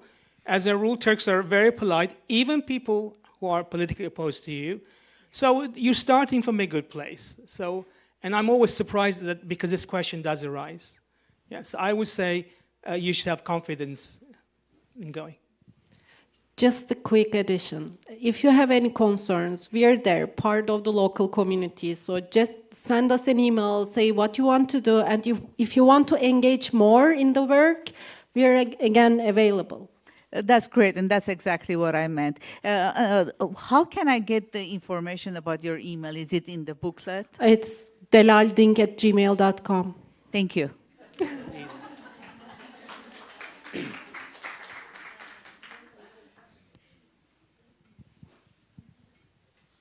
Thank you very much for all of your comments. I think this is for Dr. Wattenpau.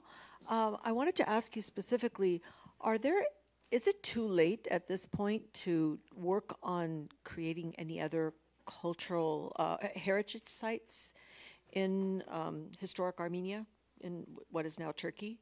Is it too late? I mean, we have Ani. Are there other archaeological specimens that would qualify to be a UNESCO heritage site? So I don't know what you mean when you say we have Ani. Ani is in Turkey, right? So it's listed under World Heritage Site. The state party is Turkey. So it's part of Turkish official heritage. Okay. There are lots of Armenian sites all over Turkey, from Western Turkey all the way to the border with Armenia, and some of them have been floated as possible nominations for the World Heritage List, but that's a very top-down official heritage kind of process.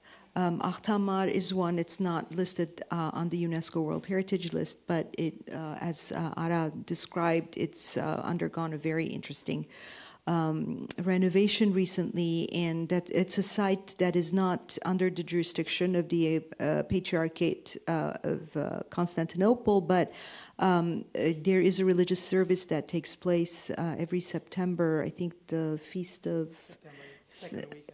So what a great idea to attend that service.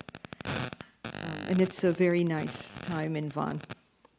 I don't know if I answered your question. No, it's more to do with, I think she might. Yeah. I was just going to say that I think it's never too late to do that kind of work in terms of cultural heritage in Turkey.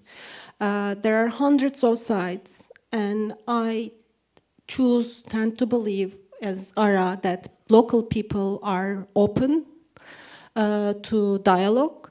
It really it should be a bottom-up approach. We should build dialogue and communication with them. And the restoration project should go along with the everyday life of the locals as well, because they are going to be the ones to maintain it. That's why it's important. They need to start cherishing it. At least that's what we learned from the Habab experience. Thank you. Oh, thanks. Hi, Anush Suni here. Thank you so much. This panel was just incredible. It's so close to what I care about, and I really feel so grateful to Delal and Ada and Heknar, of course, for making it so clear how it is possible to go to Turkey. And this also, I think, answers one of the questions from the first keynote to Lori about doing ethnographic work in Azerbaijan, Karabakh, which is not possible, of course, but in Turkey, it's a very different situation. And so my question to all of you, particularly to Delal, but anyone who wants to answer, is what challenges have you encountered? Because of course, you're able to go to these places, you're able to do on-the-ground work, but especially for the Kardes app or the website, besides just having enough people to go to all of these places and take 360 photographs, besides the time and the funding, are there official or unofficial obstacles? Thanks so much. When our teams go to field trips, of course, they sometimes face small challenges, but we try to make sure that we inform the municipalities in advance to say that, this is our intention, this is what we will be doing, etc.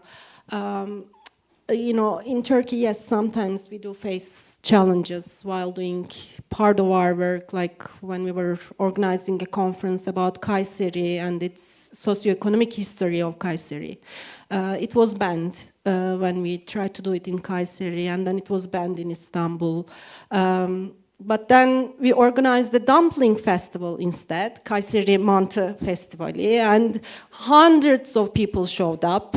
And we celebrated pluralism, multiculturalism. We made mantı. We talked about how different forms of mantı is made in Kayseri by Greeks, Armenians. We had music.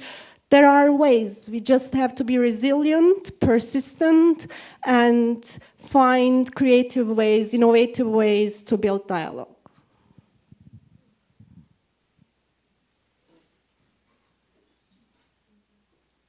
Yeah, I mean, you have problems and you solve them. There's, nothing intractable. I've been stopped a few times by police because they thought I was a treasure hunter, as you mentioned for Habab as well, and they search your car. I said, please go ahead. They search your car, and then they say, okay, go. Some people are intimidated by that. I find it funny now, and they're very courteous. And you go through due process. It probably happen here if you start going to fields and taking weird pictures, and people will call the police. But that's normal, and sometimes we scare ourselves. You shouldn't. As long as you're not breaking the law, why would you break the law? I think you can continue with what you're doing.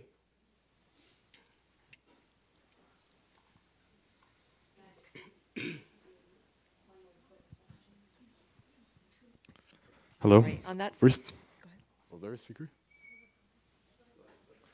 First of all, thank you so much. It was fantastic, genuinely, all three of you. And so I had an opinion that I kind of overgeneralized Azerbaijan to Turkey, and I didn't expect to hear everything you said, and it's actually quite optimistic and makes me happy. So the question is, the local communities seem to be at least somewhat open to conversation and receptive to the Armenian side. Should we think of this as a good sign for Armenian-Turkish diplomatic relationships, or is this too bold of an assumption? Just your opinion. I'm not a politician, okay? State to state is a very different kind of process than people to people, right? So, but I think engagement should happen at all levels, and hopefully all of them will go in a more positive direction. Hello? Oh, I have mic. Okay. For someone who hasn't asked the question. Of course. Sorry.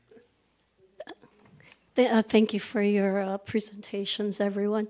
I do want to acknowledge one thing that I think is in the room, and that is the notion of exile, feeling exiled from this place, that we didn't leave, at least those of us who are here in this room today as a result of the 1915 Armenian genocide, did not leave the villages. We're descended from people who did not leave voluntarily.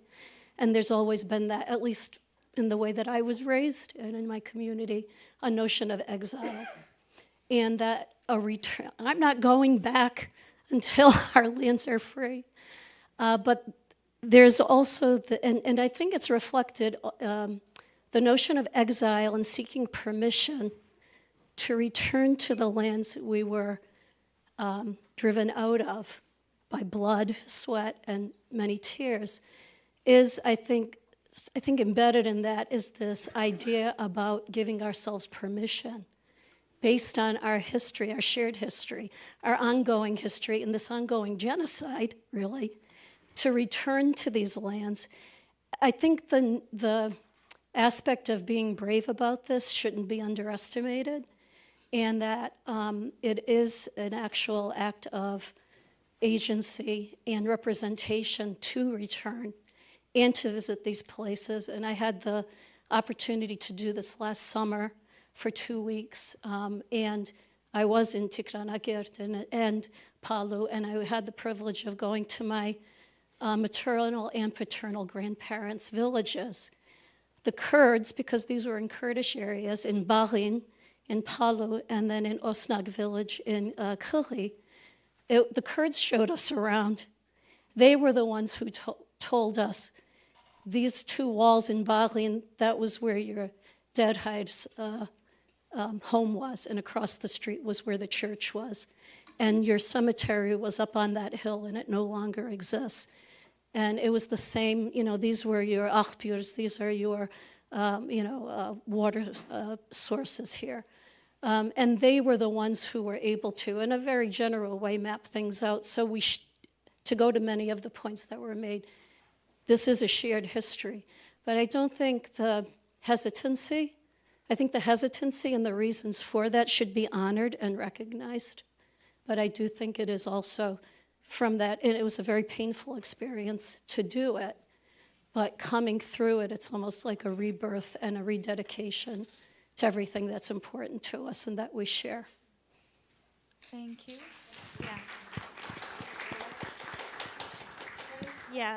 Let's thank our panelists. Yes. Thank you.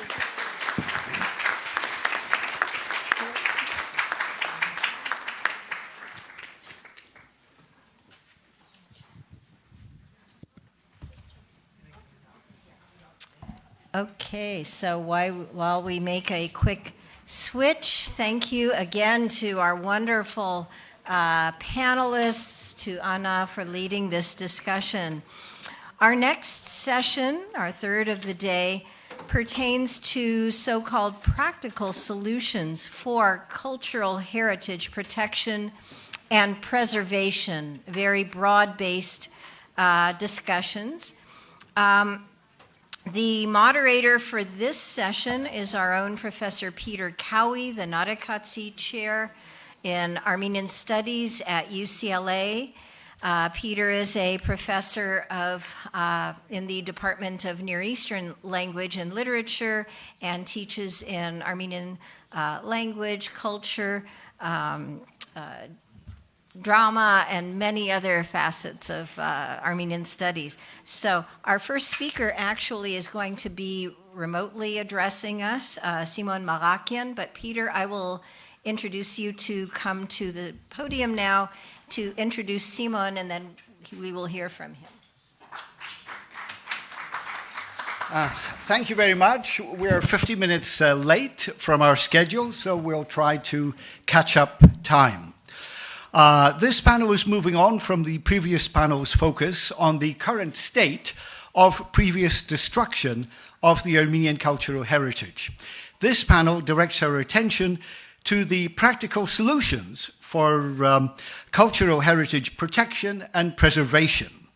As we'll see unfold, it provides an interlaced consideration of both the human impact in papers 1 and 3 and that of material culture in 2 and 4. So without more ado, let me move on to our first speaker, who is Dr. Simon Marakian. He is a research associate and Gulbenkian postdoctoral fellow at the Faculty of Asian and Middle Eastern Studies at the University of Oxford, specializing in issues of heritage and security. His forensic expose documented the erasure of the Armenian culture in the region of Nakhichevan. The title of his presentation is From Urfa to Julfa, Victim Agency in Extrastatal Dignity Restoration. Thank you, colleagues, for the opportunity to join you this afternoon.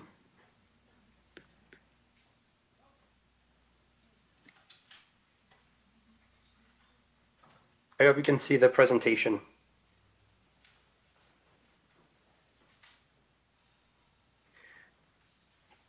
Acclaimed Scottish historian William Dalrymple's 1997 book, From the Holy Mountain, which follows the path of two monks who traversed Eastern Christian communities in the late 6th and 7th centuries, recounts the conversion of one of the largest churches in Turkey.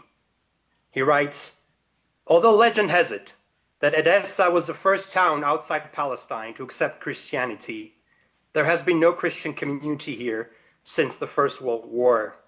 On my way back to the hotel, I passed the old Armenian cathedral. Between 1915 and last year, it was a fire station. Now, as I discovered, it is being converted into a mosque.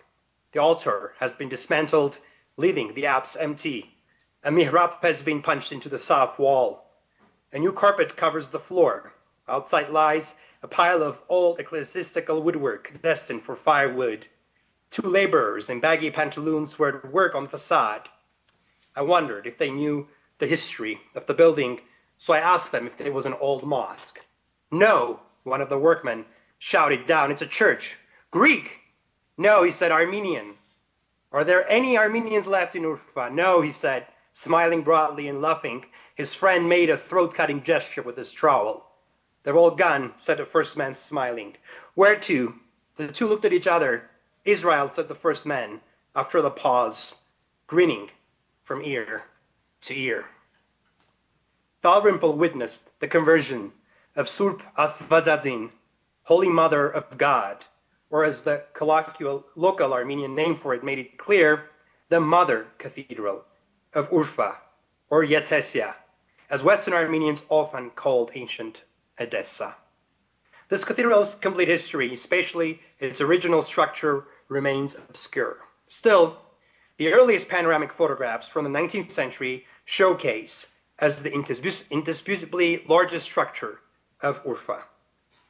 Its mentions become numerous in the late 1895 and thereafter, when it becomes the site of what one eyewitness described as the Great Holocaust.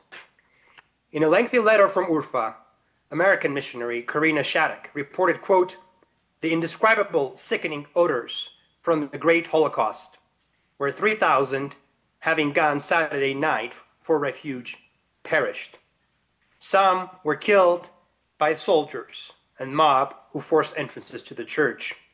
More perished by the flames made by 25 to 30 tons of kerosene spilled on people, unquote. This year, 2025, will mark two significant anniversaries in Armenian history. The 130th anniversary of the Urfa Holocaust and the 20th anniversary of the erasure of Julfa, the world's largest historical Armenian cemetery boasting several thousand intricately carved Khachkar stelae. Both crimes were coincidentally perpetrated in the month of December. Though these events took place more than a century apart, the resilient responses by victim groups are instructive, especially in light of the recent monumental losses for Armenians. A relatively new theoretical framework offered by legal scholars on justice following involuntary property laws allows Armenian responses to the events of Urfa and Julfa to be dissected for instruction. My presentation will examine those rebuilding efforts through so-called dignity restoration, introducing a concept of extra-statal dignity restoration. The topic of reparation and restitution for crimes against humanity, especially the issue of righting wrongs beyond financial compensation, has engendered robust public and scholarly discourse. Bernadette Atwahene, a legal scholar known for leading a conversation on dignity restoration in the past decade, sets the scene. Quote, in instances where the property confiscation resulted in dehumanization or infantilization of the dispossessed, providing material compensation is not enough because they have lost more than property. They were also deprived of their dignity, unquote. Atwahene explored the topic in an earlier monograph through ethnography and legal scholarship to document the South African government's land restitution program to right some of the wrongs of the apartheid. Uniquely challenge and enrich the broader discussion of dignity restoration. A Western Armenian poem detailing the December 29, 1895 burning of the Cathedral of Urfa laments, among other pains, abandonment, decrying that neither Armenian Catholic soy visited the community after the event. All that the Armenians of Urfa had were each other. As another resident of Urfa, Garabet Beregiklian, described the cathedral's reconstruction captured in this extraordinary photograph. It shows that the people came together to do the unthinkable. He writes, a short time after the 1895 event, the people decided to renovate the Holy Mother of God that had been burned. Immediately, the work began. Armenian laborers and craftsmen worked for free. Women and girls filled the church to help their brothers.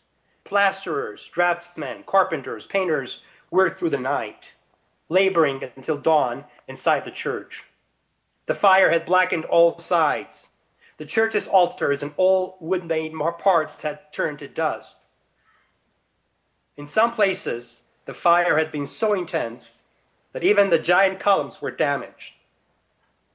Accomplishing all of this work required both heart and will. Everyone who worked there, without exception, had lost a family member in the church. The martyrs' dry, lake-like blood and the charred bodies were loved ones whom they had to clean. The survivors of Urfa had that courage, and within a few months, the church was cleaned, plastered, and renovated. During the reconsecration, the people smiled through their tears upon seeing their sacred site restored. The spirit of Urfa's reconstruction has endured in the Republic of Armenia's Noria Desia village, named so in 1978 to memorialize Urfa. Other Armenian tragedies have hindered remembrance aspirations. Two groundbreaking ceremonies, one in late 1988 and early 2020 for a memorial to the heroic 1915 resistance in Urfa, have not materialized due to the soon-to-be ensued earthquake and war. But as you may have guessed from the second image, a small church was unveiled there in 1999, bearing the name of Surp Asfatsatin, Holy Mother of God. The consecration ceremony took place on September 29th, which is by no accident the start of the 1915 self-defense at Urfa. There are many other examples of Armenian communities pursuing dignity restoration, eventually engaging the state, as we have seen and heard in Diyarbakir and other places. What sets the case of Urfa in Turkey and the response to the destruction of Julfa in Azerbaijan apart is the seemingly insurmountable violence they faced, violence to which the targeted communities nevertheless found the resilience to respond. Once the world's largest historical Armenian cemetery, boasting thousands of intricate khachkars, Julfa existed until 20 years ago. Its destruction was ordered, as Sarah Pickman and I showed in Hyperallergic in 2019, on December 6, 2005, through a decree for the protection and passport registration of all monuments on the territory of Nakhichevan, the final erasure that Ilham Aliyev wanted to perfect upon coming to power.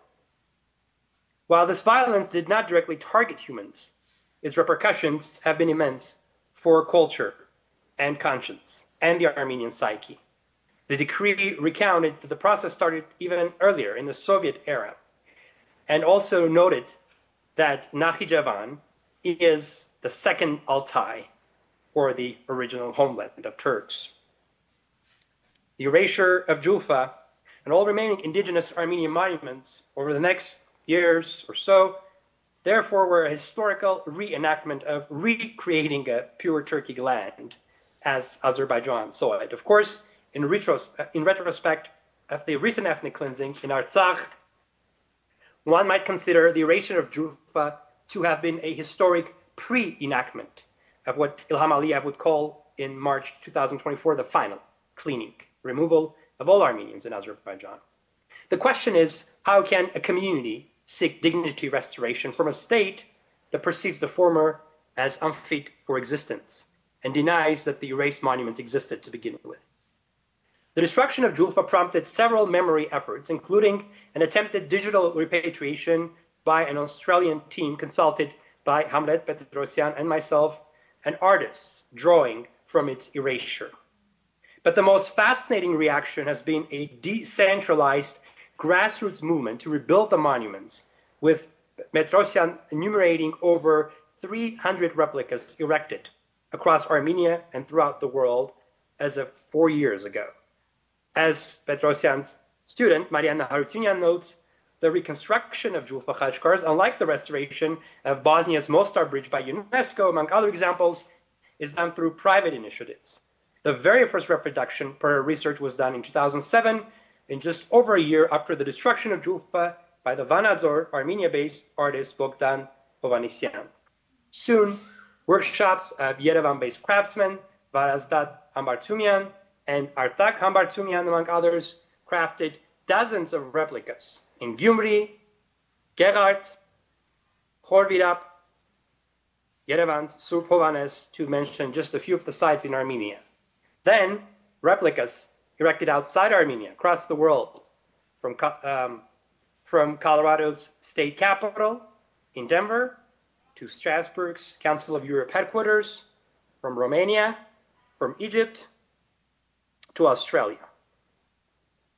Primarily private, individual, and community initiatives, most unaware of similar efforts, sharing the same vision of responding to a monumental erasure with rebuilding. What can be done to restore dignity when legal pathways barely exist or do not exist at all for Armenian communities in Turkey and Azerbaijan? Robin Hickey and Rachel Killian challenge the notion that restitution and reconstruction are the sole paths to dignity restoration, suggesting approaches that, quote, reaffirm victims' humanity, reinforce their agency, and allow them to reconnect with their heritage meaningfully, unquote. Cultural anthropologists, art historians, and others have done fieldwork in Turkey, including several Turkish Today speakers, have pinpointed to the importance of stakeholder engagement, no matter how challenging, and they're correct to do so. Some might question the ultimate vainness of the extraordinary courage and determination that Armenians in Urfa demonstrated in restoring the cathedral. After all, they might argue, the same Armenians would suffer a complete genocide just 2 decades later. But perhaps it's quite the opposite. Maybe the fact that Urfa Armenians went out of their way to offer aid to the Armenian deportees going through the southmost station of their Zor was because of the determination built through the restoration after 1895. Perhaps the heroic self-defense that Armenians put up for 3 weeks in Urfa against the Turkish army was because of their determination to never trust the Turkish government after experiencing the 1895 Holocaust. Perhaps it is no coincidence that the Cathedral of Urfa was the main scene of activities during the self-defense of 1915, becoming the prime target of the Turkish army's non-stop cannon fire, the last post to give up, the place where Armenians used for messaging, including reportedly raising a banner that read, according to witness Jacob Hatzagortzian, quote, "We will fight till the end and die like humans," unquote. And where, according to one account, the bells of the Urfa Cathedral tolled one last time after the Turkish army defeated the Armenian resistance, with a captured 12-year-old boy fearlessly telling Fari Pasha that he had wronged them to summon himself to battle. The resilience of Urfa's Armenians has few parallels, though it is hard not to think of violently displaced communities today returning to literal rubble. Perhaps rebuilding is the ultimate revenge, but it is not full justice. We should not be satisfied with extra-statal dignity restoration efforts. Acts like the recreation of Julfa Khachkars are born out of utmost pain, desperation, and creativity. These acts should inspire practitioners and stakeholder communities to seek pathways for rebuilding that will ultimately require engaging stakeholders, no matter how hard that might be to envision, let alone to execute. The two discussed cases, despite their differences, jointly show that victims always have agency, even after the most unimaginable loss. It also shows that practicing victim agency can take different terms. In Urfa, bringing everyone together to do the unimaginable, of cleaning the burned remains of their loved ones, restoring a church so that you can come back and pray and wed there. In Julfa, doing so in a decentralized manner across the world. As I previously argued, preserving politically threatened Armenian material pasts require leaving no stone unturned in pursuing the possible, such as restoration of mutual Armenian and Azerbaijani pilgrimages, something that might have preempted the erasure of Nakhichevan's Armenian past, and something that may still stop or ease the ongoing destruction of Armenian monuments in Artsakh. Ultimately, the easiest way to destroy a monument is to stop its long-standing relationship with the community that considered it sacred. The lesson of Urfa and Julfa is that victims always have agency, even in the most unimaginable circumstances. An entire community victimized will come together to rebuild. Hundreds of individuals will come together to recreate erased Khachkars. Well, ultimate justice, as Brian Daniels has argued, is the sort of restoration that can lead to reconciliation. Victims of crimes against humanity still have agency in extrastatal dignity restoration. Still, human dignity is universal. And if persecuted people have no access to legal avenues, they will restore dignity one way or another. Atuahene acknowledges that states are not the only pathway to justice. Dignity restoration, she writes, can take several forms, occur over any length of time, and have either state or non-state actors. But she mentions that full dignity restoration requires compensation and acknowledgement of the dehumanization and restoration of that by the state.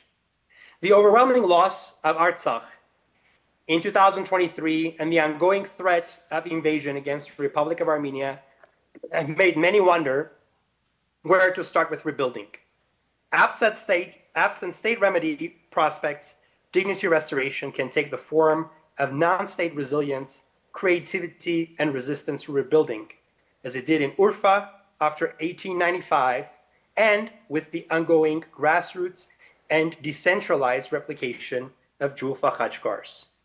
Slim prospects for a full dignity restoration are no reason to abandon its pursuit. Thank you.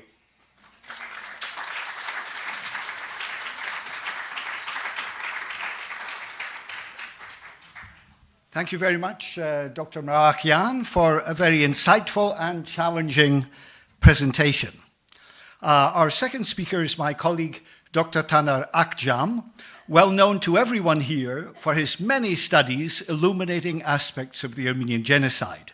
Currently, he is inaugural director of the Armenian Genocide Research Program at the Promise Armenian Institute.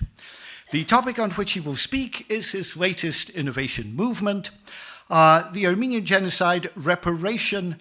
I'm sorry, I've lost. Hold on. The Armenian Reparation Movement and the Looted Cultural Objects. Dr. Akhtar.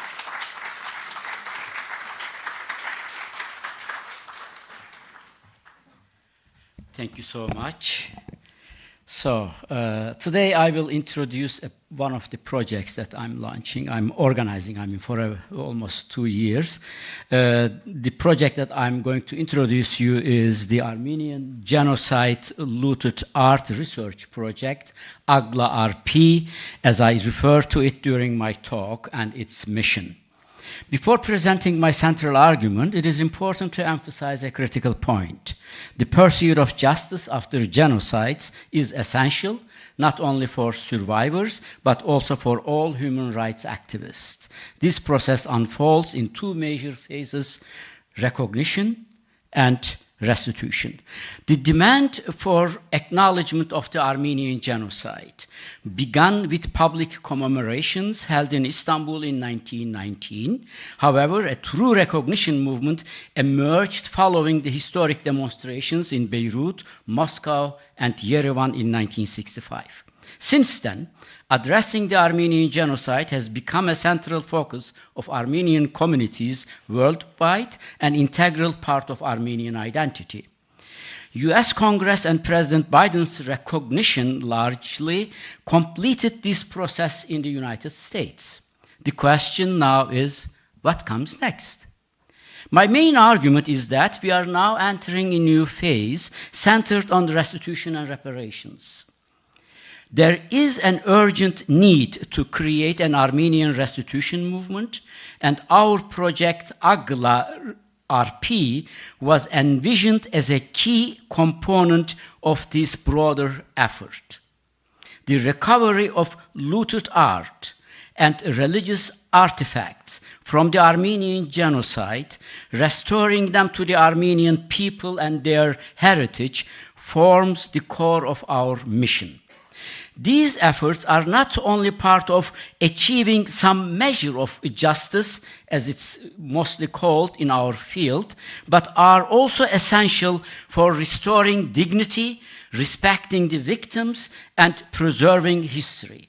In this talk, I will discuss key aspects of the restitution movement and provide an overview of AGLA's research project's objectives within this broader initiative. To fully understand the urgency of this new phase of restitution, we must first look into the nature of Turkish denialism. Turkish denialism, often misunderstood as either a flawed ideological stance towards a past event or an erroneous moral position that could be corrected with the presentation of strong, convincing arguments. However, this perspective is not accurate. Turkish denialism is not just a correctable ideological error, it is a deeply ingrained structure that has permeated institutions and created what we call a denial industry. The denialism is not limited to a revision of history, it extends to attitudes shaping current policies regarding democracy and human rights, not only in Turkey but in the region. It's appropriate to compare Turkish denialism with the system of apartheid regime in South Africa or the ideology of slavery here in the United States, where institutionalized mindset were built upon racial, ethno-religious discriminations. Turkish denialism manifests in 2 main forms: domestically through the discriminatory policies against the minorities, like Christians, Jews, Kurds, and Alevites, and internationally through hostility towards its neighbors, especially towards Armenia, and aggression towards Syrian Kurds. This institutionalized denialism is not just a historical revision, but an ongoing structure affecting current political developments in the region, broader Middle East. The Armenian recognition movement emerged in response to this institutionalized denialism, achieving significant milestones. While US recognition holds important psychological value, it remains a hollow gesture. Without concrete step towards reparations, recognition becomes meaningless and cannot truly be considered a component of justice. Ultimately, the most obvious path to justice lies with Turkey, as we all know. However, given the current international conditions and the regional power dynamics, it is unrealistic to expect Turkey to do so. Still, substantial opportunities exist here in the US where recognition opens avenue for reparations. Especially the Holocaust restitution movement provides a model, and this is the foundation for AGLA-RP. US recognition of the Armenian genocide is distinct from that of many other countries' symbolic recognitions. It offers potential for substantive justice through reparations. Under the US law, citizens can sue foreign entities for damages, but the Foreign Sovereign Immunities Act of 1976 generally shields foreign nations in US courts. There are, however, exceptions exist that are directly relevant to our case. One of the exceptions relates to crime against humanity. Countries and their associated institutions that have been involved in crimes such as genocide can be taken to trial in the United States. However, for this to happen, it is necessary for the federal government to first recognize that such crimes has been committed. Even then, this is not sufficient ground to open a case. Two additional preconditions must be met. First, there must be evidence that the defendant, whether a state or institution, was involved in the perpetration of the crime and obtained some economic or financial benefit from it. The second precondition is the need to show that the institution in question had commercial relations with US. Both of these conditions exist in the case of Turkey and Turkey's institutions, banks, and private companies. In recent years, due to an evolving legal framework, lawsuits have been filed against numerous countries. However, the US Supreme Court's judgment, Phillips versus Federal Republic of Germany 2021, represents a case that hindered such efforts. The court held in its decision that properties confiscated by a foreign state from its own nationals does not violate international law and does not qualify for foreign sovereign immunities exception. The Armenian genocide might fall within this category, as the Ottoman Turkish state killed and appropriated the properties of its own citizens. Nevertheless, my argument remains that the recognition of the Armenian genocide opens a new avenue through the American legal system, offering opportunities to pursue reparations. To understand this, we must closely examine the Holocaust restitution movement, the efforts by the Jewish community to demand reparations after World War II provide a valuable blueprint for the Armenian genocide reparation movements to emulate. The Holocaust reparation movement unfolded in 3 distinct phases. The first phase began immediate after the World War II, and the Allied countries focused on recovering and returning assets stolen by the Nazis throughout Europe, including but not limited to Jewish property. Despite the Allies enacting various laws, these first stage and efforts were only partially successful. You may not know, a similar process occurred in the case of Armenian genocide, following the armistice of 1918. The Ottoman Empire was also occupied by Allied powers, and the new government, under the pressure, initiated a program to return Armenian properties to survivors or their relatives.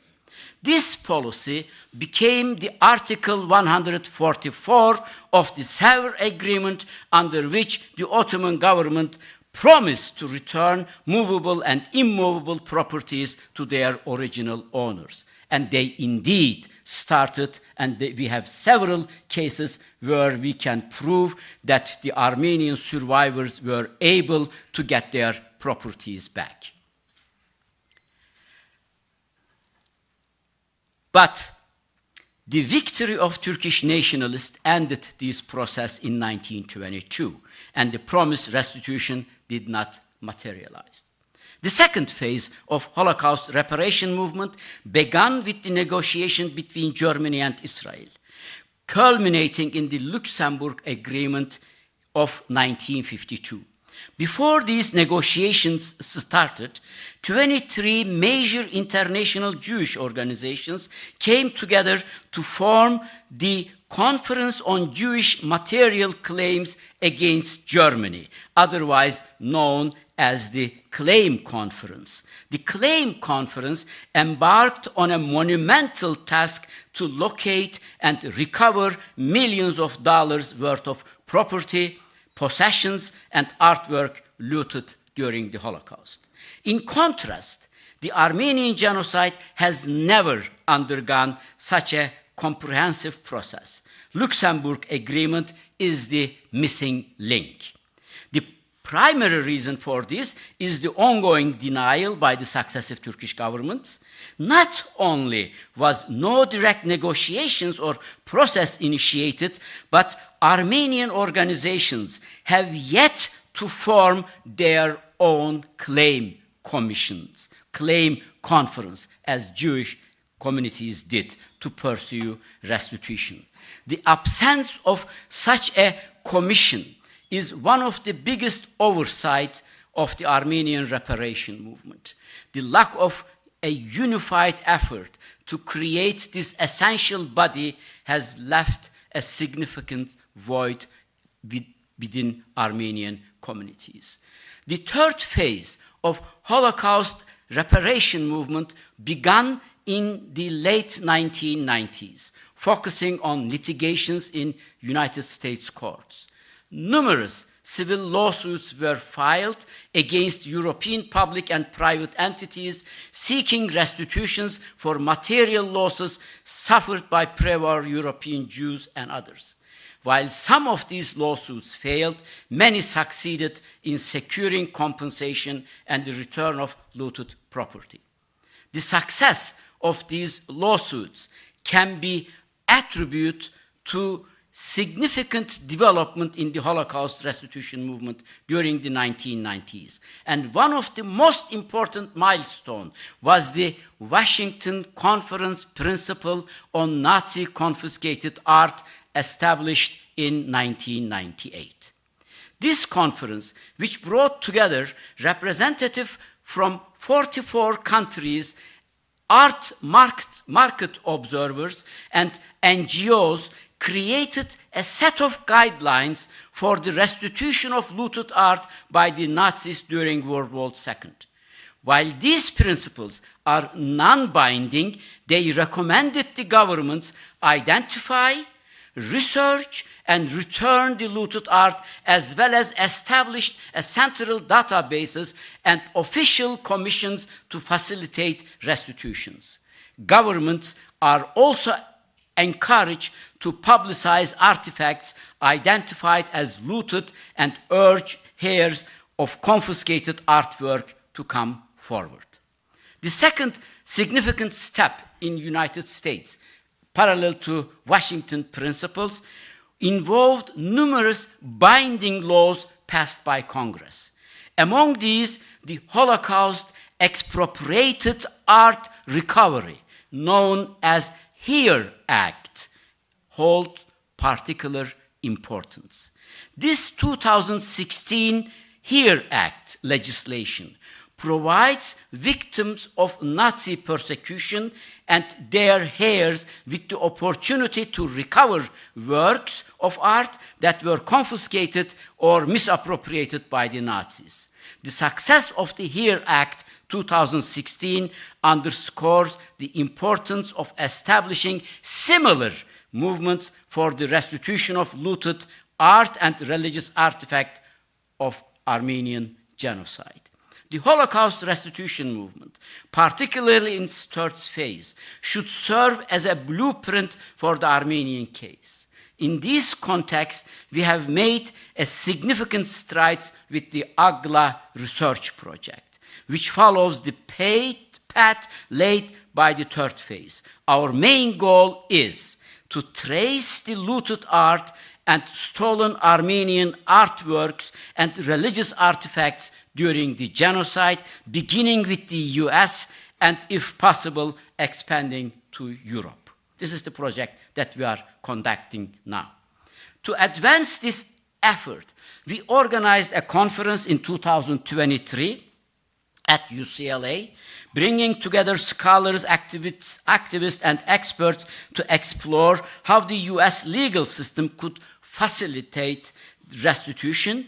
During the conference, we discovered that there was no comprehensive inventory of Armenian artifacts in United States Museum. Nothing. And this gap in research led us to assemble a team of art history and law students to create an extensive inventory of Armenian objects in American institutions. This is just the beginning of a larger initiative to understand the full extent of cultural loss caused by genocide. We are in the process of studying our list to determine where provenance research is needed. However, this effort must be combined with another crucial task. Just as the Washington principles served as a guide for reparation, we must create UCLA or Los Angeles principles on Armenian genocide looted art to achieve the same success for Armenians. Another key lies ahead.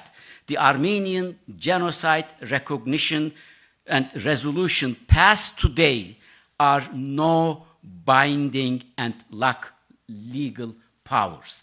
These are all symbolic Congress resolutions on Armenian genocide. It is not legally binding. Therefore, we must push for the enactment of laws similar to HERE Act of 2016, which provides legal avenues for the recovery of Nazi looted art. And we can do the same for the Armenians, and in California especially, Armenians has enough leverage to bring this to United States Congress. Such a law is essential for the Armenian case and must be a priority. Additionally, we should aim to establish an Office of Special Envoy for Justice for Armenians, modeled after the United States State Department's Office of Special Envoy for Holocaust Issues. We can argue you acknowledged Holocaust and established this institution in State Department. What prevents you to open a similar office in State Department for the Armenian genocide? This is a strong argument, and it has never been made, to your surprise. Through these efforts, we hope to foster a broader understanding of the importance of returning looted cultural objects to their rightful owners. We must collaborate closely with museums, institutions, and other stakeholders to learn from their experiences in repatriating looted artifacts, join the global movement for repatriating, driven by both legal and ethical considerations. Perhaps the most crucial task is the mobilizing Armenian diaspora. The success of restitution movement depends on the ability to establish Armenian Claims Commission and unified diverse Armenian voices. Like the Holocaust restitution movement, such initiatives can only succeed when communities come together to present a unified front. It is essential that we learn from the past struggles and work collectively to achieve justice for our lost cultural heritage. In conclusion, the path to Armenian genocide restitution will be long and fraught with legal and political hurdles. Achieving even some measures of justice is a monumental task, but also a moral imperative. AGLA Research Project seeks to contribute even a small way to the broader mission of returning confiscated and looted cultural artifacts to their rightful owners, honoring the memory of the past while striving for justice in the present. During our first conference, 2003, we also created a documentary, and Carla Garabedian made it. I want to thank her again for this documentary that explores the future of the Armenian restitution movement and the role of AGLA Research Project. We hope to use this documentary as an educational tool and call on Armenian organizations to screen this documentary in their communities. Through this, we aim to inspire collective action and foster a deeper understanding of the restitution movement's significance. Thank you very much for listening.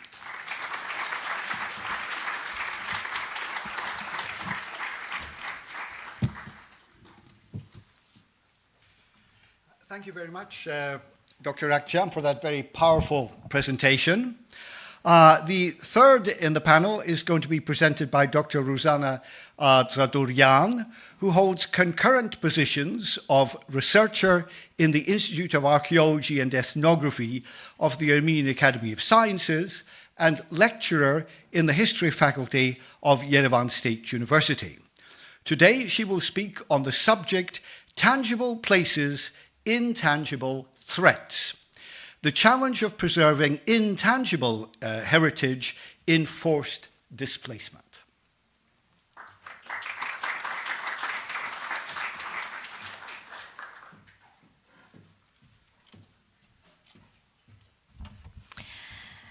I'm really honored today to be here, and thanks the Promise Institute for organizing such an immense conference and bringing together all these smart and distinguished people to discuss the issues which are of great interest for all of us.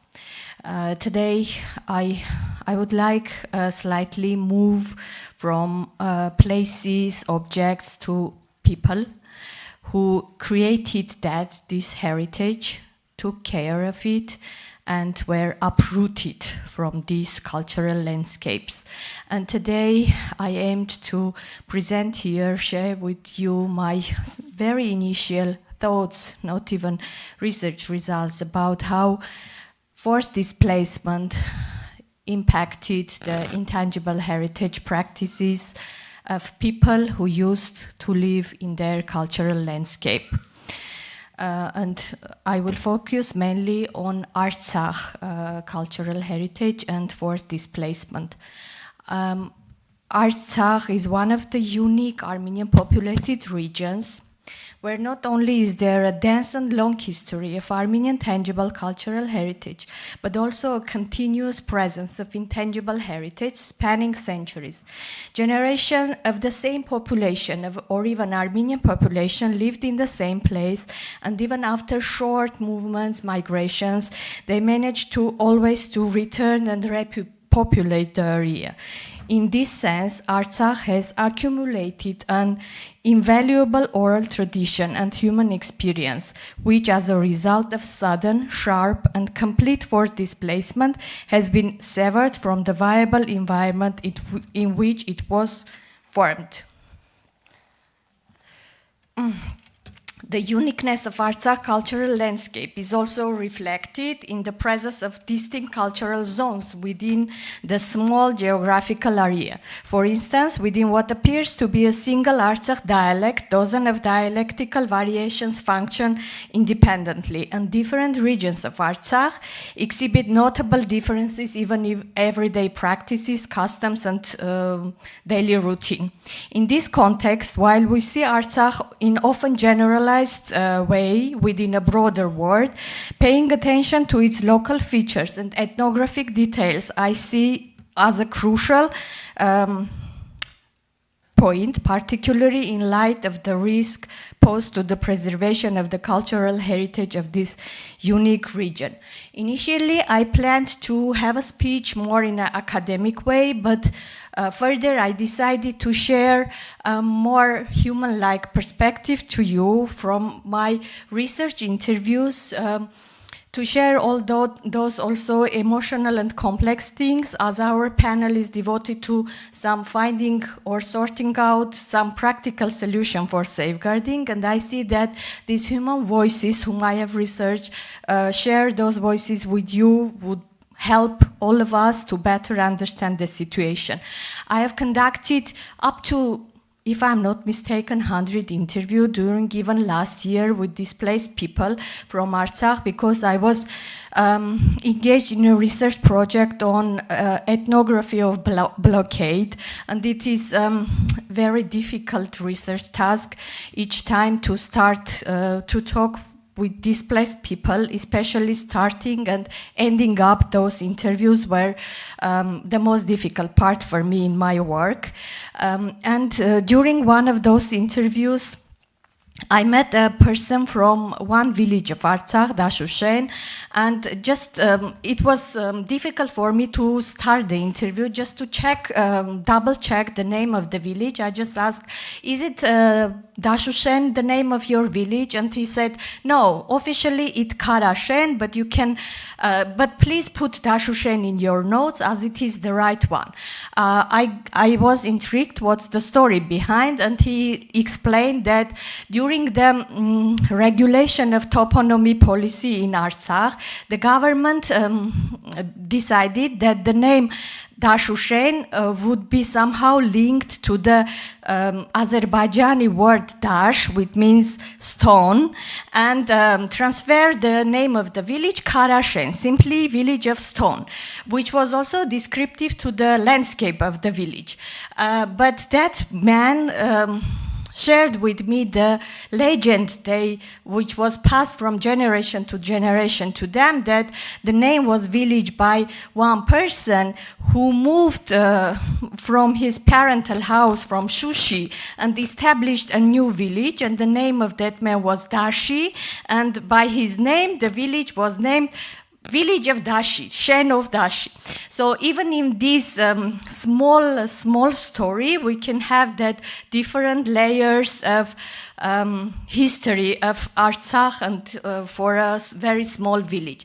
And later we moved to the story of his displacement route. He told that when they managed to resettle in Armenia after that forced displacement, they found a house to live in one region of Armenia. There his 87-year-old mother passed away, and they have buried her in that in that village. After some months, they have to move from that village as they have to found another place to live. And in some months later, he was telling that he received a call from the village his mother was buried in, urging him to come back to that village and visit the cemetery of her mother, because it was Khachverat's holiday, which is holiday, Taghavar holiday of Armenian Church, devoted to the visit to cemeteries and ancestries' graveyards. But this man, who was from Artsakh, he was not sure that he knows what does it mean, that Khachverat's holiday, because they have no that kind of holiday in Artsakh and in their village.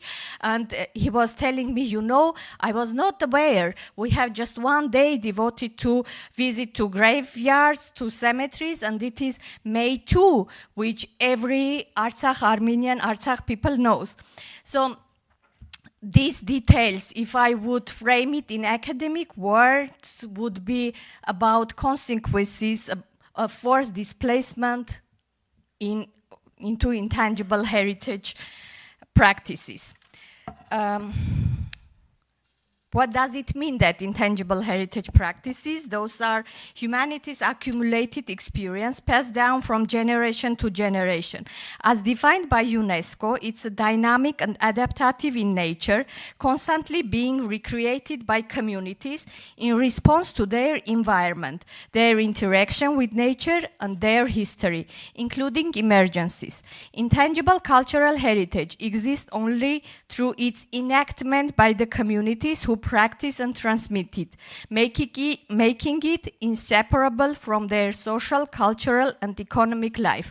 Therefore, its safeguarding is inherently tied to the protection of the lives and well-beings of its bearers. If we examine different waves of Armenian forced displacement, we could find some generalities and also distinctive moments, although all the displacement are huge trauma all over the world. But while looking at the Armenian waves of different displacement, we can notice that for the Armenians from Azerbaijan, for forced displacement from Azerbaijan, which has unfolded in several stages over the past century, has had different impacts on intangible cultural heritage. For instance, Armenians displaced from Azerbaijan starting in 1988, especially those from rural areas, were able to settle in compact separate villages in Armenia.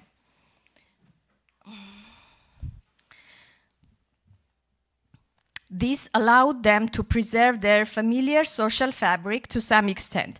However, the Armenian depopulation of Artsakh that began in 2020 had far more severe consequences. As a result of Azerbaijani military aggression in 2020, the residents of Hadruchushi and other settlements of Artsakh were displaced. Many of them eventually resettled in other parts of Artsakh, or even after moving to Armenia, still had the opportunity to return to what they call their landed water, maintaining connections with their familiar environment, and thus mitigating the hardship of displacement. After the complete de-Armenianization of Artsakh in 2023, forced displacement created a devastating situation. The entire population of Artsakh was forced to leave their homes and settlements, moving to Armenia, where they were scattered across the country due to housing shortages. This deprived them of the opportunity to continue their ordinary way of life within their familiar environment. Historically, Armenia's migration policy has been guided by the principle of not creating tent settlements for mass waves of displaced Armenians, considering such a response as an undignified way of welcoming ethnic compatriots. Instead, since 1988, all waves of displaced people have been granted refugee or like status, with efforts made to find them housing. In 2023, displaced Artsakh Armenians were similarly accommodated through a combination of state, regional, private efforts. On the other hand, this policy allowed them to be accepted as belonging to the community and ensured that they had a roof over their heads, an essential cultural expectation in Armenian society. In contrast to the approach of establishing tent settlements for refugees. However, on the other hand, it resulted the fragmentation of Artsakh social fabric, dismantling their relationship and disrupting their place-based community. These families were either separated or conversely artificially enlarged in order to find more financially suitable solutions to live together. The traditional practice of relatives, fellow villagers, and neighbors living next to each other, a practice formed over generations, was suddenly severed. The next challenge was a new environment where the displaced people of Artsakh were forced to settle. Here we encounter somehow unique situation concerning the preservation of their intangible cultural heritage, one in which displaced people find themselves in a setting that is ethnically familiar for them, yet culturally more unfamiliar. The cities and villages of Armenia were unknown to the displaced, unfamiliar mostly in terms of location, landscape, and even cultural portfolio, making integration even more difficult. Settling in these new places may have led to their marginalization or some limitations regarding the expression of their cultural traditions. In my interviews, Artsakh Armenians often compare their familiar world with their new surroundings, expressing tensions between maintaining their identity and dignity while adapting. Intangible cultural heritage played here a dual role. On the one side, it helped with survival, integration, and economic opportunities, especially for women, but was reduced or halted due to displacement, trauma, and grief. Traditional environmental knowledge they had and carried with them, and which was vital for worldview and adaptation, here became less relevant in this new environment and setting. Azerbaijan's policy of de-Armenization, falsifying heritage, and transforming cultural landscapes are causing irreversible loss of Artsakh intangible cultural practices. The inability to restore and document heritage poses risk of distortion over time. In this early stage, immediate documentation, research, and recording are crucial. Currently, Artsakh culture is undergoing an interesting process of web transformation, which can be viewed as heritage forensics. Social media groups dedicated to specific villages, towns, regions, and cultural elements like dialect, oral traditions, cuisine are being created. These virtual communities allow the Artsakh community's life to continue through news, memories, and interactions, all taking place online. In addition to these initiatives, organizations are involved in the safeguarding of cultural heritage. Some of these organizations were operating still in Artsakh. After moving to, they have some sort of ordinary and sustainable financing till 2024. But after 2024, January 1st, all their budgets stopped, and they are faced existential challenges and extreme situation. They constantly face problem of finding spaces, paying rental fees, securing sponsors, and being dependent on the political and ideological whims of their sponsors. Additionally, they lack sufficient skills to apply for various grant programs, find stable funding, search for mechanisms for their institutionalization, and struggle with the fragmentation of their specialists, making it difficult to reunite. These cultural organizations for displaced people may appear to be centers, but they often remain on the margins.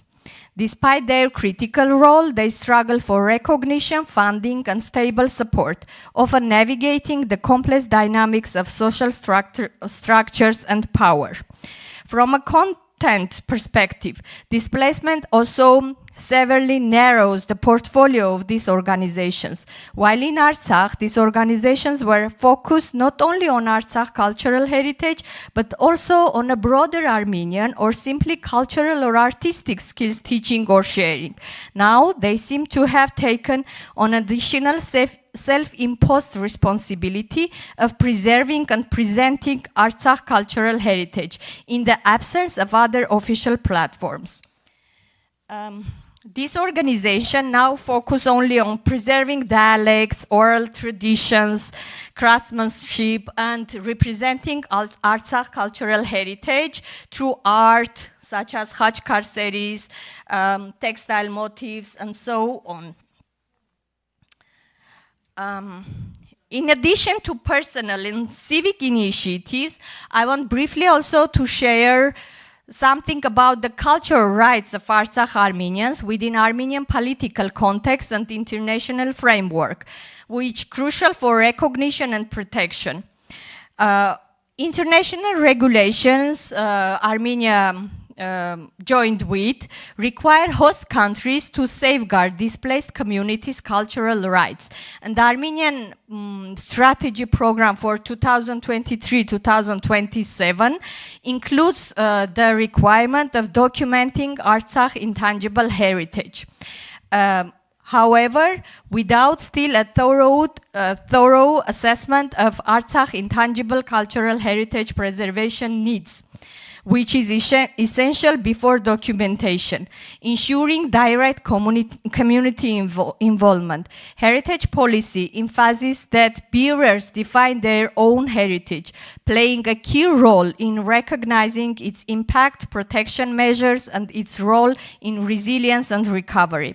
Here, I would like just briefly to share our personal initiative as researchers. Me and my colleagues just put additional efforts to pass all these bureaucracy procedures and prepare the nomination for 3 Armenian Artsakh cultural heritage practice to be included in the endangered list of Armenians' intangible cultural heritage. While passing all the bureaucratic requirements, still it's waiting for the government approval. As you can see, the challenges are numerous and complex, raising significant also ethical issues, even for the researchers. Our team often felt hopeless and helpless discussing cultural heritage issues with those who had endured profound human and material losses, including multiple displacement. Yet we also observed that even research questions could foster openness and provide a sense of recognition, slightly easing their marginalization and isolation. Proposing practical solutions to these complex issues is still challenging for me. However, I believe it would be valuable for us as researchers to consider the preservation of intangible cultural heritage as an integral part of a heritage conservation practice and standards by bridging material and intangible landscape, incorporating anthropological approach, and embedding human stories into cultural heritage sites. We can help ensure ensure continuity for displaced communities. Unfortunately, Azerbaijan's policy of destruction threatens the survival of living heritage, making the documentation even more critical. Through our collective efforts, this heritage can endure in the narrative of displaced people, be passed on to future generations, and be preserved through human-centered approaches that remain deeply connected to their lives. Thank you.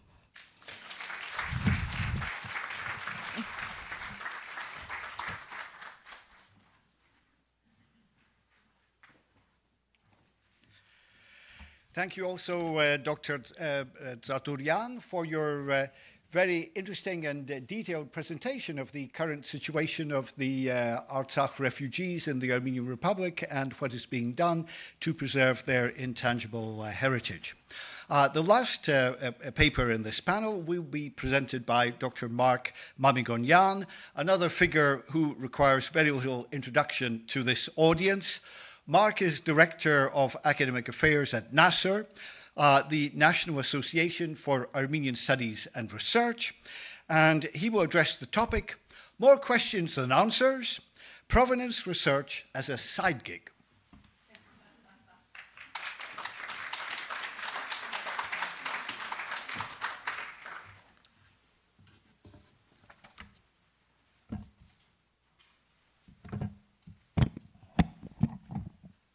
Thank you, Peter, and thank you to my friends and colleagues at the Promise Armenian Institute for inviting me to be a part of the program today. It's an honor to be here and to represent also NASER as a co-sponsor. I also want to thank my NASER colleague, Ani Babayan, whose help has been invaluable in exploring some of the points that I will discuss in this presentation. This is the clicker. Okay. I'm not a specialist in cultural heritage protection and preservation, but in an attempt at candor, if not cleverness, I decided indeed to call my talk More Questions Than Answers, Provenance Research as a Side Gig. Having been involved in the two gatherings on looted Armenian art and cultural heritage held in 2023 and 2024 that Taner mentioned, and organized under the auspices of the Armenian Genocide Research Program here at UCLA, I know all too well that there really is no formalized, institutionalized body that is carrying out provenance research. So that work falls to others, including those who, like me, are not specialists, but who possess some knowledge and some means of gathering relevant information. I want in my time today to look at one example that I found striking when it came across my desk last year, both for its inherent interest as a cultural object and also for what it might reveal about how little we know and how much we might be able to learn, even with a modicum of effort, proceeding along the lines set forth by Arthur Conan Doyle in the Sherlock Holmes novel, The Sign of the Four. When you have eliminated the impossible, whatever remains, however improbable, must be the truth. Nearly a year ago, I received an email from an antiquarian book dealer who was offering for sale a remarkable manuscript.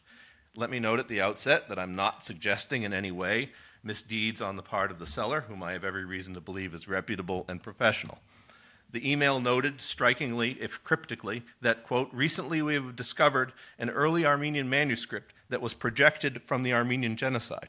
The acquisition would undoubtedly be a milestone in the celebration and preservation of Armenian history, unquote. Discovered? Projected from the Armenian genocide? They had my attention. The dealer provided a link to their catalog, which provided the following description and provenance. Well, you can see the description and provenance. It was initially listed as being a Cilician, created in the 13th century in the Cilician capital of Sis. It's a Sargis Shnorhali commentary on the 7 Catholic epistles, and it is described there. Let me add that an updated description of the item shared with me during the writing of this talk, and plainly the work of a competent specialist, identifies the manuscript as, quote, commissioned for the monastic school of St. Vardan in the city of Van, which, for reasons that perhaps will become clear, makes rather more sense. In the provenance, again, is attributed to the ownership of Robert Pierpont Blake, 1886 to 1950, American Byzantinist and scholar of the Armenian and Georgian cultures. You can see also for yourself what the asking price was. Now, it may come as a shock or not to anyone here who knows me, but the price was a little outside of my range personally and somewhat beyond NASER's acquisition budget. However, it's still out there. If you want to make an offer or if you know someone who does, see me afterwards. I replied to the seller that I would like to learn more, and that such an important manuscript, assuming of course that it is what it is presented as, which I had no reason to doubt, should be in an institution, and most probably the Matenadaran in Yerevan. I shared comments of the same nature with colleagues at the Matenadaran. Now, the provenance given was both very much wanting in detail as well as helpful in leading to further information. Fortunately, the name of Robert P. Blake is well known to anyone with an interest in Armenian studies as a field, so let me digress a little bit about him.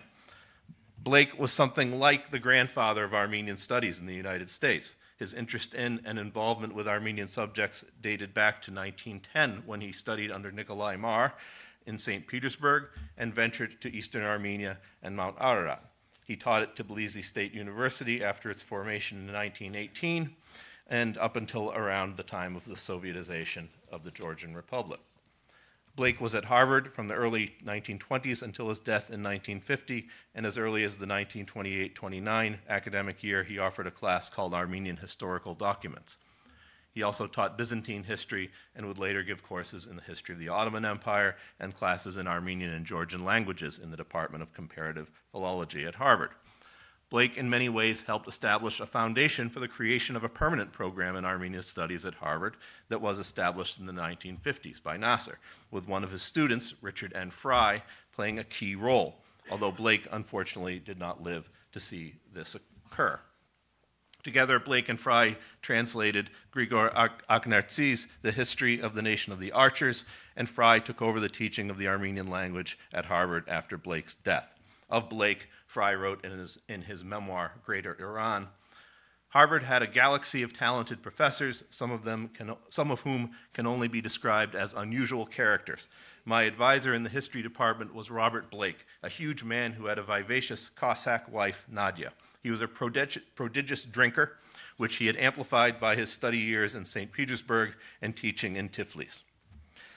Thus, it is not surprising or jarring that Blake might have owned such a manuscript, but a whole series of questions unspool from that terse provenance, starting with, how did Blake obtain it? And when? Where was this manuscript prior to 1915? If, as the seller's email, as well as common sense indicated, the manuscript was part of the mass of cultural heritage items displaced owing to the Armenian genocide and the war, what might this mean about its passing into the hands of an American scholar? Unfortunately, fortunately, at least parts and pieces of this story were familiar to me, having some years ago read, as part of my research on the prehistory of Armenian studies in the US, the book In Search of Byzantium, a biography, The Life of Robert Pierpont Blake, compiled by his son Igor Blake and published evidently in very small numbers in 1996. In Search of Byzantium, Blake relates how he came to purchase a number of items from an Armenian in Tiflis whom he calls Ter Abatisyan. Forgive me for quoting this at some length, but I think it is important. Quote, in February 1920, there was great excitement in Tiflis as a special commissioner was sent out to Georgia from England. This was J. Oliver Wardrop, since then knighted. It was his presence there that enabled me to put over the last big deal I pulled off in the Caucasus. Through devious channels, I got wind of the fact that one of Mar's old pupils, a certain Sambat der Abadisyan, had acquired a remarkable collection of Mohammedan manuscripts which he had picked up in Armenia during the war on behalf of the Russian Academy of Sciences. One of the few sensible things which the Armenians had done during the war was to evacuate all manuscripts from the areas occupied by the Russian armies in Turkey. Ter Abadisyan had cataloged the manuscripts in the Armenian school at Isfahan, and had furthermore purchased a number of magnificent Persian codices from the ex-Shah's library. All told, he had a collection of nearly 600 manuscripts. Ter Abadisyan himself, however, was not popular with the ruling clique at Yerevan. Another pupil of Mar's whom I had known when at Petrograd had done him dirt in every way.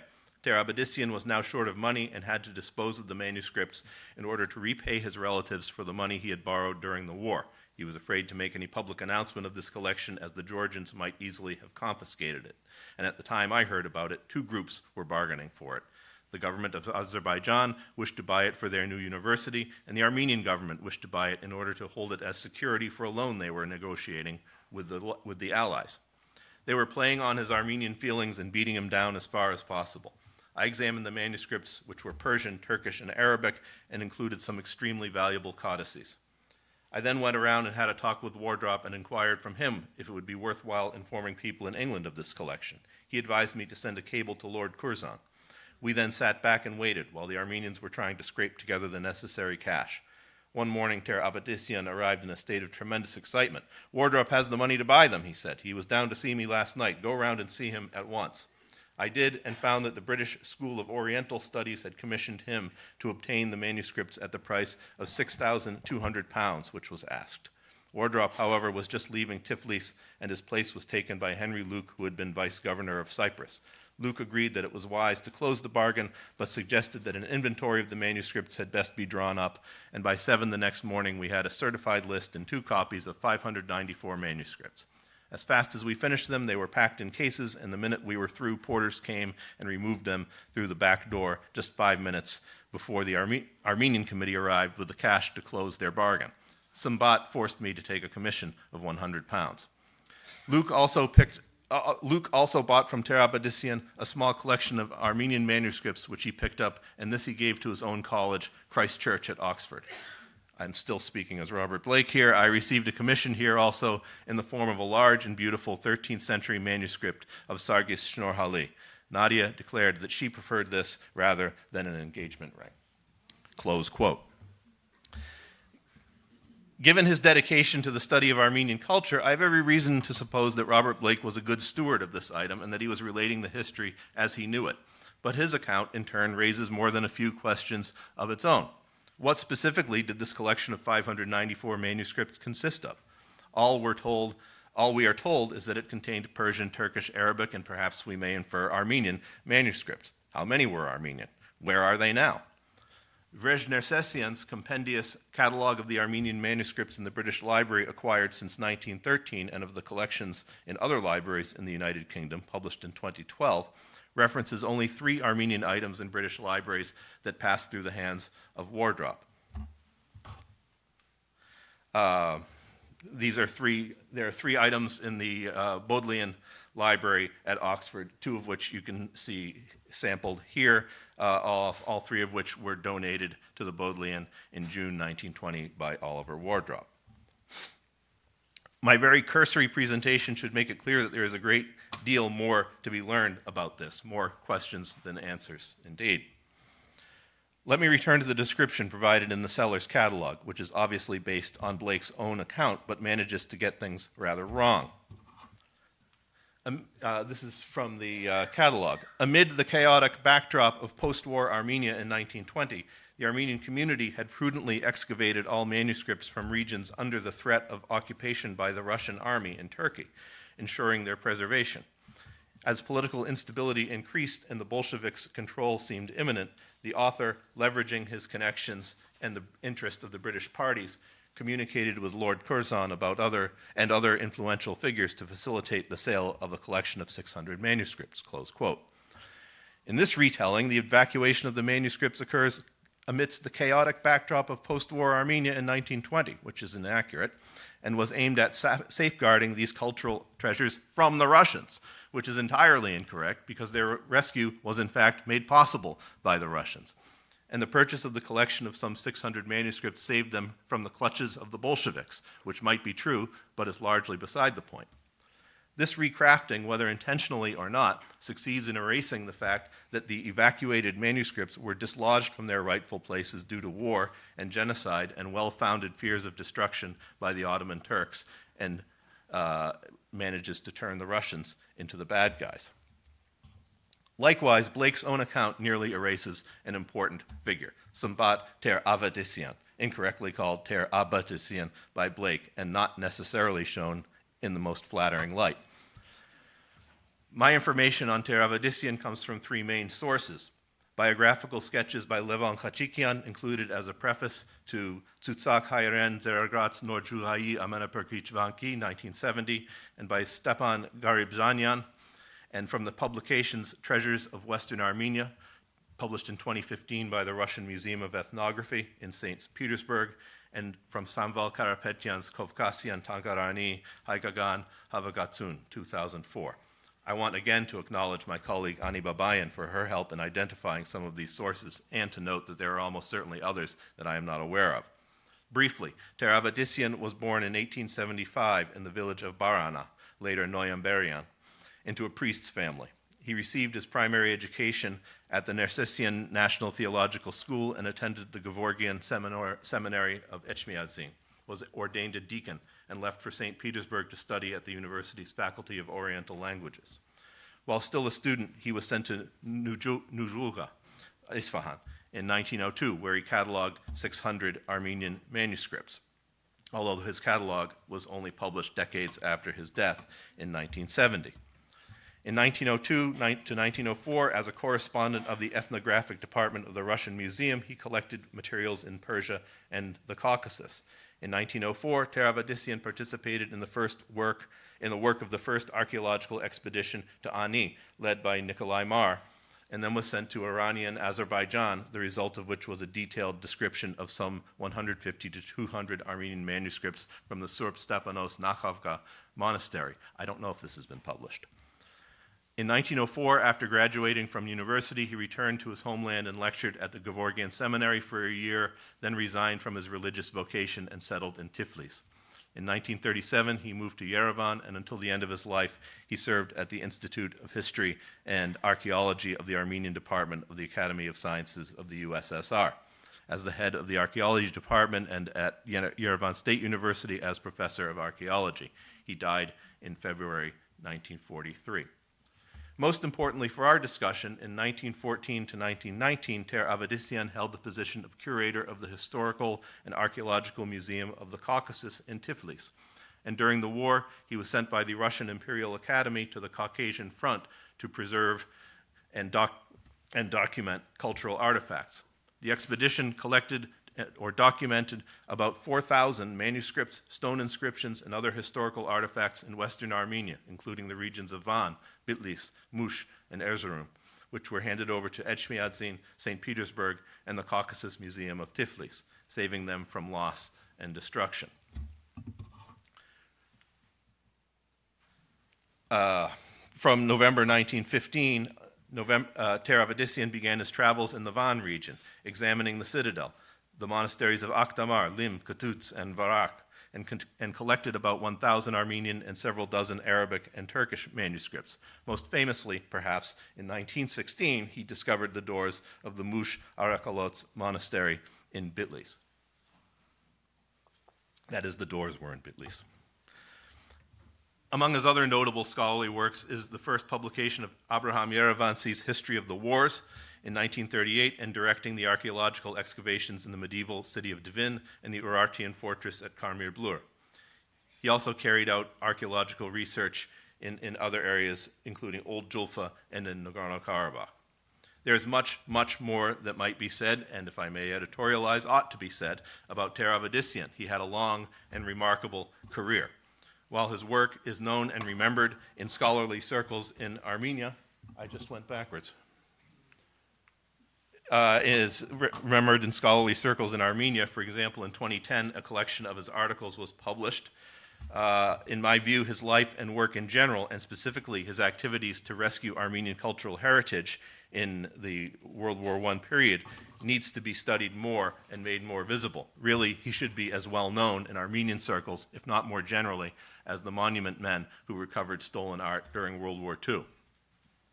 So what does all this mean for the Sargis Shnorhali commentary on the 7 Catholic epistles manuscript? That it shouldn't be on the open market? That's not for me to say, although I will offer the opinion that it should be in the hands of a responsible institution where it will be properly preserved and available for study, whether that is the Matanadaran or someplace else, and where its full history and provenance will be made known. I hope my short presentation has shown both the possibilities and the limitations of what I call provenance as a side gig. The pay isn't very good either, by the way. As my father used to say, you know just enough to be dangerous. I don't think he knew he was paraphrasing Alexander Pope, who wrote "A little learning is a dangerous thing," but he was. In other words, in this case, some amount of knowledge will take you a certain distance, but what is in fact needed is a body or a committee of experts that operates, perhaps sub rosa, to monitor international auction houses and dealers and libraries and museums rather than a couple of people doing detective work in their spare time. I know it has been part of the mission of the Armenian Genocide Looted Art Research Project that was inaugurated in 2023 to do just this, and I fervently hope that in the not too distant future, this will be a reality and a practical measure can be taken. Thank you.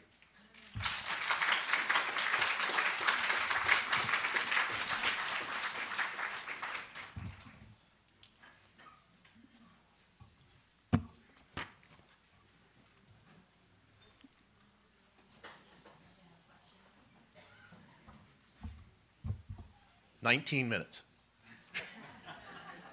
You just gained a minute right there.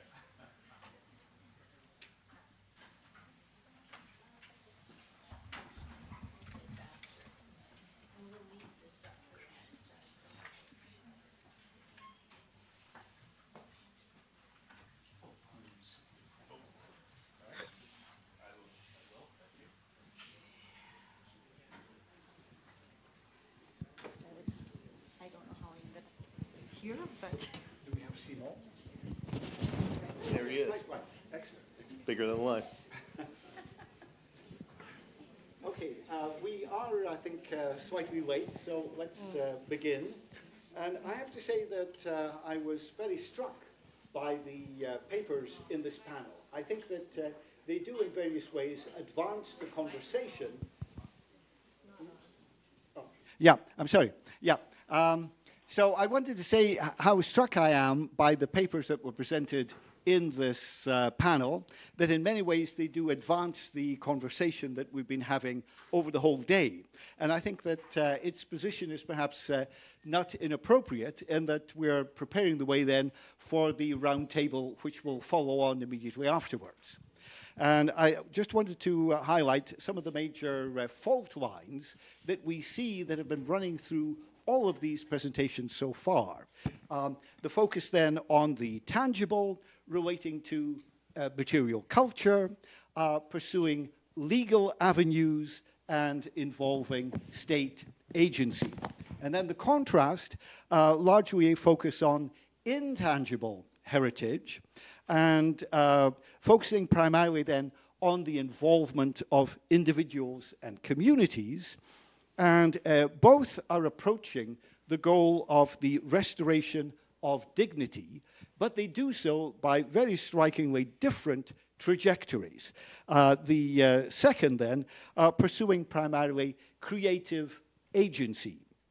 And I'd like to begin our investigation of this by raising a question with Simon Marakian. So I was very curious about the contrast that you made along the lines of what I was trying to develop between the individual and community and then the state, the involvement of legal activities, in contrast then to these sorts of individual and community initiatives. And I was very struck by this contrast in terms of the goal. So the sense then of a renewal of dignity, but it seems to me that the paths by which this is achieved are very different.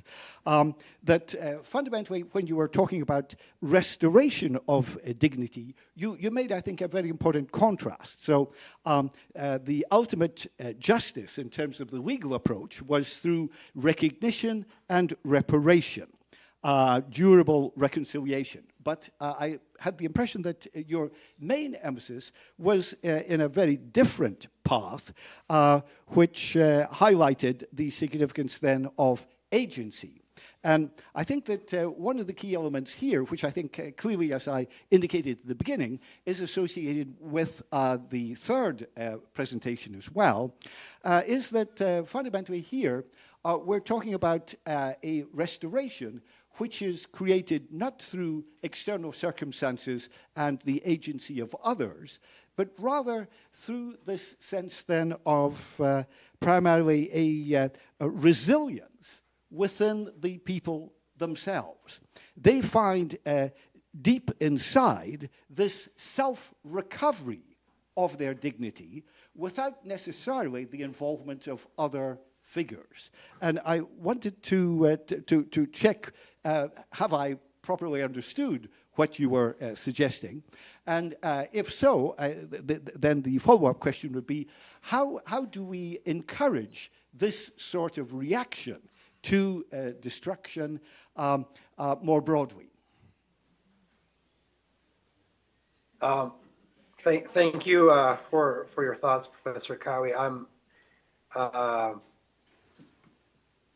I also I keep thinking about the very questions you're raising, and I know that the juxtaposition might not be very intuitive given the different timelines and the in situ restoration that was done by a community meant to continue their presence and the hope they had in that, and sort of the more hopeless reaction of Armenians when it came to recreating Julfa Khashgars in different terrains, etc.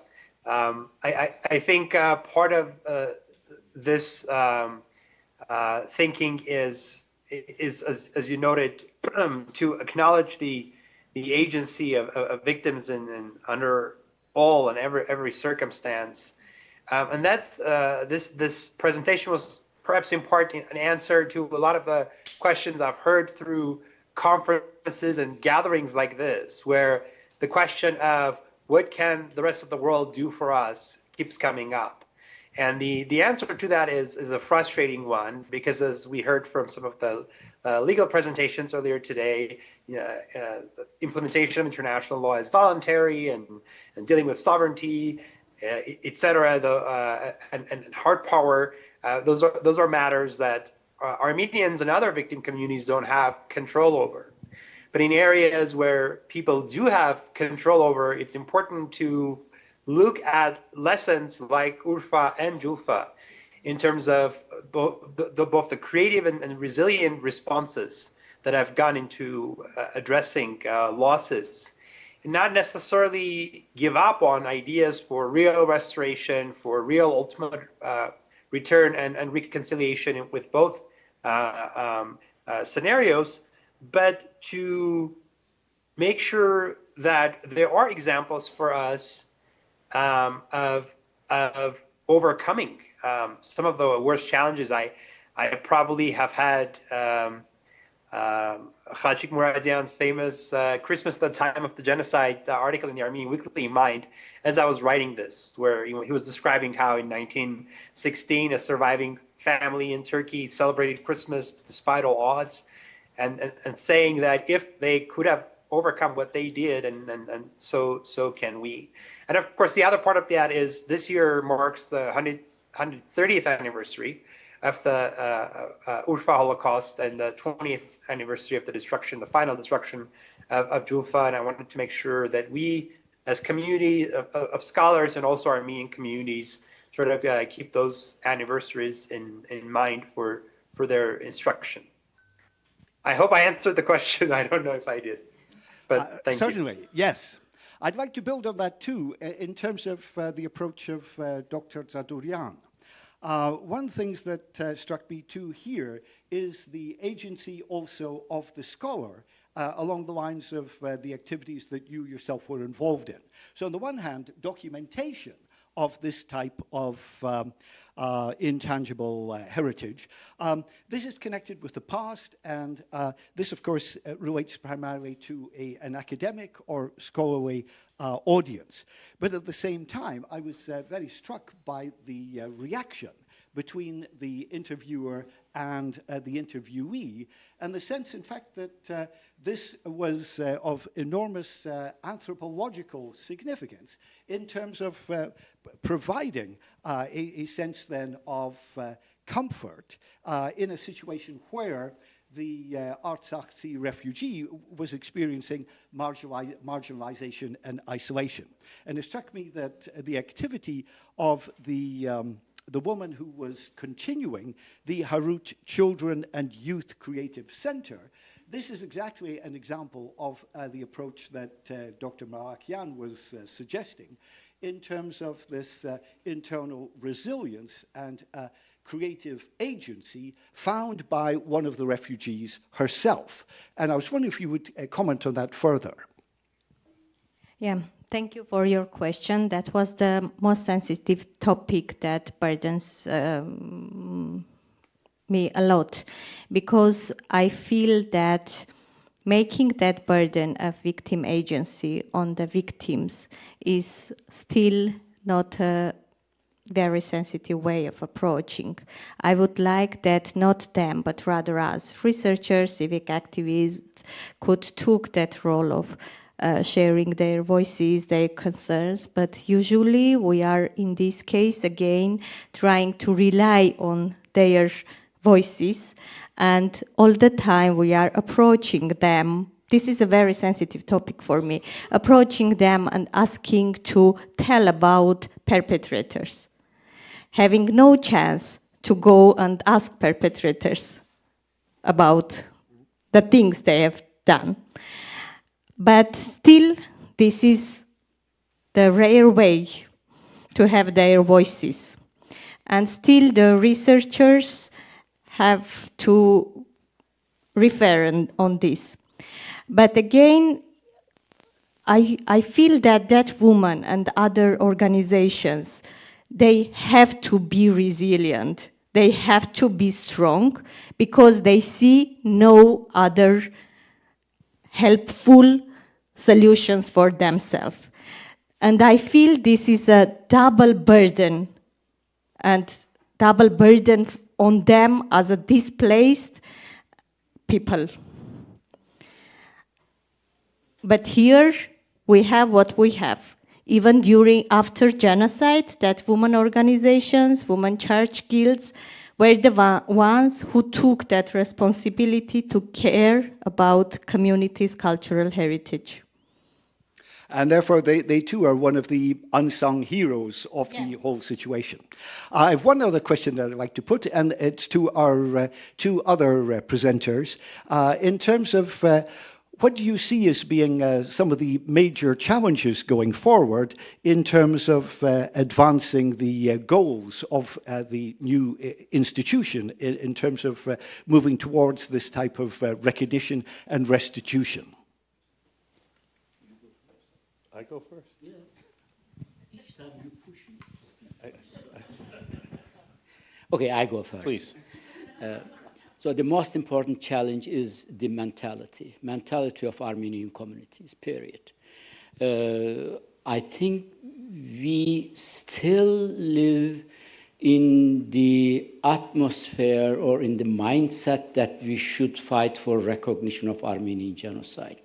I haven't heard any other tangible demand from Armenian communities towards US government. Recognition done 2021.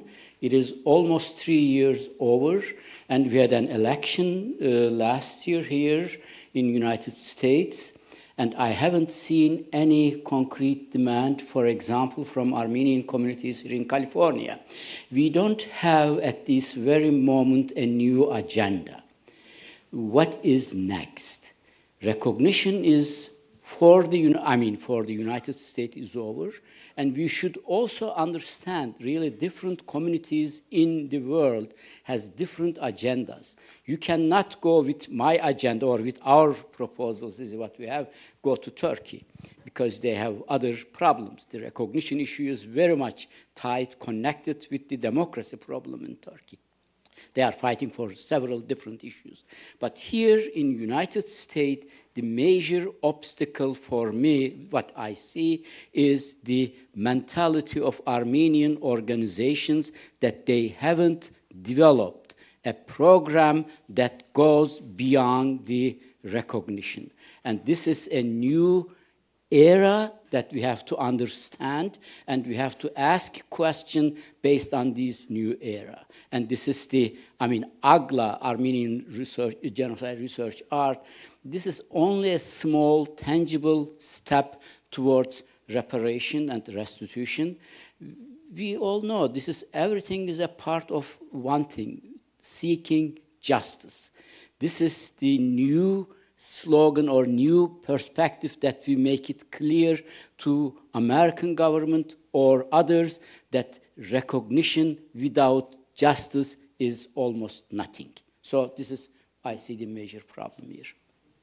To which I will only add that also it's recognition that it's important, that it's essential to fund research and scholarship that undergirds these efforts for justice, and that the one isn't possible without the other, and that there also needs to be a greater level of coordination among interested parties, entities that are engaged in this kind of work in isolation from each other, and God help us, probably duplicating each other's efforts.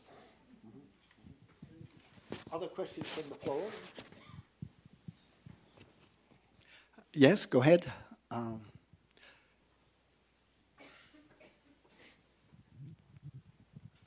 Thank you.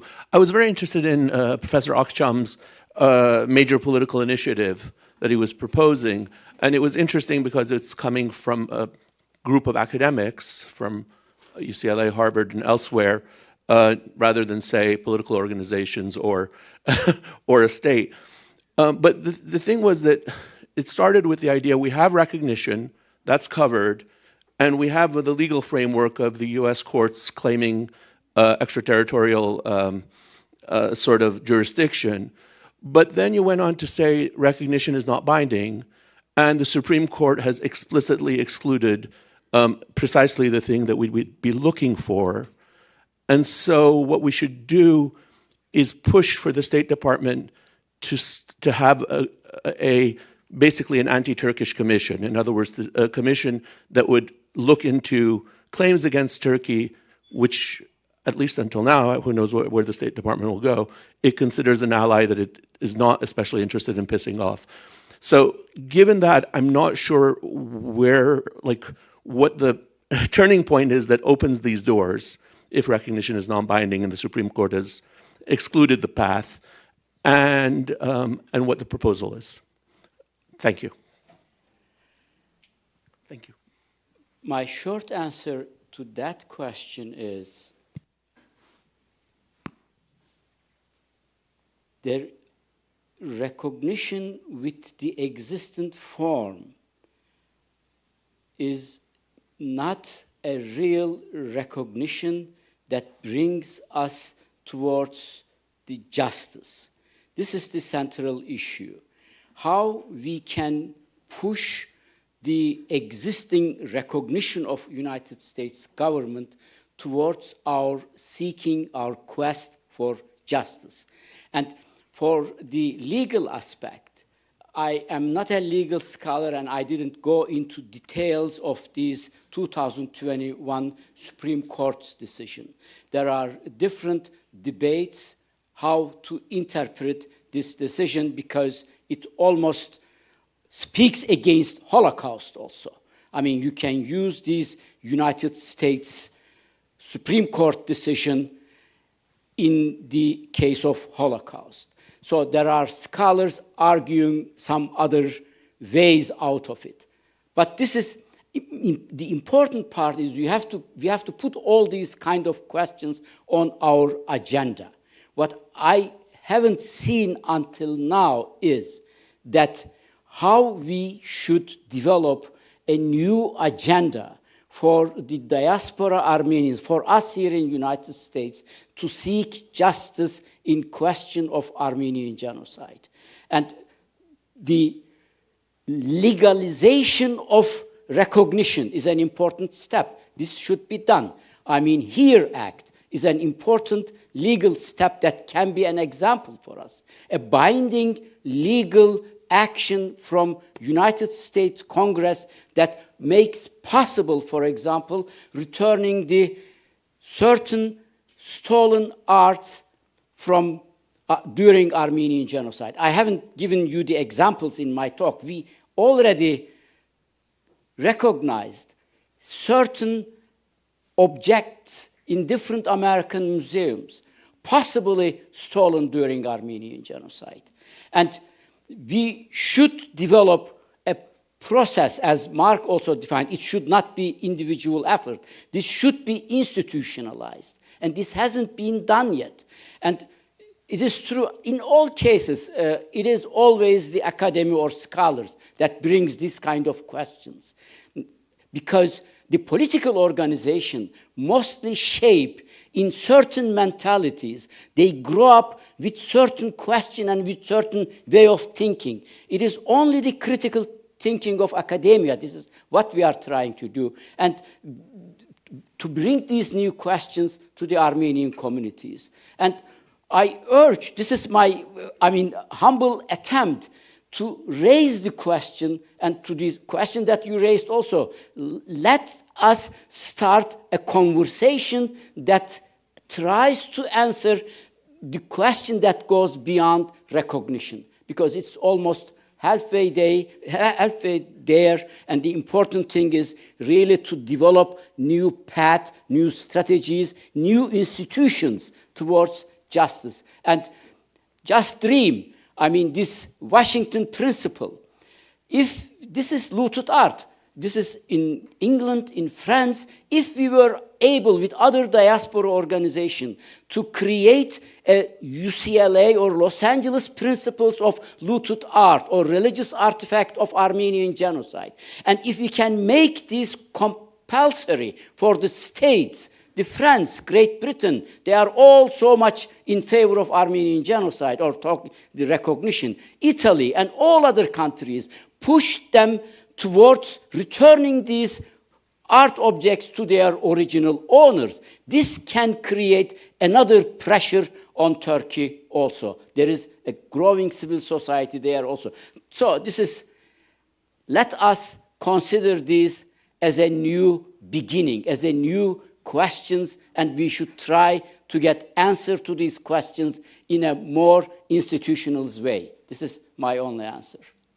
I'd like to add one thing before Anne springs out of her seat.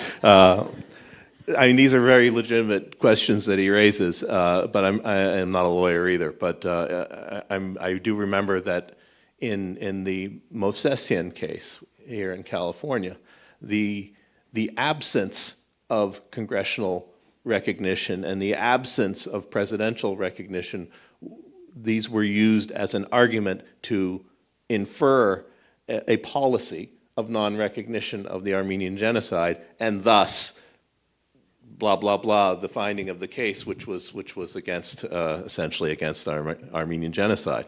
I don't necessarily see why the opposite can't also be true, that the existence of this admittedly non-binding resolutions and presidential statements cannot be used to argue to the contrary. Unfortunately, it's probably going to take another long and expensive legal case.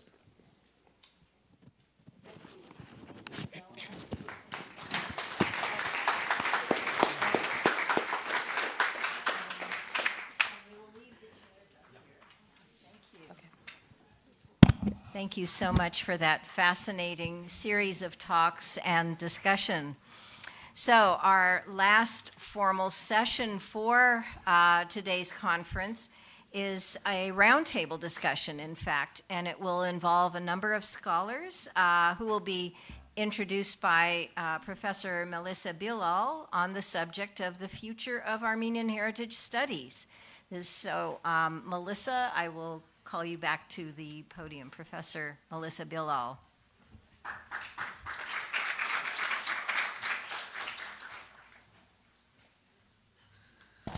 Thank you, Dr. Karagosian. Yes, as Dr. Karagosian said, the last formal session is a roundtable. Actually, I think I am going to sit here if it is okay.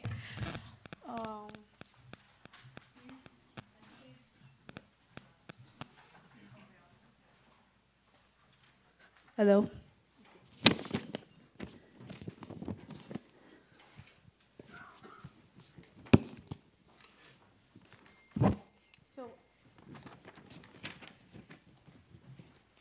In this roundtable, we have 3 scholars, 3 anthropologists, and all three of them recently published scholarly articles in international scholarly journals on heritage studies. So we thought it would be a good idea to have this roundtable discussion on the future of Armenian heritage studies, because there's a growing critical heritage studies, and we believe that there should be, and there is, as we heard since this morning, and with obviously our keynote address by Lori Khachadurian, that there's a growing critical Armenian heritage studies. So we are hoping that this discussion is going to be maybe another small or large step towards that direction. So Tamar Shirinyan is a cultural anthropologist who is interested in the relationships between political economy, social reproduction, nationalism, geopolitics, gender, and sexuality. Her recent book, Survival of a Perverse Nation, Morality and Queer Possibility in Armenia, investigates right-wing nationalist homosexual panics and argues that anxieties about gender and sexuality have underneath them real concerns regarding social reproduction in the era of post-Soviet oligarchic and neoliberal immoralities. Shirinyan has also edited a special issue of Armenian Review entitled Queering Armenian Studies, and published in journals such as American Ethnologist, Anthropology and Humanism, Political and Legal Anthropology Review, and Feminist Formations, among others. And she is currently the co-editor of the third space section of the Journal of Middle East Women's Studies. Nelly Sarkisyan is an associate professor of anthropology at Emerson College. As a feminist, Sarkisyan is invested in embodied knowledge production and concerned with questions around social reproduction and political agency. In her scholarly poetic work and teaching, Sarkisyan is interested in stretching disciplinary boundaries to explore the multi-sensory possibility of feminist world-making. Sarkisyan's most recent research focuses on social reproduction and reproductive justice in conditions of militarization and life-sustaining relationships across borders of states and species. Sarkisyan's work has appeared in academic journals such as History and Anthropology, Feminist Anthropology, Journal of the Society for Armenian Studies, Political and Legal Anthropology Review, and International Journal of Heritage Studies. Anush Tamar Swini is a postdoctoral fellow in the Promise Armenian Institute at UCLA. Prior to coming to UCLA, she was a postdoctoral fellow at Northwestern University and the University of Michigan. She earned her PhD in sociocultural anthropology from the University of California, Los Angeles, in 2019. She is currently working on her book project, which investigates questions of memory and material legacies of state violence in the region of Van, with a focus on the historic Armenian and contemporary Kurdish communities. Her research has been published in the journals Comparative Studies in Society and History, Anthropological Quarterly, and the International Journal of Middle East Studies. So, we have three as I said, distinguished scholars and anthropologists. And I will be asking pre-curated questions, and we hope that we will have we will open it up for discussion to the floor after we hear from our panelists. So my first question is, I will ask each of you to talk a little bit about your research and what brings you to heritage studies. Should I start? Yeah, maybe, or I don't know. Should we go in any specific order? Tamar, you? Okay, I can get started. Hi, everyone. Thank you to the Promise Institute for this very informative conference. It's been really wonderful listening to all the presentations. I am not a heritage studies scholar, and I come to the field with Nelly Sargsyan. We co-authored an article together that was published last year. That asks some critical questions about the field, about what heritage might look like in the future, about questions that don't get asked typically, about things that are entirely left out of the international order, if I can call it that, and so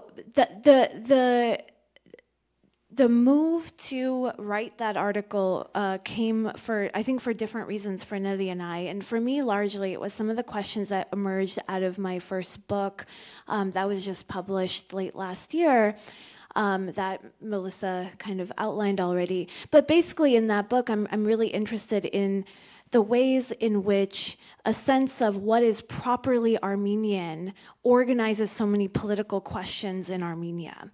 What are the proper institutions of Armenia? What are the proper ways that Armenians have done things? What is okay to do and what is not okay to do, and who's okay to do what? And these were the questions that came out of a sex panic in 2012 when and I'm sure many of you have kind of heard at least a little bit about what happened in 2012 when a small, very, very small basement level pub was firebombed by two right-wing nationalists. And they were, it took 3 days to get them even arrested or for the police to care about them. And then when they were bailed out by members of parliament.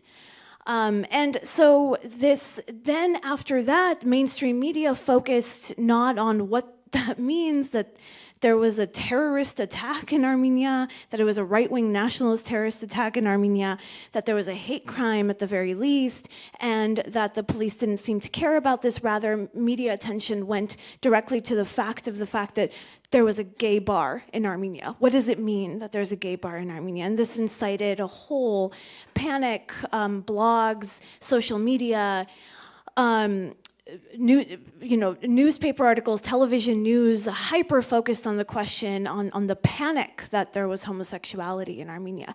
And so I was really interested in that turn of events. What does it mean that all of a sudden the language of sexual perversion was leading to the annihilation of Armenia? That the fact that there were gay people in Armenia was tantamount to genocide, there was a fact leveled over and over again in mainstream media in Armenia.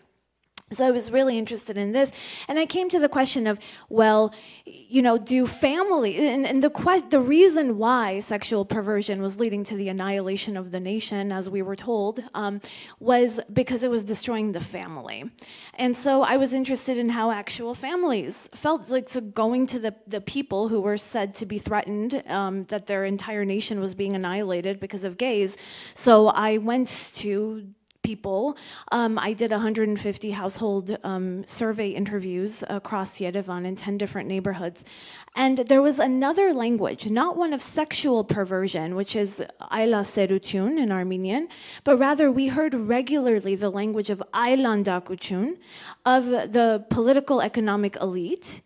And over and over and over again, right? So no one, in 150 households we visited, only 3 people mentioned homosexuality at all, but almost every single person mentioned the ruling elite, either oligarchs or their government henchmen. And so I became really interested in the interwovenness of these two things. But Ayla Seruchun is a national narrative of annihilation, and Aylan Dakuchun of the oligarchy's perversions, the moral perversions, were both centered on the destruction of a proper Armenia, right? That there was something proper, there was a real way, a real Armenianness that was being destroyed. And so I'm interested, and I think still very philosophically, on what it means for the nation to survive in its proper form. As no nation, and I know this as a cultural anthropologist, no people has ever survived as they are for all eternity. And we see constant change in the way people do things and what is and is not acceptable. So the question of survival is something really important. important to me, which is, I think, also central to heritage studies. So that's what I'm really invested in here.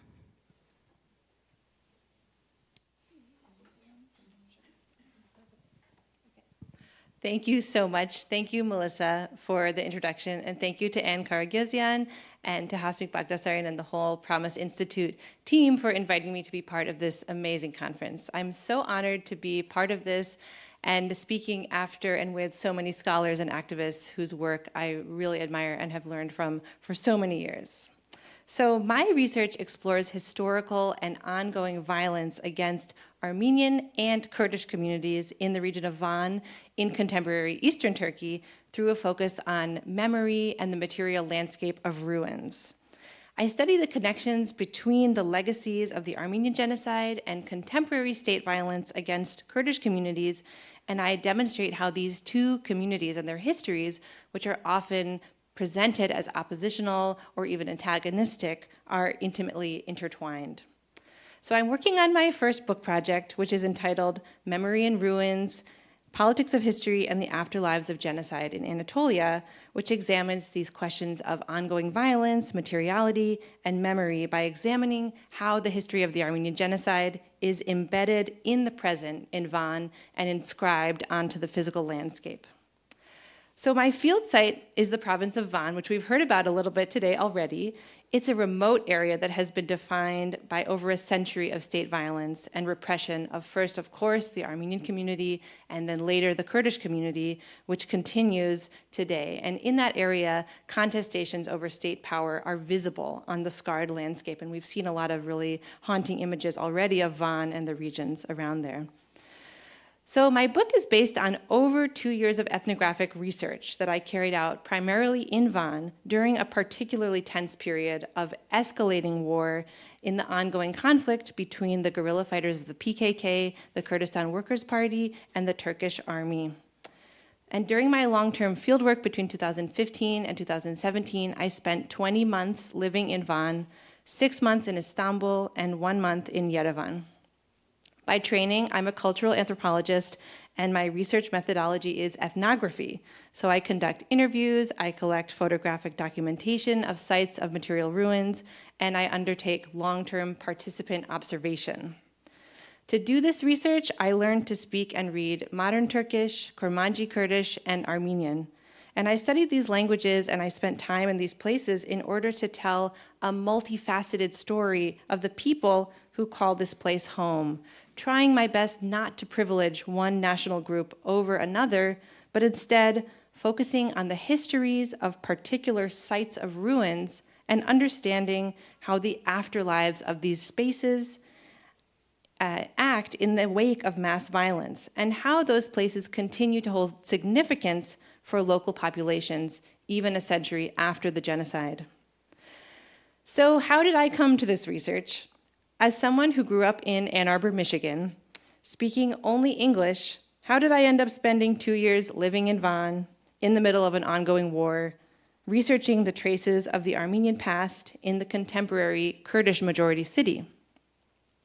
I myself am Armenian American, born and raised in the United States, as were both of my parents and 3 of my 4 grandparents. But while I was growing up, I would hear the stories told in my family of the places from which my great-grandparents had emigrated to the United States over a century ago, including Karabakh and Tbilisi, then in the Russian Empire, and Diyarbakir, Yozgat, Arapkir, and Van, then in the Ottoman Empire. And these former Ottoman towns, now all in eastern Turkey, all had sizable Armenian communities before 1915. And growing up, I would hear about the lives that Armenians led in those places and how the genocide destroyed those vibrant communities.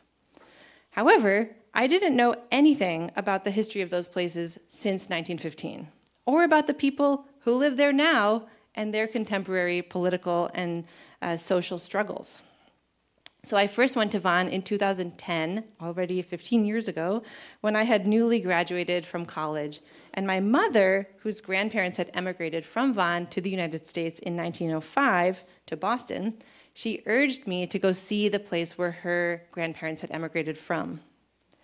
Since 1905, no one from my family had been to Van, And so I went, not knowing what I would encounter, but hoping to find some trace of a connection with that past and that place. And what I found, in addition to the 10th century restored Church of Achtamar that we heard about today, and the 3,000-year-old Van Castle, was a lively and bustling modern city of Van with its majority Kurdish population.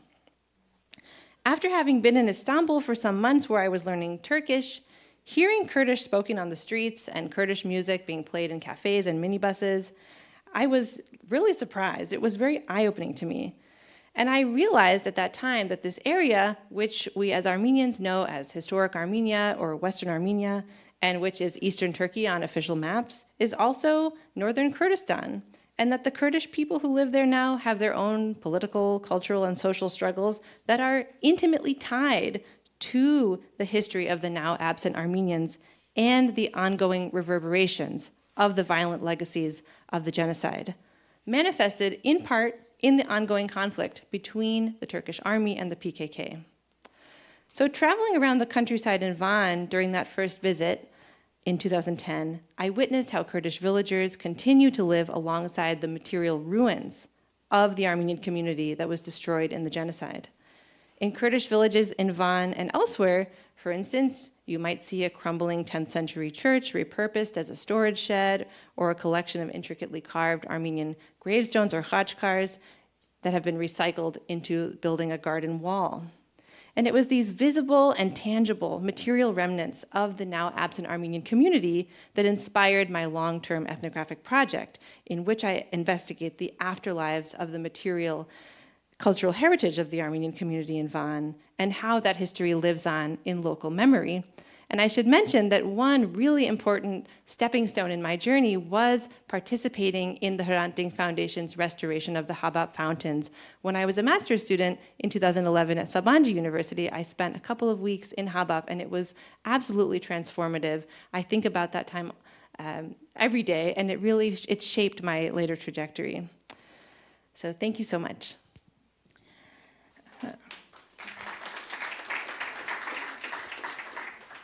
I too want to thank the organizers and Hasmik for your help and invitation, and Lori Khachadurian for thinking of us joining the conference, and Melissa, thank you so much for facilitating. So as a scholar, I have been concerned with questions of livable and dignified collective lives, and my research interests have spun the investigation of the labor of Armenianness in the US diaspora across race, class, sexuality, gender, also queer feminist art activism, feminist environmentalism, and gendered struggles on the political left in Armenia. And in all these cases, questions of heritage and inheritance, different forms of inheritance, have come up against variously heteropatriarchal and capitalist arrangements. And most recently, in the wake of the catastrophic loss of life in the 44-day war, loss of home for Armenians of Nagorno-Karabakh that we heard about a little bit in the panel before ours, when Armenia must grapple with the struggles of the newly refugeed people from Nagorno-Karabakh, Armenian and Azerbaijani media started to present the stories of missing and killed service personnel as singular and totalizing story of heroes in Armenia and martyrs in Azerbaijan. So as a linguistic anthropologist, I was interested in these public discourses. And unsurprisingly, the public and private work of mourning had been gendered female, as those whose adults, children, and spouses were killed in the war were elevated in public discourses as hero-bearing mothers and strong wives, until they started questioning their respective states about the lives of their loved ones, like Samaya Hashimova in Azerbaijan, whose son was killed in the war, or when the family members blocked the way of the Armenian government officials to their killed children's and family members' graves at the military pantheon in Yerevan to pay their symbolic respect, and the police forcibly removed the bodies of the same hero-bearing mothers whom they exalted in these media discourses. And so while hundreds of wounded and maimed veterans in Armenia have been on their physical recovery journey and mental health recovery journey, many Azerbaijani veterans of the Second Karabakh War, that is referred to as patriotic war in Azerbaijan, have been dying by suicide. And so these scenes laid bare both the necropolitics of the ruling classes and the resistance against it through life and death. And so while women are shamed if they desire to move, or move on in their lives or choose to remarry, if their husbands were killed in these wars, they're celebrated if they decide to bear another child after the death of an adult child that they have buried or has gone missing, they can't even find. And in fact, since 2021, a year after the Second Karabakh War, the programming of many Armenian news media has been full of reports of this bittersweet birth and rebirth. And so you would hear statements like this, quote, "This is a testament to the will, faith, and courage of hero-bearing Armenian women and families who years later will be proud of the feats of their hero brothers."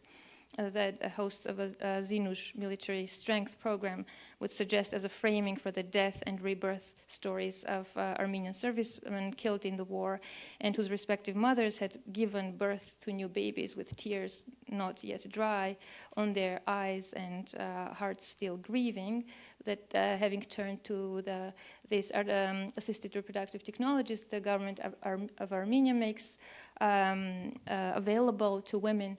Before the war, women up to the age of 42 years could access these services, and after the war, they increased the age to 53. So there is no exact concern for the well-being, physical or mental or emotional, of the women, but rather, using their uteruses to produce children. And in fact, I was interviewing a doctor this past summer who's working with women who want to have children after their children were killed in the war, who was saying that a woman died because she should not have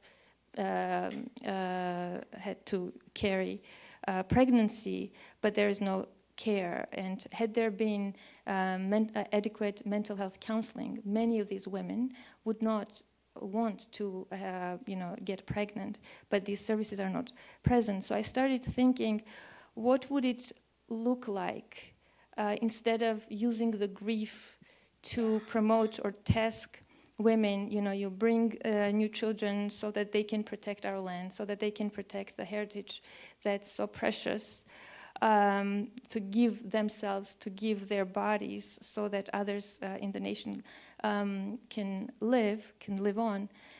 In terms of, if we're invested in livability, which I am, then I want to imagine or also investigate what it would mean to not have to bury heroes or martyrs for giving themselves to protect or regain what's cherished as heritage, but rather, what would it look like to imagine and enact a dignified and interconnected life, which is what we see all mothers wanting their children to be able to do. So this is what brought me to heritage study. Thank you, Natalie. Connected to what you have just explained, I would like to now ask each of you a question related to your research. To Tamar, I would like to ask maybe to unpack this notion of critical heritage studies, like how do we approach heritage critically from a feminist perspective? When we were planning this round table, we constantly talked about activist histories as heritage. We were constantly talking about what is included, what is excluded from this rigid notion of heritage. So I would like to ask, also from a sociocultural anthropology perspective, what is the role of culture in heritage, and how can we open up the definition of heritage to embrace all forms of struggle against oppression, and that connects to Nelly's and Tamar's, Anush's Sorry, connection. Yeah, Anna Stamar, yes. Thank you.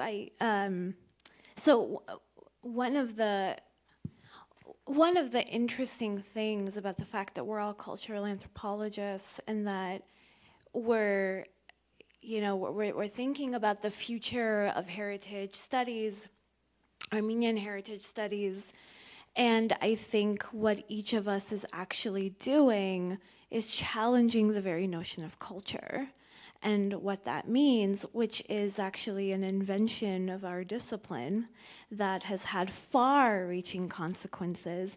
And it's something that I think as cultural anthropologists, we think about when we teach like introductory courses or sometimes like theory seminars, right? We reflect on that notion of culture.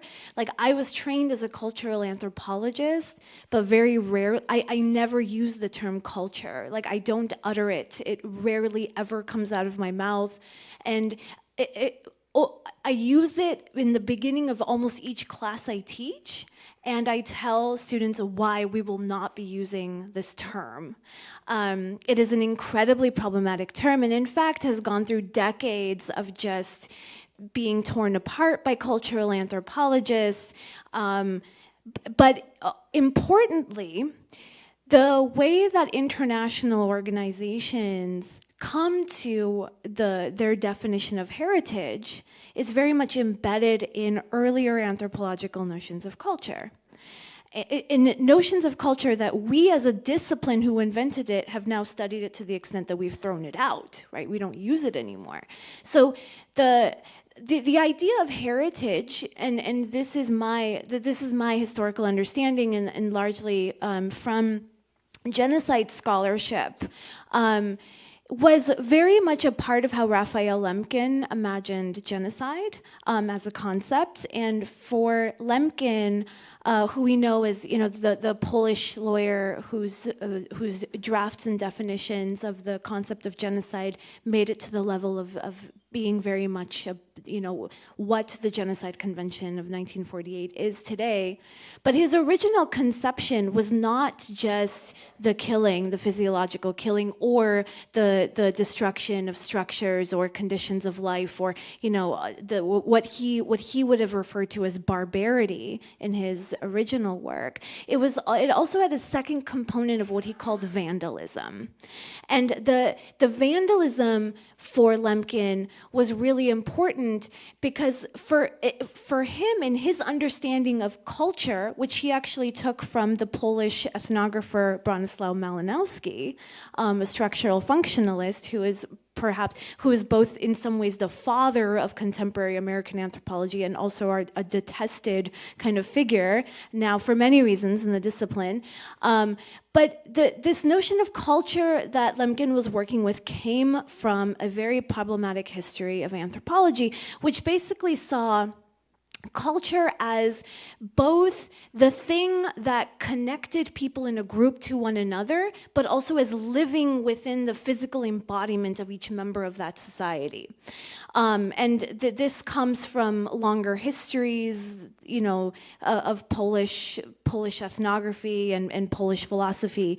But when Lemkin thinks about or thought about genocide in his earlier writings prior to the 1948 convention, which pretty much entirely gets rid of this component of vandalism, right? We don't see that at all really in the convention, and it exists in other international conventions and declarations and so on.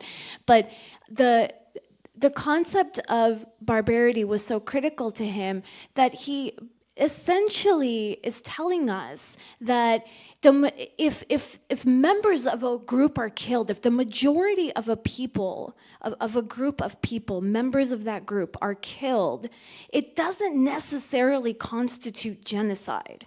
Genocide is when the group itself, as a social group, as a nation, he calls it, is killed, right? That's what genocide is, and this is really problematic. And I want to read a quote from him here about how he actually how he thinks about what cultural heritage is and what nation is.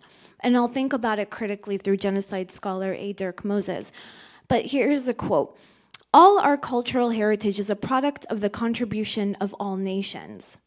We can best understand this when we realize how impoverished our culture would be if the people doomed by Germany, such as the Jews, had not been permitted to create the Bible or give birth to an Einstein, a Spinoza, if the Poles had not had the opportunity to give the world a Copernicus, a Chopin, a Curie, the Greeks a Plato and a Socrates, the English a Shakespeare, the Russians a Tolstoy and a Shostakovich, the Americans an Emerson and a Jefferson, the Frenchmen a Renan and a Rodin. These are all elites, right? These are all national urbanites, right, who live in urban centers. They are all part of either the merchant class, the bourgeois class later, the owning class by whatever means, right, the ruling classes. And so for Lemkin, national heritage really constituted who the elite, how the elite defined and set the boundaries of what a people thought and what they believed and what their values were, leaving out, right, entirely what today we might call the people, capitalized, right, capital T, the capital P, people, the people, right, basically us, right, who are sitting in this room, like we are people, right, we do not belong to, most of us do not belong to that elite. And so it's, when we think about cultural heritage in that way, we basically delimit whose values and whose beliefs, whose ways, whose, who, all of that counts, right? And by those standards, right, that we still work with within the international order, the way of life of the people, right, what most of us do in our daily lives does not constitute a national heritage. And I'll just stop there. Anush, so heritage is often constituted by material markers on landscape. How do we decipher multiplicities of heritage on contested landscapes? Yeah, thanks, Melissa, for that wonderful question that really gets to the heart of what I try to show in my research. So I look at the landscapes of ruins in Van to try to understand histories of cyclical violence and how they're inscribed onto the material environment, and how the intricately interconnected histories of Armenian and Kurdish communities are reflected and embodied in the landscape.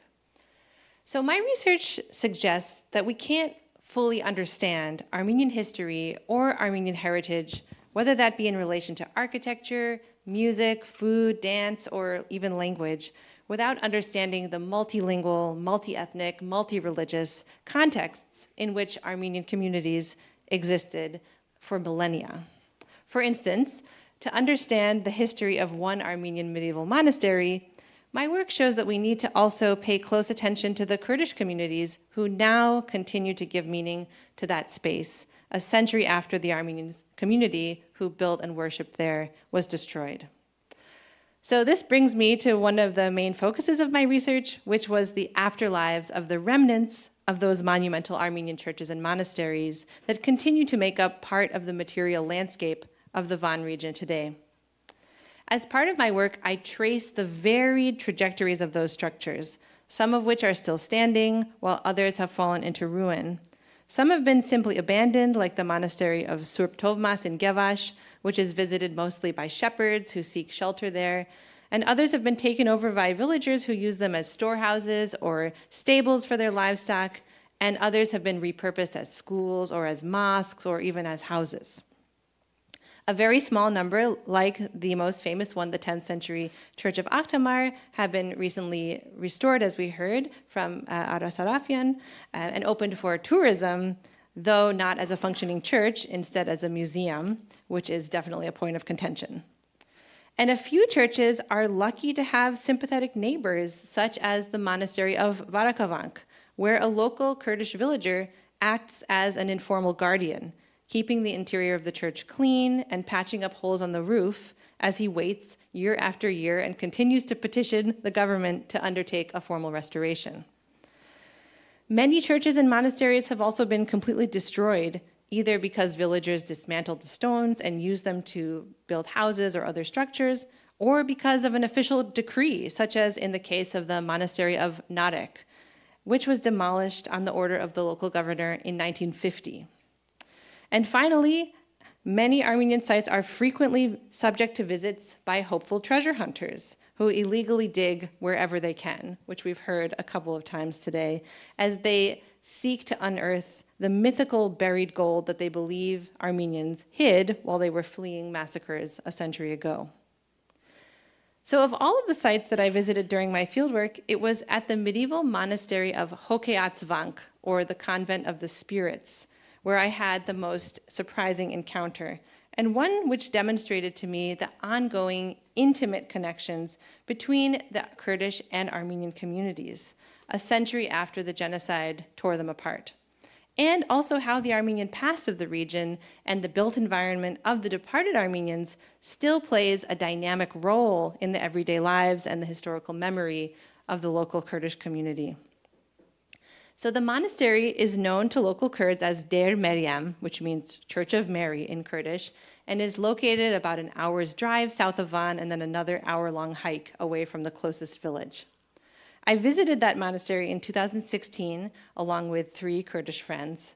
And when we arrived at the nearest village, we stopped our car and we looked around for somebody to ask for directions.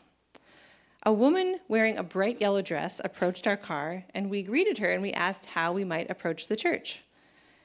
She poked her head in the back window and she looked at me and the woman sitting next to me, and she asked us in Kurdish, "Which of you doesn't have children?" This question perplexed us, and before we could answer, she followed immediately with another question that struck me as a non sequitur. "Did you bring a rooster with you, or do you need to buy one?" We really didn't know what to say. And luckily, at that moment, another car, just by chance, with a family of 4 inside, happened to pull up behind us. The woman in the yellow dress asked them the same questions, and they were totally unfazed, and they replied that, yes, they had brought their own rooster, and it was for the young woman in the party who couldn't have children that they were there on this trip. We realized that they seemed to know what was going on, and we asked if we could join them as we hiked to the monastery together. They were very friendly. They let us join them, and we hiked for an hour to the monastery together, and when we arrived at this crumbling medieval sanctuary, they sacrificed their rooster, and they prayed for a healthy pregnancy and birth for this young woman. So through this encounter, we understood that this monastery had more significance to the local Kurds than simply being a dilapidated ruin. It's now an active and ongoing pilgrimage site that Muslim Kurds visit in order to seek fertility and healthy children. It's not only an abandoned site left to the ravages of time, or simply a testament to the violent destruction of the Armenian community that built it. It is both of these things, but it's also a site in which local Kurds engage with that destroyed past in the present and perform rituals through which they attempt to create a healthy and hopeful future. So this example of Hokeatsvank or Der Meryem demonstrates how the histories of Armenian and Kurdish communities are intricately linked, and highlights how ruined Armenian spaces take on new life in the present as they are enlivened through rituals. Spaces like Der Meryem can also serve to destabilize nationalist conceptions of history that exclude the experiences of marginalized communities who have been subject to repeating cycles of state violence. These histories of violence are reflected in these spaces of destruction and ruination, but they are not simply negative spaces. They can be productive spaces in which rituals are enacted and memories are recalled in the present, and they create new possibilities for alternative understandings of the past and new imaginations for the future. Thank you. Thank you, Anu. So, from questioning the exclusive, elitist, nationalist elitist definitions of culture to opening up to embracing heritage as something more with multiplicities and diversities. Now I want to ask Nelly how we can redefine heritage from a feminist perspective.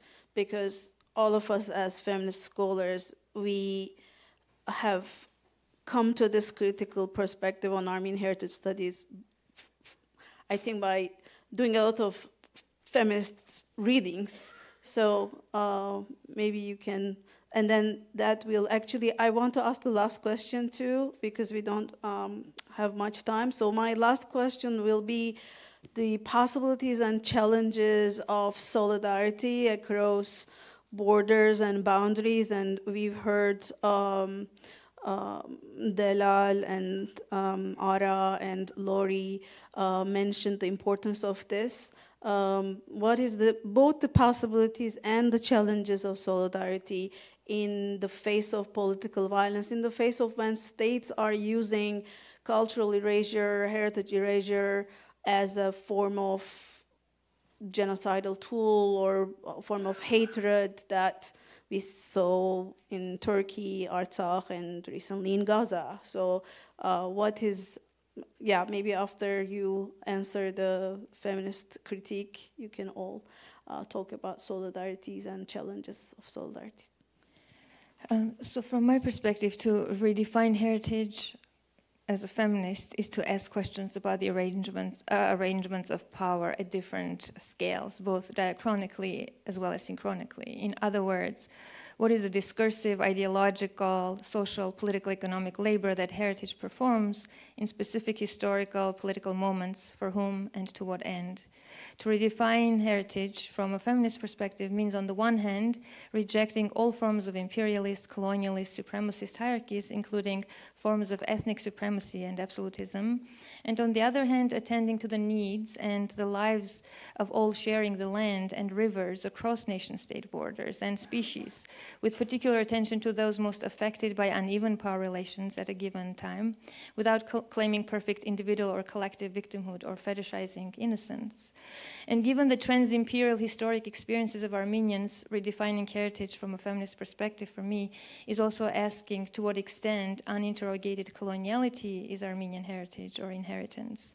To what extent is struggle against imperial, colonial, political, and economic exploitation is part of Armenian heritage, and cultivating what kinds of relationships and refusing what kinds of inheritances would allow collectivities and polities sharing the South Caucasus to orient individual and collective selves towards life-making at all scales beyond relations of capital, collectively struggling towards a shared, dignified life. So cultivating or repairing caring relationship to the transboundary rivers would be one way of rethinking heritage. In UNESCO terms, rivers become natural heritage and worthy of protection only if they possess exceptional, quote, outstanding universal value from aesthetic or scientific point of view that transcends any national boundaries. But the rivers of Araks-Kura basin that sustain life in Armenia, Azerbaijan, Georgia, Iran, and Turkey, while not on the UNESCO World Heritage List as natural heritage, are indeed critical sites of heritage because they sustain life across borders of ethno-national states and species and need care as part of this interspecies and inter-ethnic reciprocal maintenance. To reimagine heritage as water might make war unnecessary, and there are political and economic reasons for the obfuscation of water in its transboundary form as well as in its scarcity as heritage. In the context of increased effects of climate change and water scarcity, Nagorno-Karabakh, as other scholars have already written about this and spoken about this elsewhere, Nagorno-Karabakh becomes strategically important and worth the war investment, given that it is home to headwater of 8 major rivers, 4 major dams, 33 hydropower plants, and 3 tributaries of the lower Kura, Tartar, Khachen, and Karkar, and 5 tributaries of the lower Araks, Vorotan, Vokhchi, Hakkari, Ishkhan, and Chahpor. And using water for irrigation purposes and generating hydropower, as Narek Uyumjan has shown, allows Azerbaijan to decrease domestic gas consumption for more exports. And Khachen and Tartar rivers provide over 80% of Nagorno-Karabakh's annual water supply. So in the logic of ethno-national heritage, the war in Nagorno-Karabakh can be framed as being fought on the basis of, regaining access to culturally significant sites and lands that would have to singularly belong to one or the other ethnicity. But what if we reframed heritage preservation in terms of stewarding life and life-sustaining relations, caring for the entangled materiality of multi-species life, soil, water, other than human species, and homeland, where sustaining life figures more centrally than capitalist profit-making and ethnic supremacy, cultivated through exploitation and various forms of exclusion. To think instead of the survival of life on land then would demand complicated, rethinking that might not be beneficial to those who benefit from this cultivated ethnic enmity. It would demand transcultural, transnational imagination that include people who practice various religions, who speak various languages, and inhabit those bounded places.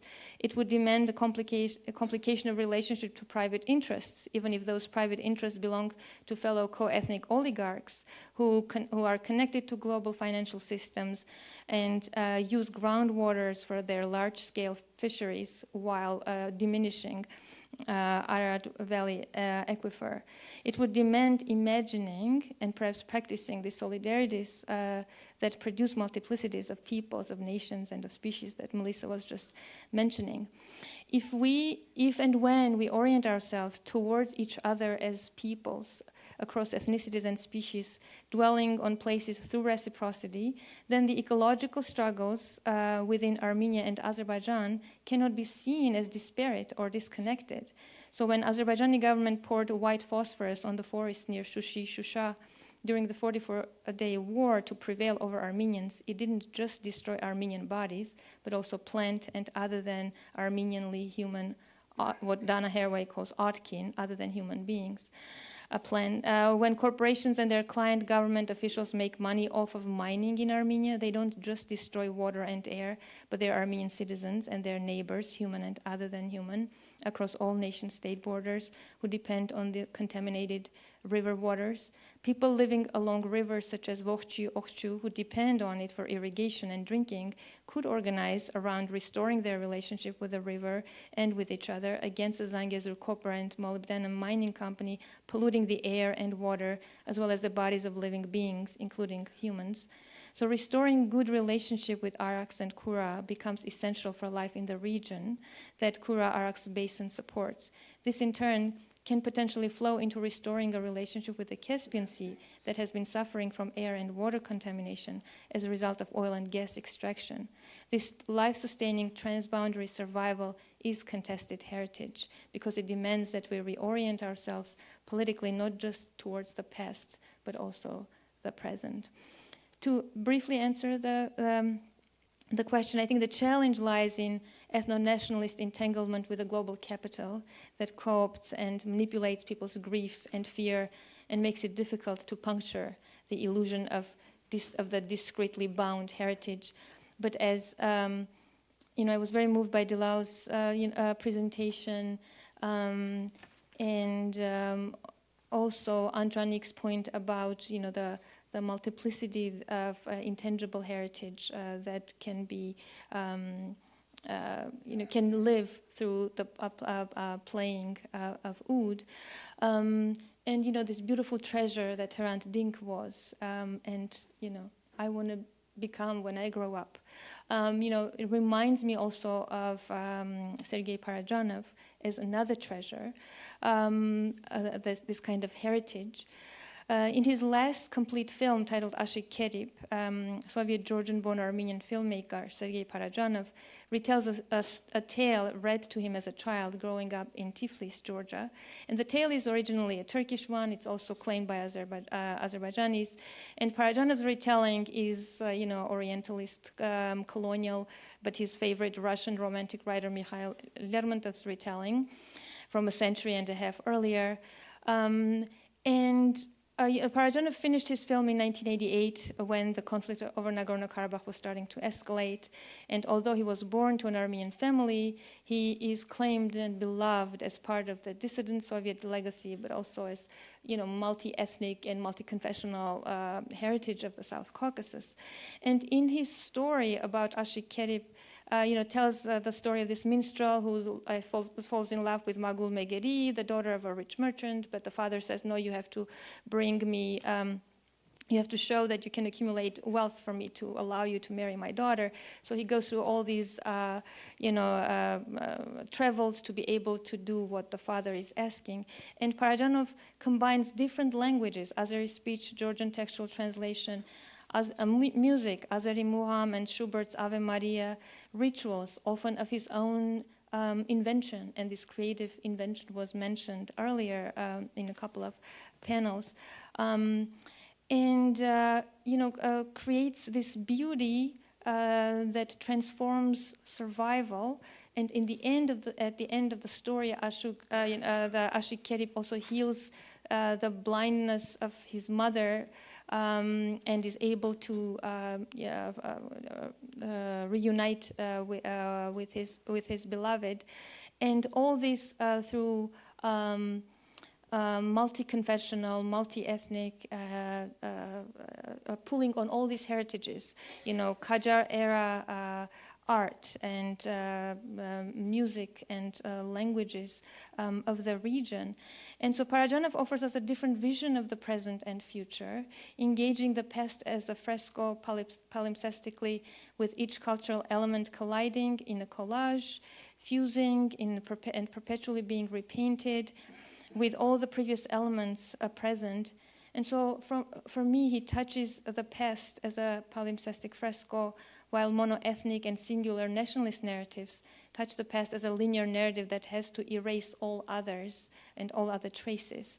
So he locates life in what collides is in perpetual motion, and is shifting the infrastructure of a collective inheritance through making what is familiar strange, as a way of teaching us to see, feel, and touch anew and more deeply.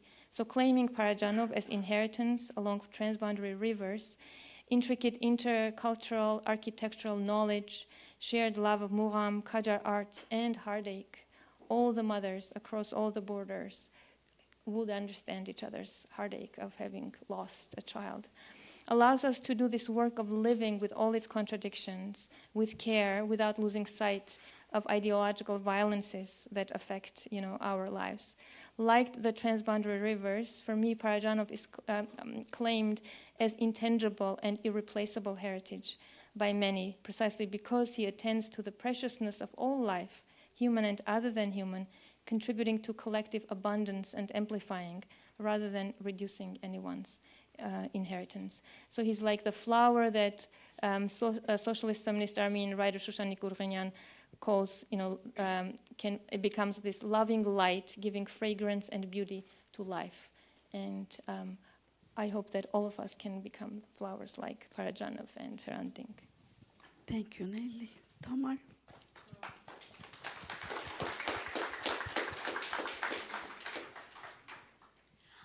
I'll be very brief here. To think about what the future of heritage might be, how we might reimagine heritage struggles and the concept of heritage.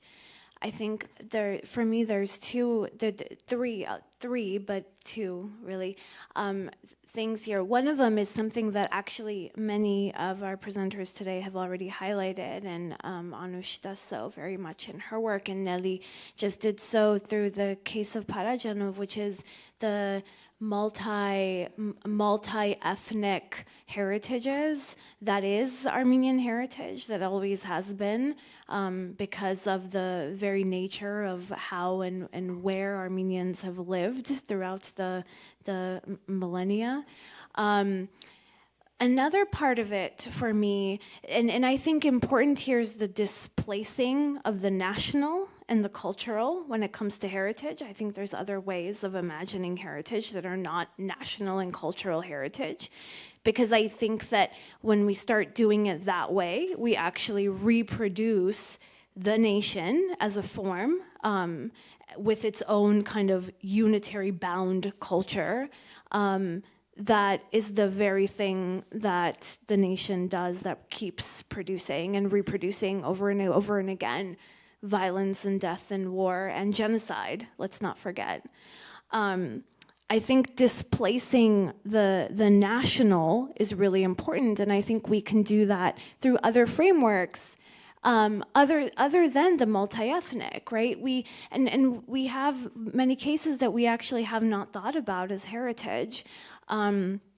I'm thinking about resistance as shared cross-border heritage, and there are so many cases of shared resistances across borders, transnational forms that preceding, what we think of today as, globalization and transnational activism. We can think of the Baku Commune as a form of shared, right, cross-boundary, maybe even multi-ethnic form of heritage. I mean, the Bolshevik Revolution might also be considered that, and that was also, a huge part of that was, Armenians as well as Jews in the Soviet Union or in the formation of the Soviet Union. But feminism is also one that we rarely ever think about. The way in which, and Nelly does this really well in her work, women have far more in common with women across various borders, including enemies across borders, than they do with the states or that represent them, or with the male national elite or the patriarchs that keep them bound in many cases within many nations. And so how might we think about feminism as a shared human heritage, right, that transcends boundaries, that transcends the nation form, and that we've inherited, and we haven't looked into, and Melissa's doing this in a lot of her work, but we haven't really looked into those histories. And especially, within Armenian studies, like, we have not looked into those histories, and now there's a proliferation of really wonderful work on this. There's a lot of new books coming out on this in Armenian studies now, but we're actually very ignorant about, how we have inherited feminist trajectories from the past. Thank you, Tamar. Anush. Yeah. Thank you so much. I'm learning a lot from this panel, and I appreciate the question. So in my work, I find that looking at landscapes of ruins creates space for forging connections between marginalized communities, specifically Armenian and Kurdish communities in my case, and finding possibilities for solidarity that may otherwise be foreclosed by national boundaries and nationalist imaginaries. Solidarity despite and in spite of the ongoing efforts by the government of Turkey to silence and repress both communities and to erase their histories and the material traces of their heritage on the landscape. As we know, and as we heard very, very eruditely from Professor Akçam, the government of Turkey continues to maintain its active policy of denial regarding the Armenian genocide of 1915. However, the Kurdish community in Turkey has generally a very different view of the events of 1915 and of the destruction of the Armenian population. As we know, while some Kurds were perpetrators of the 1915 massacres and expropriation of Armenian property, after the destruction of the Armenian population and after the foundation of the Republic of Turkey in 1923, the tables turned, and it was the Kurdish community that became the object of state violence, repression, and destruction. So over the past century, since 1915, and continuing today in the ongoing war between the PKK and the Turkish army, Kurdish civilians in Turkey suffer and have suffered waves of forced migration, dislocation, massacres, dispossession, imprisonment, forced disappearance, and the list goes on.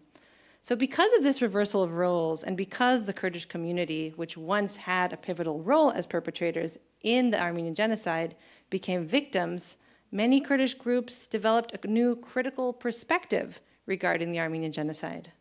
And this is the position that was officially adopted by the Kurdish leftist political movement and the PKK, including in 2014 when the imprisoned leader of the PKK issued a letter labeling the 1915 events as genocide and calling on the government of Turkey to do the same.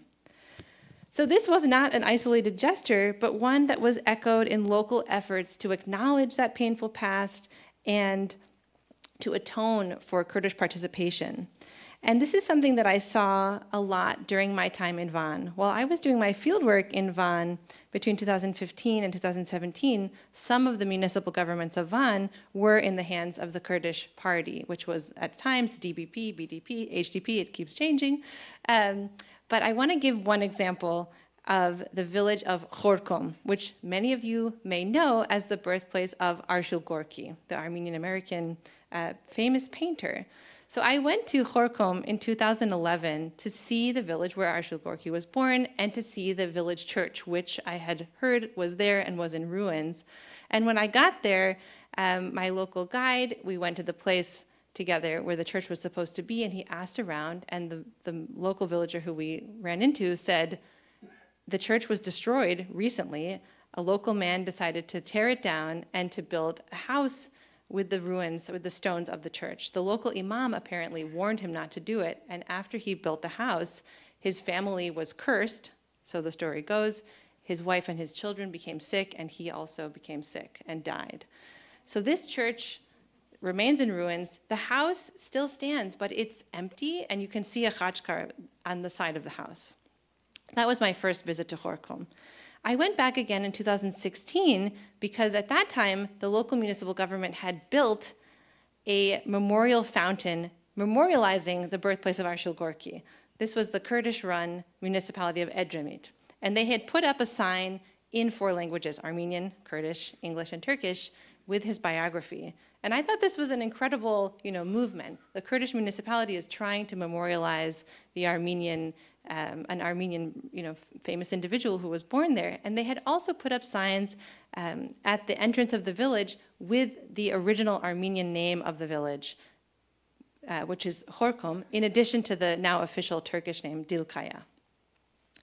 So this was, I think, an example of how these kinds of solidarities can be created between, Kurdish and Armenian histories and individuals who are aware and also seek that kind of connection. But then this brings us to the challenges. Shortly after that, there was a coup, you all may remember, July 2016, and the government of Turkey removed many of the Kurdish mayors and municipal governments, and they put in their place a government appointee called a Kayyum. So the Kayyum in Van, in Edremit, pretty quickly went to Khorkom, took down the sign with Arshil Gorky's biography, took down the village, the name with the Armenian name of the village, put up instead Turkish signs, and built and opened a public beach in Dilkaya, where it's right on the Van Lake. This was pretty quickly came to the attention of some local Kurdish reporters who worked for an oppositional newspaper, and they published an article about it saying, the Kayyum has built a beach on an Armenian graveyard, and they were, bringing awareness to this topic. I went back to the village a few days afterwards to see what was going on, and the guards at the beach had closed the beach. They told us it was closed for cleaning and disinfecting, and what I saw was bulldozers clearing the area where the beach had been, which was eerily reminiscent of the photos that we've seen from Lori's talk and from other photographs of destruction of these kinds of sites.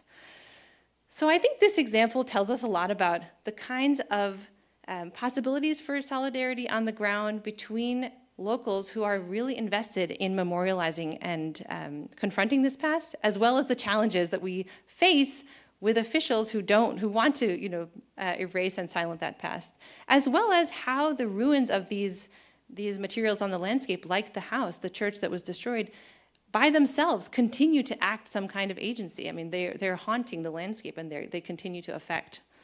Thank you. Thank you, Anush. Thank you. Yeah. Okay. If you have any questions.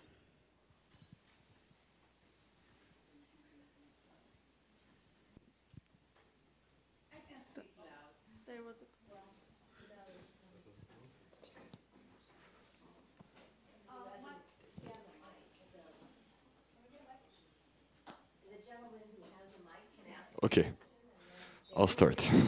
So, I really enjoyed the panel once again. Thanks so much. And I want to play devil's advocate here a little bit. I do agree that nationalism and Christianity seem to be the primary ideas that united the Armenian community throughout the history, but they were also a mixed bag, and I think they did some good and some bad, and I bet you guys know more about that. The question is, if we were to displace nationalism as our core uniting idea as a community, right, what would take its place? So I believe you raised the right question. I think we need to think about what's going to replace it, but I didn't hear any clarity on this. And I just wonder if the clarity is there and you have more specific ideas, what should replace it? Or is it just like a work in progress? Thank you.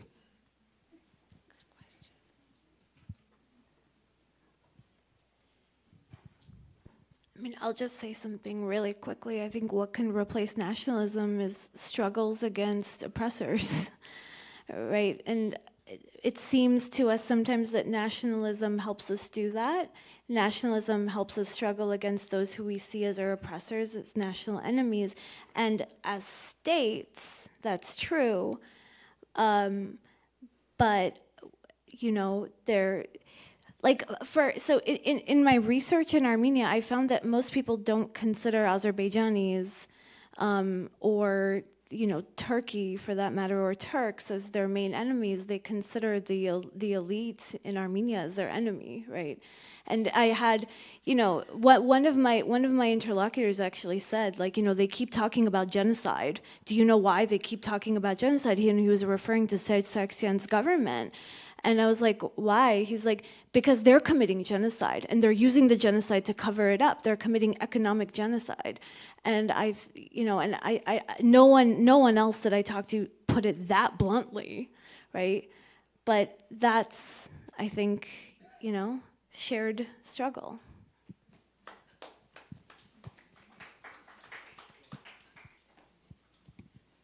In one of my interviews, one of my interlocutors was saying that people just want dignified life so that they can have access to resources that allow them to go through their daily life without unnecessary struggles, but they don't have the language to talk about it. So then, you know, they're saying, oh, this government is not, this government are all Turks. They don't know how to, run the economy. But it's just a way of displacing, you know, the concerns that they have, the class struggle that they have, economic, health-related, ecological. So if you displace nationalism, you can focus on ecological struggles. So, and you know, other people, the Amulsar defenders, right? So the Amulsar mountain that was now is going to be exploited as a gold mine, and declassified UK embassy documents show that the Armenian government decided to sign this agreement as a way of addressing the budget issues caused by the war. So like slow death is preferred by the government in exchange for just meeting immediate needs. So Amulsar defenders were saying that, you know, some of them would say, I consider anyone who is causing any damage to the soil, the air, as my enemy. It doesn't matter who they are, because they are against life. And so so focusing on caring relationship with the land, with air, with soil, with health, can be more life-affirming and oriented towards life than nationalism.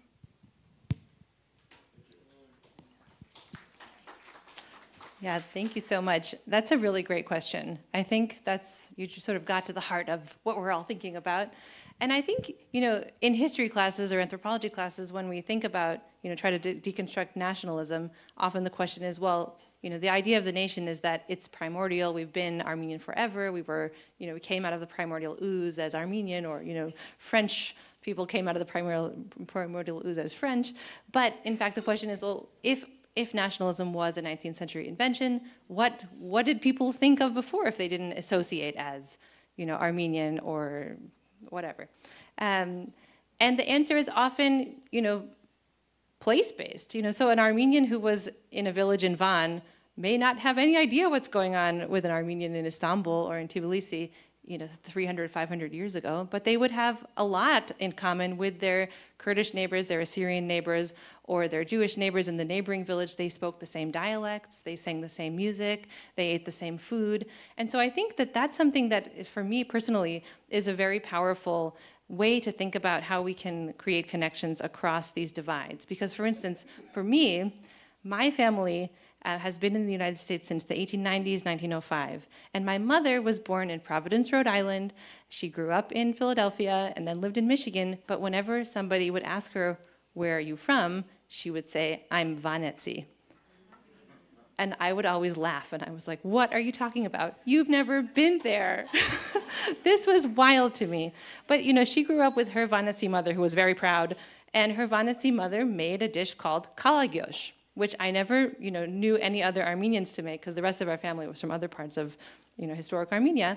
And then in 2010, when I first went to Van, I was there by myself, and I was put in touch with some local folks from the Hrant Foundation. This is shout out to the Hrant Foundation. If anyone wants to go to Turkey, just email them. They're so helpful. They'll put you in touch with people wherever you want to go. So they put me in touch with a fellow in Van who picked me up from the airport. And when he picked me up, I got in the car and he turned to me and he said, I had broken Turkish at the time. He said, "I'm also Armenian." And I was like, "Really? Oh, nice. So what's your family name?" I had no idea. His family, his great-grandmother was a genocide survivor. He didn't know the story. That was eye-opening to me to begin with. But then he took me home to his family and they made dinner. And what did they make for dinner? They called it keladosh. And I was, mind-blowing. I thought, oh my God, you still make keladosh. We call it kalagyosh, but that's pretty similar. And it's the same thing. It's a yogurt stew with lentils and onions. And across, 100 years, thousands of miles, people are still making these same foods. And they're so specific. It's not like lahmacun and kebab. Like, these are very, very local things that are made with the ingredients that you can find. It's the only thing you can find in Van in January, because it's kind of like, it's like Canada. There's two months of summer and the rest is winter. So I think that for those of us in this room who know where our ancestors from, if it's Malatya or if it's, Arapgir, and you can find your way to either to that place, or even there are Facebook groups for people from specific places, and find those connections with people and the shared songs, the shared music, the shared food. It's really amazing to see how those things persist. Thank you, Anish. There was a question. Yeah, my question is from Tamar. Tamar, regarding the study you did after the incident, you spoke to 150 households. I'm wondering if you also had the chance to speak to the LGBTQ community in Armenia regarding how they see the status quo, how do they see their rights, and what is the future holds for them in Armenia. Yeah, thank you for that question. Yeah, I did. I didn't do any I did actually do interviews with some LGBT activists, but I didn't have to do many interviews because I spent my whole time in Armenia within, non-governmental organization offices. At the time, the only in Yerevan LGBT organization specifically was Pink Armenia, Public Information and Need for Knowledge, where I was working full-time throughout the week. So I spent most of my time with the staff at Pink, and also Women's Resource Center was also really active on questions of sexuality in the country. I, spoke with Tzomak regularly, who at the time had fled. She was the owner of the bar that was bombed, and I spoke with her regularly while she was in Sweden. And things have changed a lot, I think, since then. The entire political terrain really, in terms of gender and sexuality, has changed. There are many more organizations now, which seems like it might make things better in some way. I mean, make the situation better, but it's also created a lot of competitiveness and a lot of animosity between different organizations. And so some people from those days, and this is the early 2010s, feel like even though there was less approval in society, things were better then than they are now. There is a little bit more. So queer folks in Armenia do feel a little bit more free. There are, people who've come out, people who've spoken in parliament on, in regard to gender and sexuality issues. So there is that, but a general sensibility of, homophobia hasn't gone away. But if I were to be frank, I would say that that's not really the problem. The problem is not homophobia. The problem is when that general agreement amongst people that, we don't like gay people, even though, if they met a person who was gay, they're usually very friendly and tolerant, and it's fine. But that gets hyped up because of other anxieties, right? So when the family is in crisis because they literally can't put food on the table, when they're being kicked out of their building because there's some development project going on, or because the building is crumbling and no one is willing to actually pay for the repair so they can stay in their house, right? When these are the constant worries of Armenian families in the Republic, it's really easy to then say, your families are having problems in Armenia. Families can't be proper. We can't be good and moral like we used to be back then because of feminists, because of gay people. And not everyone buys into it. Obviously, I found that most people actually didn't care about any of that in my interviews, but some people do buy into it, and that is where the violence toward queer bodies comes from, I think. Thank you very much. Thank you, Tamar, Nelly, Anush.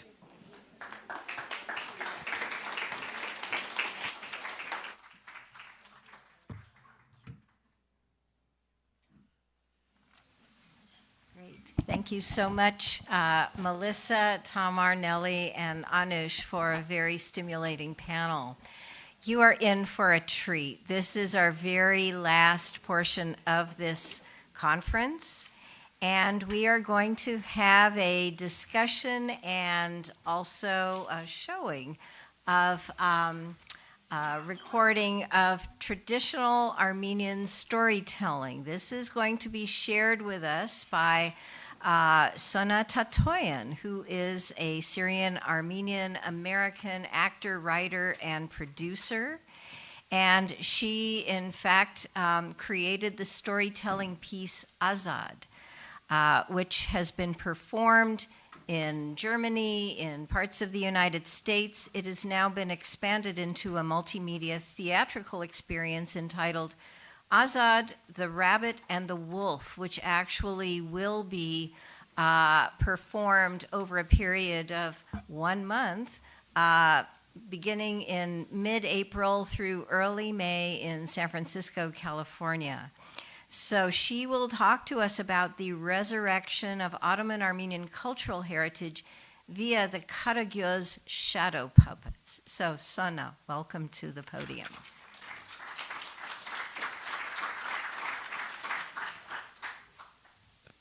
Thank you, Anne. I am really honored to be here, and I met Anne Karagözyan, I love your last name, about 8 days ago. So I didn't know about this event that was happening, so it was very serendipitous that this was all aligned. And when I was sharing with her a bit about my work and what I've been up to, so what's on the screen right now is Hakawati, which is the nonprofit that I founded. And so growing up, as you heard, I'm Syrian Armenian American. I was born in Baltimore, Maryland. I'm first generation. and I'm the eldest, child of my family.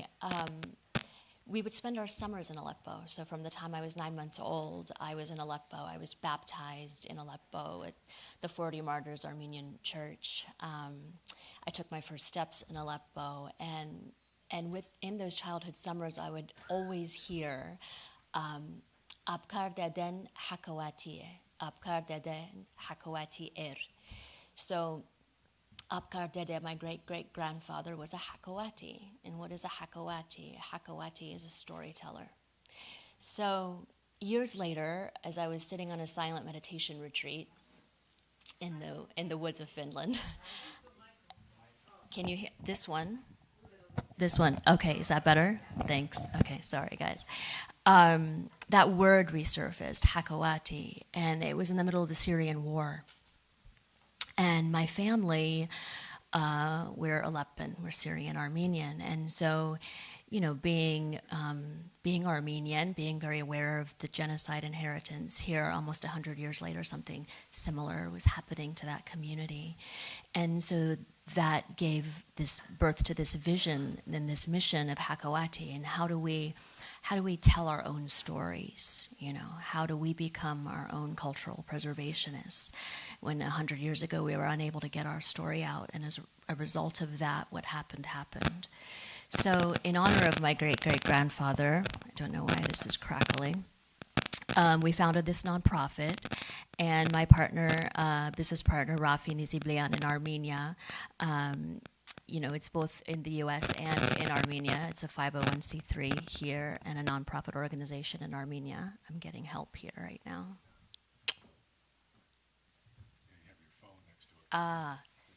Maybe I'll give this to you then.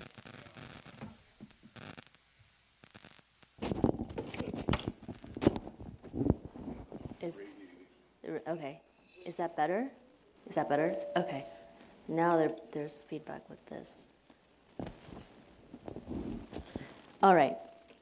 So back in 2014, yikes, there is another mic here.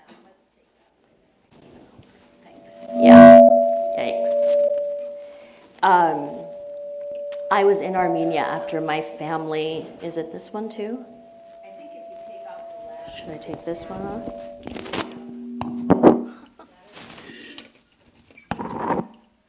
This one's on. This one's a hot mic, the lav. Okay, is that better?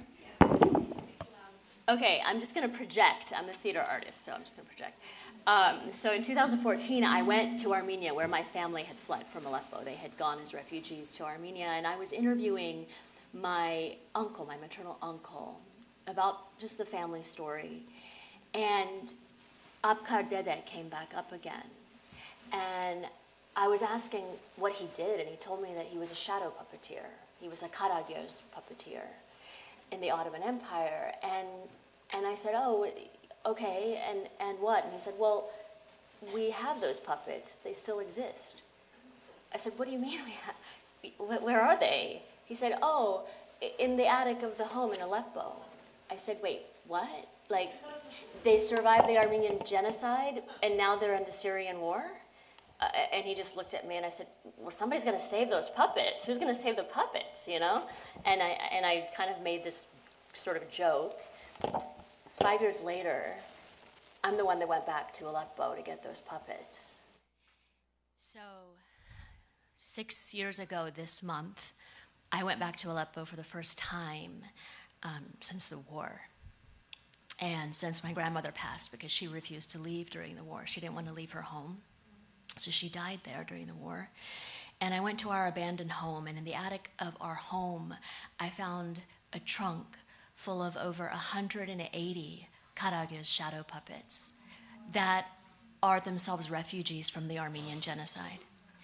I found an entire cosmos of puppets, animals, people, objects, an entire constellation, a world in a trunk, a magic world in a trunk in a war zone. In this trunk were the sticks that belong to these puppets, because it's shadow theater, so it's attached and it's put up into against a screen. I found magic objects that have trap doors in them.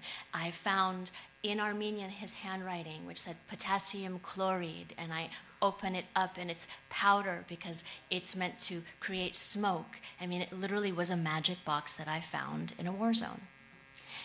1 week later, this is a war zone, so every night, there were missiles going off, explosions. We had very limited electricity. And I fell down the stairs and I broke my foot. And, it's funny because my father, who's a doctor here in LA, is really tired of my traveling and like my peripatetic, sort of adventures, would always say, may you break your foot so you sit in your place, which is a Western Armenian saying. And so I called my father, the doctor, and it was 2 o'clock in the morning here in LA, and I said, Baba, you would always say to me, in Halep, So, but the storyteller in me was upset for about 30 seconds when this happened, because I realized that there's that saying that I've always been told, and I realized that I broke my foot in the very house where I learned to walk. I took my first steps in that house in Aleppo on my first birthday. And so I was going to have to relearn to walk in the house where I had first learned to walk. So the storyteller on me was like, this is great, I'm taking notes. And so there I was in an abandoned house with over 180 Karagöz puppets in my grandmother's bed, with nothing to do but to be with all this. And so originally what was supposed to be a 2-week trip ended up being 4 months long.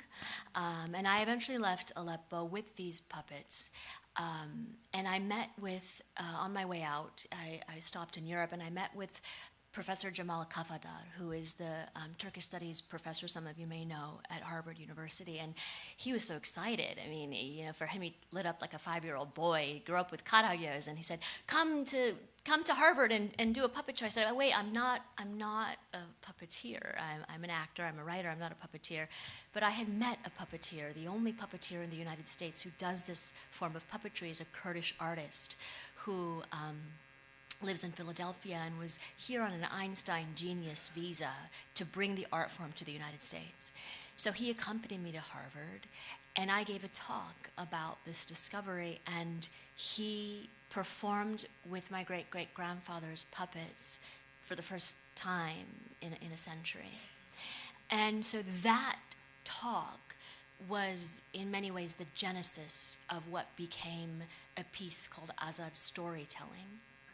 And Azad Storytelling is a 45-minute hakawati, which means oral storyteller, style storytelling piece, which essentially speaks of my discovery of these puppets, my deeper dive into knowing who Abkar Kanadjian, my great-great-grandfather, was, and through it all, a larger epiphany I had when I found these puppets, which is that,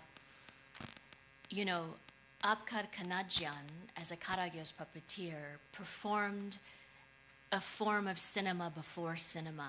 That is what shadow puppetry is. It is a screen with shadow and light. It is also theater. I am a film and theater artist.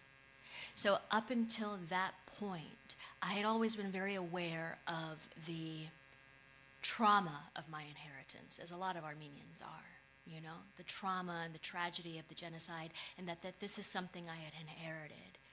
The discovery of these puppets made me realize that storytelling is also my inheritance, and that this is not something that I had chosen of my own volition, that went against my father's wishes and my mother's wishes to be a doctor or whatnot, but that this is actually an inheritance. And if I am going to claim one, I have to claim the other, and that they both come from the same place. And so this was a larger sort of meta understanding of light and shadow, because there it was being actually represented, both of those things together. And where there is light, there is shadow, always. And where there is shadow, you know that there is a source of light. So this all culminated in this storytelling piece. And here's some images. Hakawati produced this storytelling piece for the first time in Los Angeles 3 years ago in April of 2022. We fundraised and performed at the Pico Playhouse. And one of those images that I'm standing up in is actually from the Pergamon Museum in Berlin. It's since been performed, as Anne mentioned, in several other places, Clark University and University of Michigan as well. And then this is the University of Michigan performance in September. And so as this was happening, my dear friend Bill Pullman, who sits on the board of my nonprofit Hakawati, was saying to me, Sona, there's something larger here. There's actually a theater piece here, and we should think about developing that. And so he introduced me to a great theater in New York City called the Vineyard.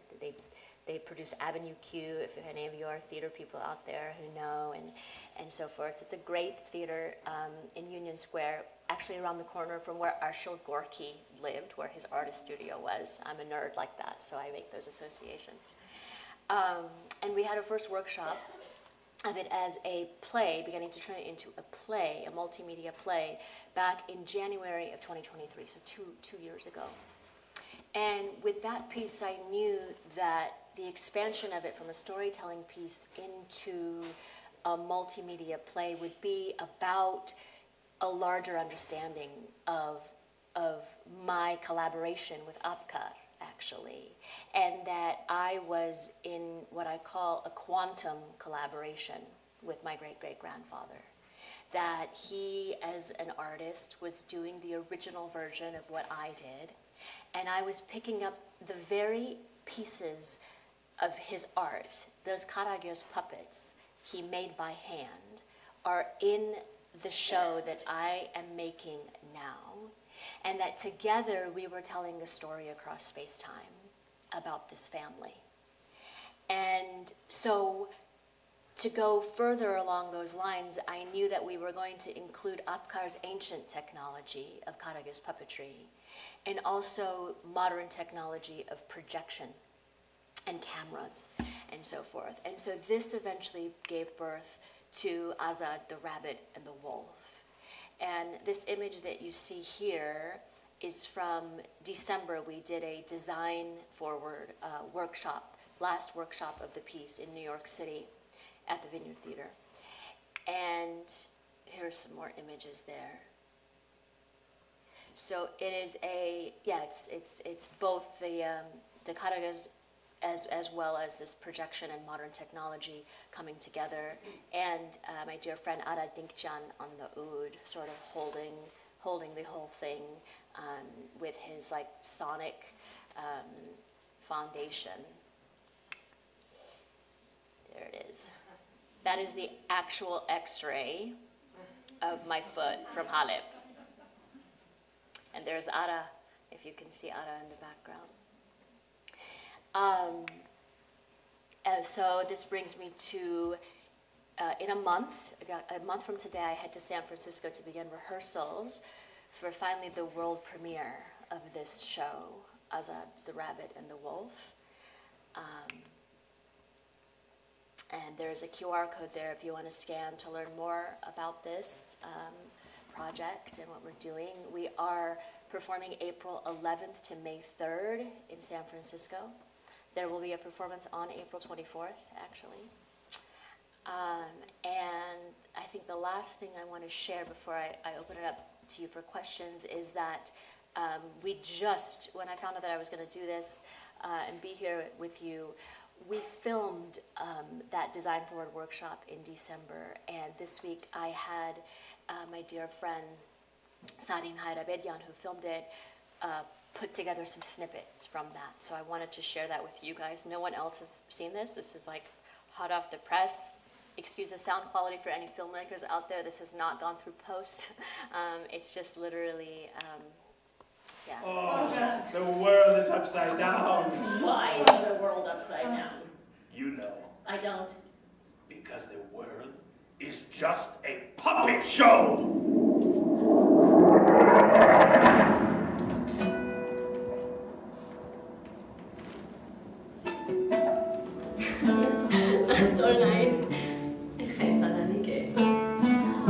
Well, great. Hi, lady. For 24 hours, you're the queen. Where is the child who owns the shoe? My granddaughter. She's back in the U.S. now. Oh, God. I am obsessed with his story. Pedros and Balthazar. Layers of heritage, you know, from Syria, Armenia, and southeast Turkey. You think my family is Turkish? You mean the nation that nearly annihilated us? Forced deportation marches, 1950. Sona! Sona! Signed. Osman Kavala, a Turk, helped me thread together the broken pieces of my family's past. Vomit your trauma! Waiting makes me curious. Yes! Red, come to Grandma's house. And I can help you find it. You can trust me. Don't forget what? Don't forget. Don't forget that. I've spent my whole life trying to forget, to move on and to grow out of that. Oh my God. You are a part of a continuum. Don't forget. I won't forget. I won't forget.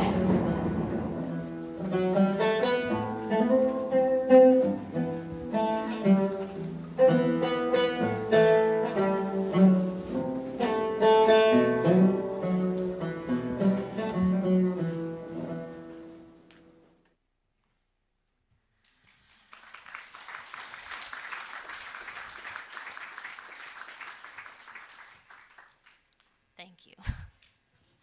So, do you want? We can, if anyone would like to ask questions. The question was for those in the remote audience: when is she coming to LA? We don't know yet. We are in talks for New York after San Francisco right now. But if there is an interested producer for Los Angeles, let me know. Yeah. Any other quick questions? I think Lisa has one. If anyone has a mic, run it over there. Yeah.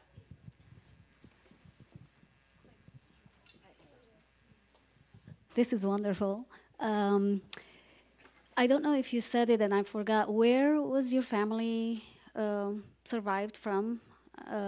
And in the spirit of what we were talking today, cultural heritage, indexing them, not the looted art, but also the surviving art, have you already cataloged or you have a database of this 180 puppeteers? The archivist in me was there. And my last, it was just a comment that as I'm thinking here right now, when you said the storytelling is my heritage, and we're talking about tangible and intangible heritage. So I just found that the puppeteers are the material cultural heritage, but the storytelling is your intangible cultural heritage. That's not a question, that's just a comment. Yes, thank you. We are on the verge of doing that cataloging process. So that's one of the projects that Hakawati is working on, our nonprofit, to digitize and catalog, the entire collection. I've been making art with these puppets, so they've been active, like I always joke that, these puppets have gone to Harvard twice, like they went for that first talk, and then Harvard Art Lab actually invited me for a residency for Rabbit and the Wolf, 4 years after that first talk that I gave. So I was like, these guys got out of Urfa, they got to Aleppo, and now they're just like, they've been to Harvard twice, they've performed at the museum in Berlin, like they're on a rampage, and I'm following, I'm just like listening. Because Caucasus is an art form also, I mean, just to say something briefly about that, they were the political truth speakers of the time. They're the Ottoman Empire, like, speak truth to power dudes, you know? Like, they said what you couldn't say, and they said it with humor and satire, and often body, you know, body humor and so forth, and would get away with a lot, but then sometimes they wouldn't, you know, the puppeteers would be arrested. So, you know, they're mischievous, and they were also used to do magic. They were also used, like I said, I found a magic box, and they were also used. So an interesting thing I didn't say earlier is that when I left Aleppo and I was on my way out, and I had to go through Beirut, and I met up with a theater artist friend of mine, and I said to her, "You'll never guess what happened to me." I mean, I got to Aleppo, and I found these puppets, and I broke my foot, and I got stuck there. And she just looked at me stone cold, sober, and said, "Oh, well, the puppets broke your foot." And she goes, "Well, yeah, it's obvious. They wanted you to stay." And I was like, "Oh." And I mean, it was both like crazy what she said, and I simultaneously knew that it was true, you know. So that's kind of in the play version, The Rabbit and the Wolf, that's the premise that I took, is that this was all orchestrated by the puppets in order to get me to understand something larger and to get them out of there in order for them to tell the stories that they need to tell. Well, let's thank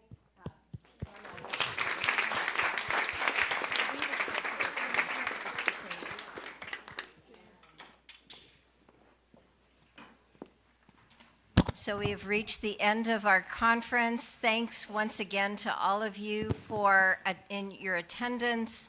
And as was said in I think in Sonna's mother's voice, we are all part of a continuum. This is something we will continue to promote, continue to focus on, and to preserve in our own individual ways, as all of our speakers have shared with us. So thank you once again. Thanks especially to Hasmig, as well as Nanor and Emily and Anna for their assistance in running this conference. Those of you who are here in person, we have a post-event reception once again on the terrace, and we will enjoy communicating with you further. Thank you very much, and please be sure to attend further events in the Promise Armenian Institute's programming. Thanks. Oh,